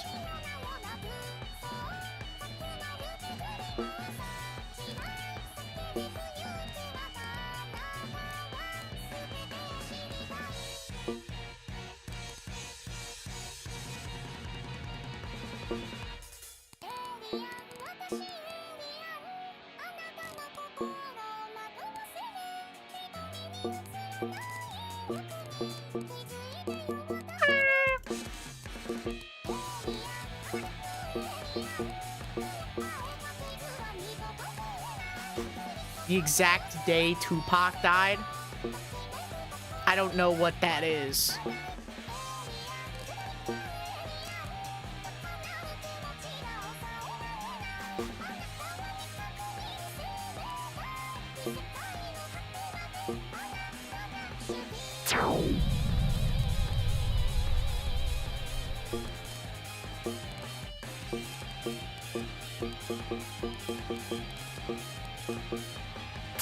Oh my god.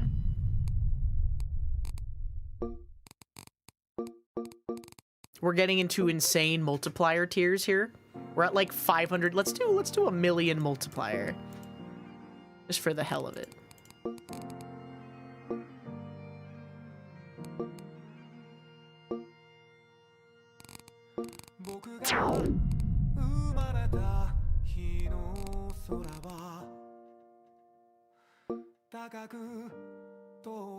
Soma Cruz but electric is Tupac reincarnated. Pretty sure Tupac didn't die. What kind of conspiracy are we on here? Huh. You believe in the moon?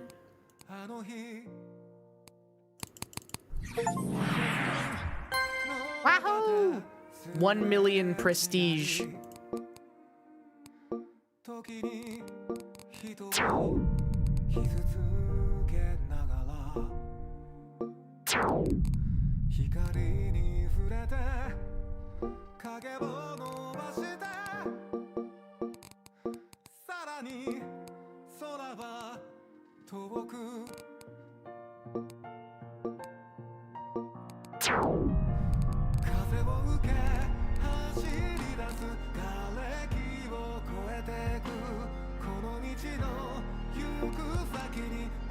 It's just simple math.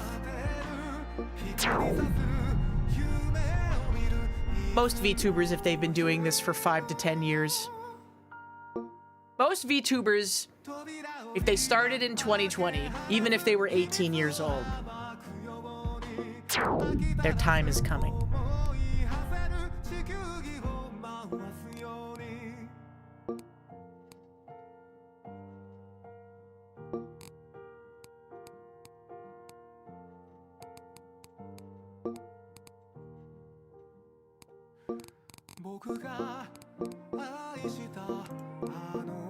Or I'm just clicking shit.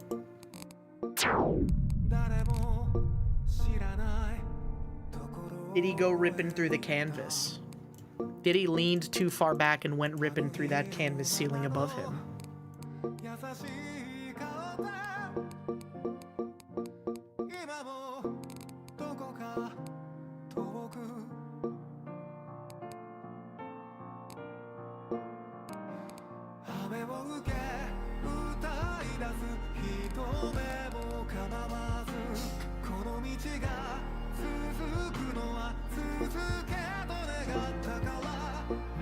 Snowblower!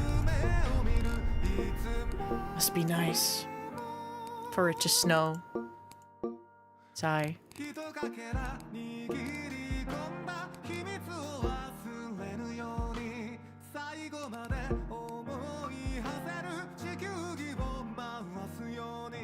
Molt gain multiplier, ascension power.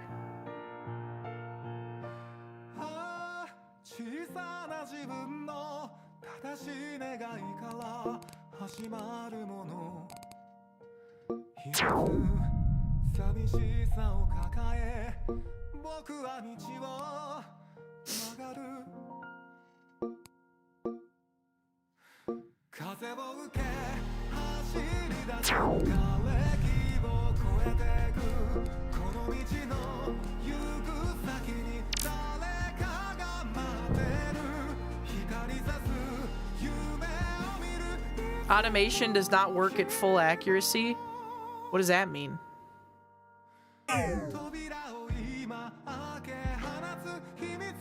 6 minutes?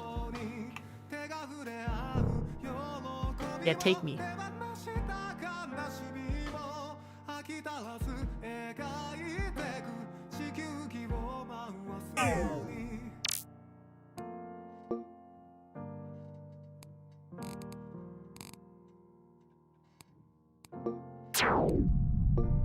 Oh shit.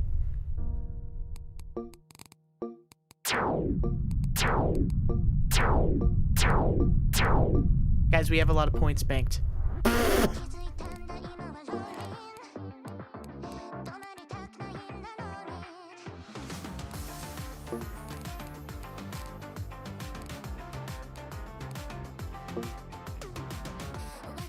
What was that? You can use time warp and it makes it as if time passes. So you just get a bunch of points. Oh, day 2? Oh shit. Oh fuck. Day 2? Oh no. The day has crossed over. Oh my god, wait. Wait, I can buy stuff? Oh, you can buy skins?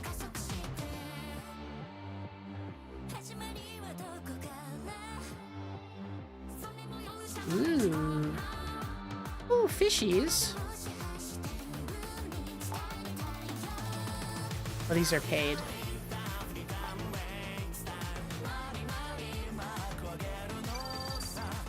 Yes.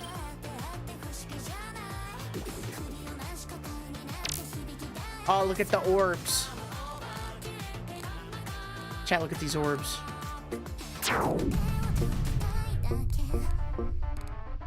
I got an orb for you right here, Pants Crab. How do you have so many souls? Because you get souls for playing. And there was a soul giveaway earlier in the stream with the We Hype overlay thingy, but people have already won them, so I guess you should have just been watching earlier instead of building your little Geiger toy. You missed it, but you can still play this game using my link and play and earn souls yourself. Slab, isn't that awesome? You did miss it, Spider-Man. You did miss it, bro. I'm sorry. Unk missed the giveaway. Unk hitting the fucking stizzy. Well, hello, Floopert.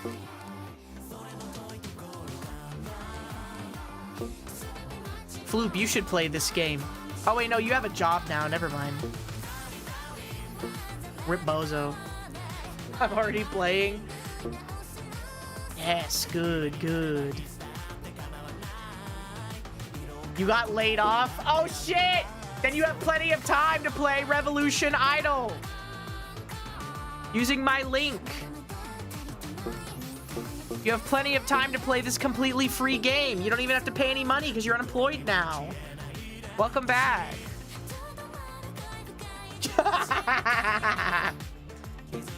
LOL. That's exactly that. You can play so many video games. They can play so many video games now.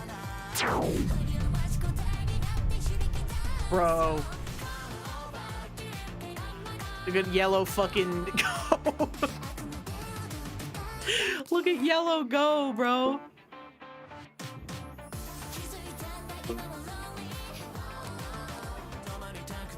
This one, the orbs really gives you a concept of how fast they're going.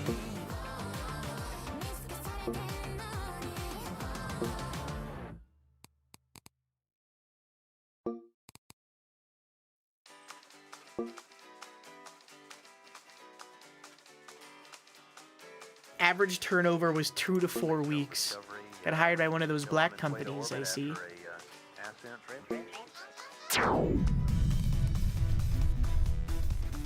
Oh my god, guys, we have a 30 million prestige multiplier. Uo Slab is in the chat here. That is so true. He's also a moderator in the chat here. Yeah. He is.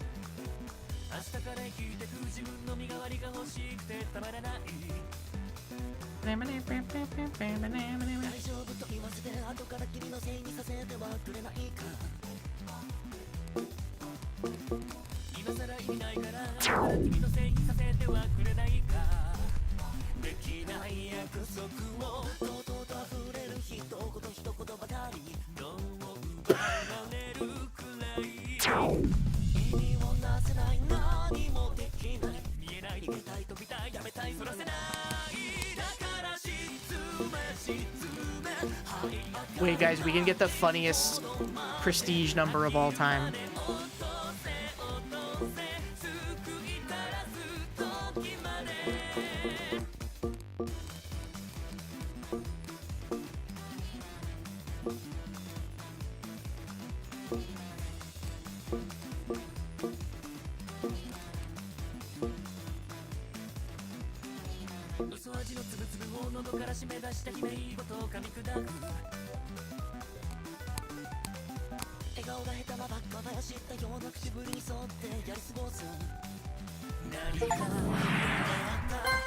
We did it. Oh, these orbs are already going so fast.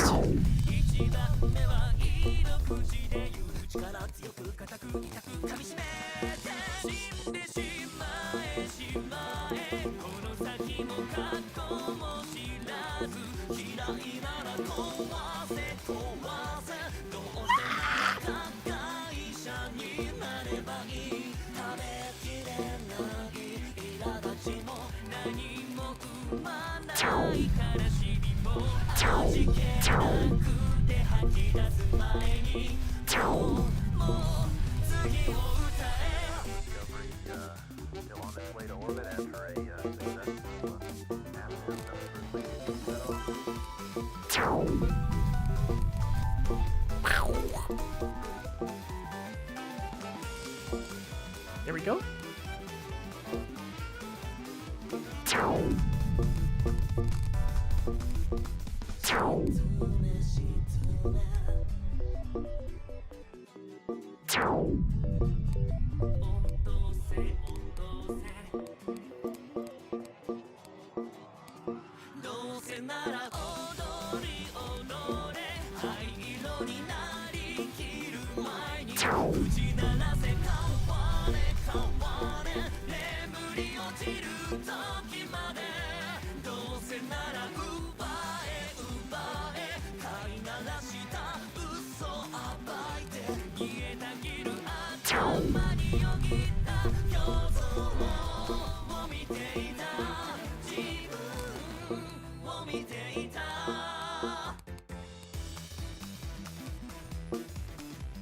Hold on. Ascension 2. What's the difference between prestige and promote? Promote resets you back to nothing with no prestige multiplier, but gives you a permanent boost. And prestige gives you a extra multiplier based on the multiplier you've earned for that run.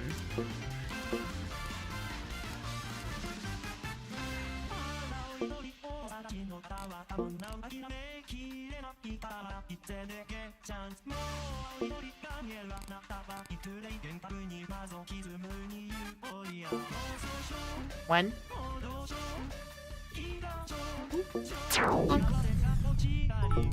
Yes.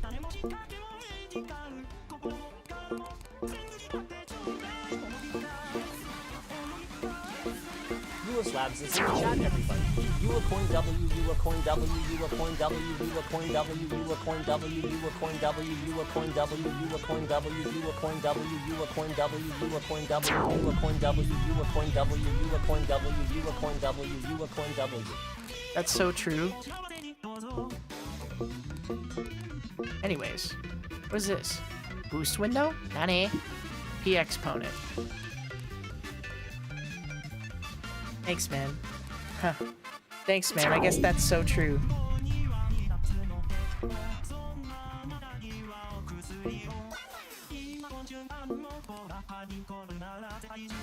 Hey, thanks, man.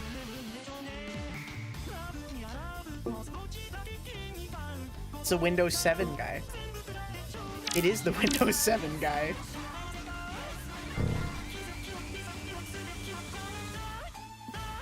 Oh my god.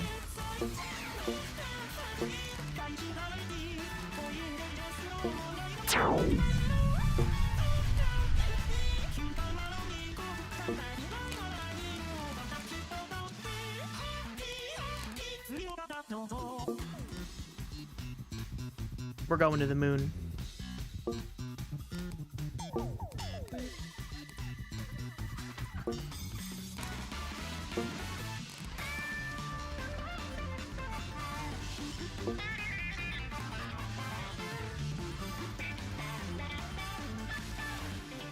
It's not Toxic. Toxic would never talk like that. I can just tell you.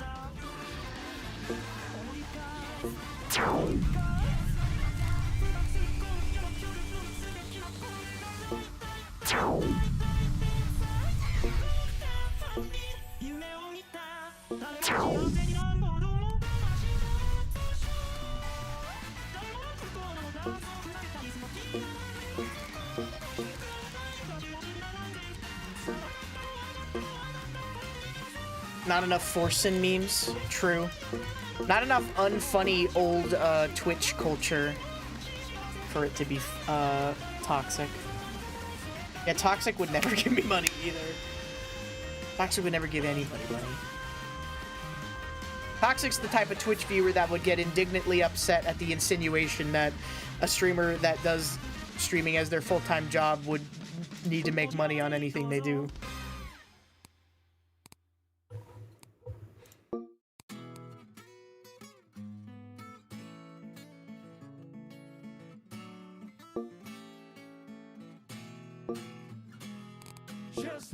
What the 16?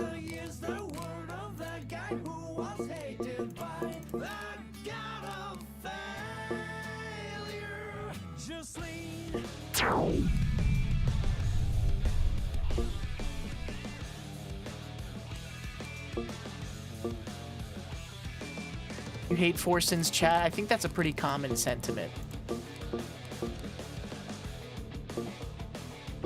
Forson's chat is like the definition of old Twitch culture. And it's either something you really like or you really don't like.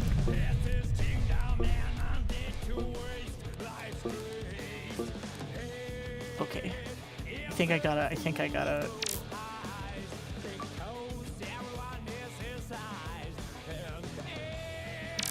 Thank you. I think I gotta go to bed. I've been playing this game for 5 hours. That was fucking epic, though. Don't forget! If you use my link, it does actually help a lot. That's a metric that sponsors look at, is like how many people download and play the game. And this one is completely free. So if you have the time, it would mean a lot if you would just check it out even a little bit. But thank you guys so much for coming by and hanging out. Tomorrow, we're doing a super special collab Rare Wednesday stream. But I'm going to be playing Elden Ring Night Rain DLC with Mimi and Mint over on, I believe Mimi and Mint will both be streaming it. So it'll be on both of their web zones. So please stop by. Then I'll be sure to ping the Discord, or one of the mods will. Thank you guys so much for stopping by. I really appreciate it. Thank you. Now I got to figure out how to end a YouTube live stream. That's gonna be interesting. Live. Why did I make it so confusing? Hold on, and then customization. Okay, no, that's not it. Nope. Details. Nope. Copyright. No. Nope. No products.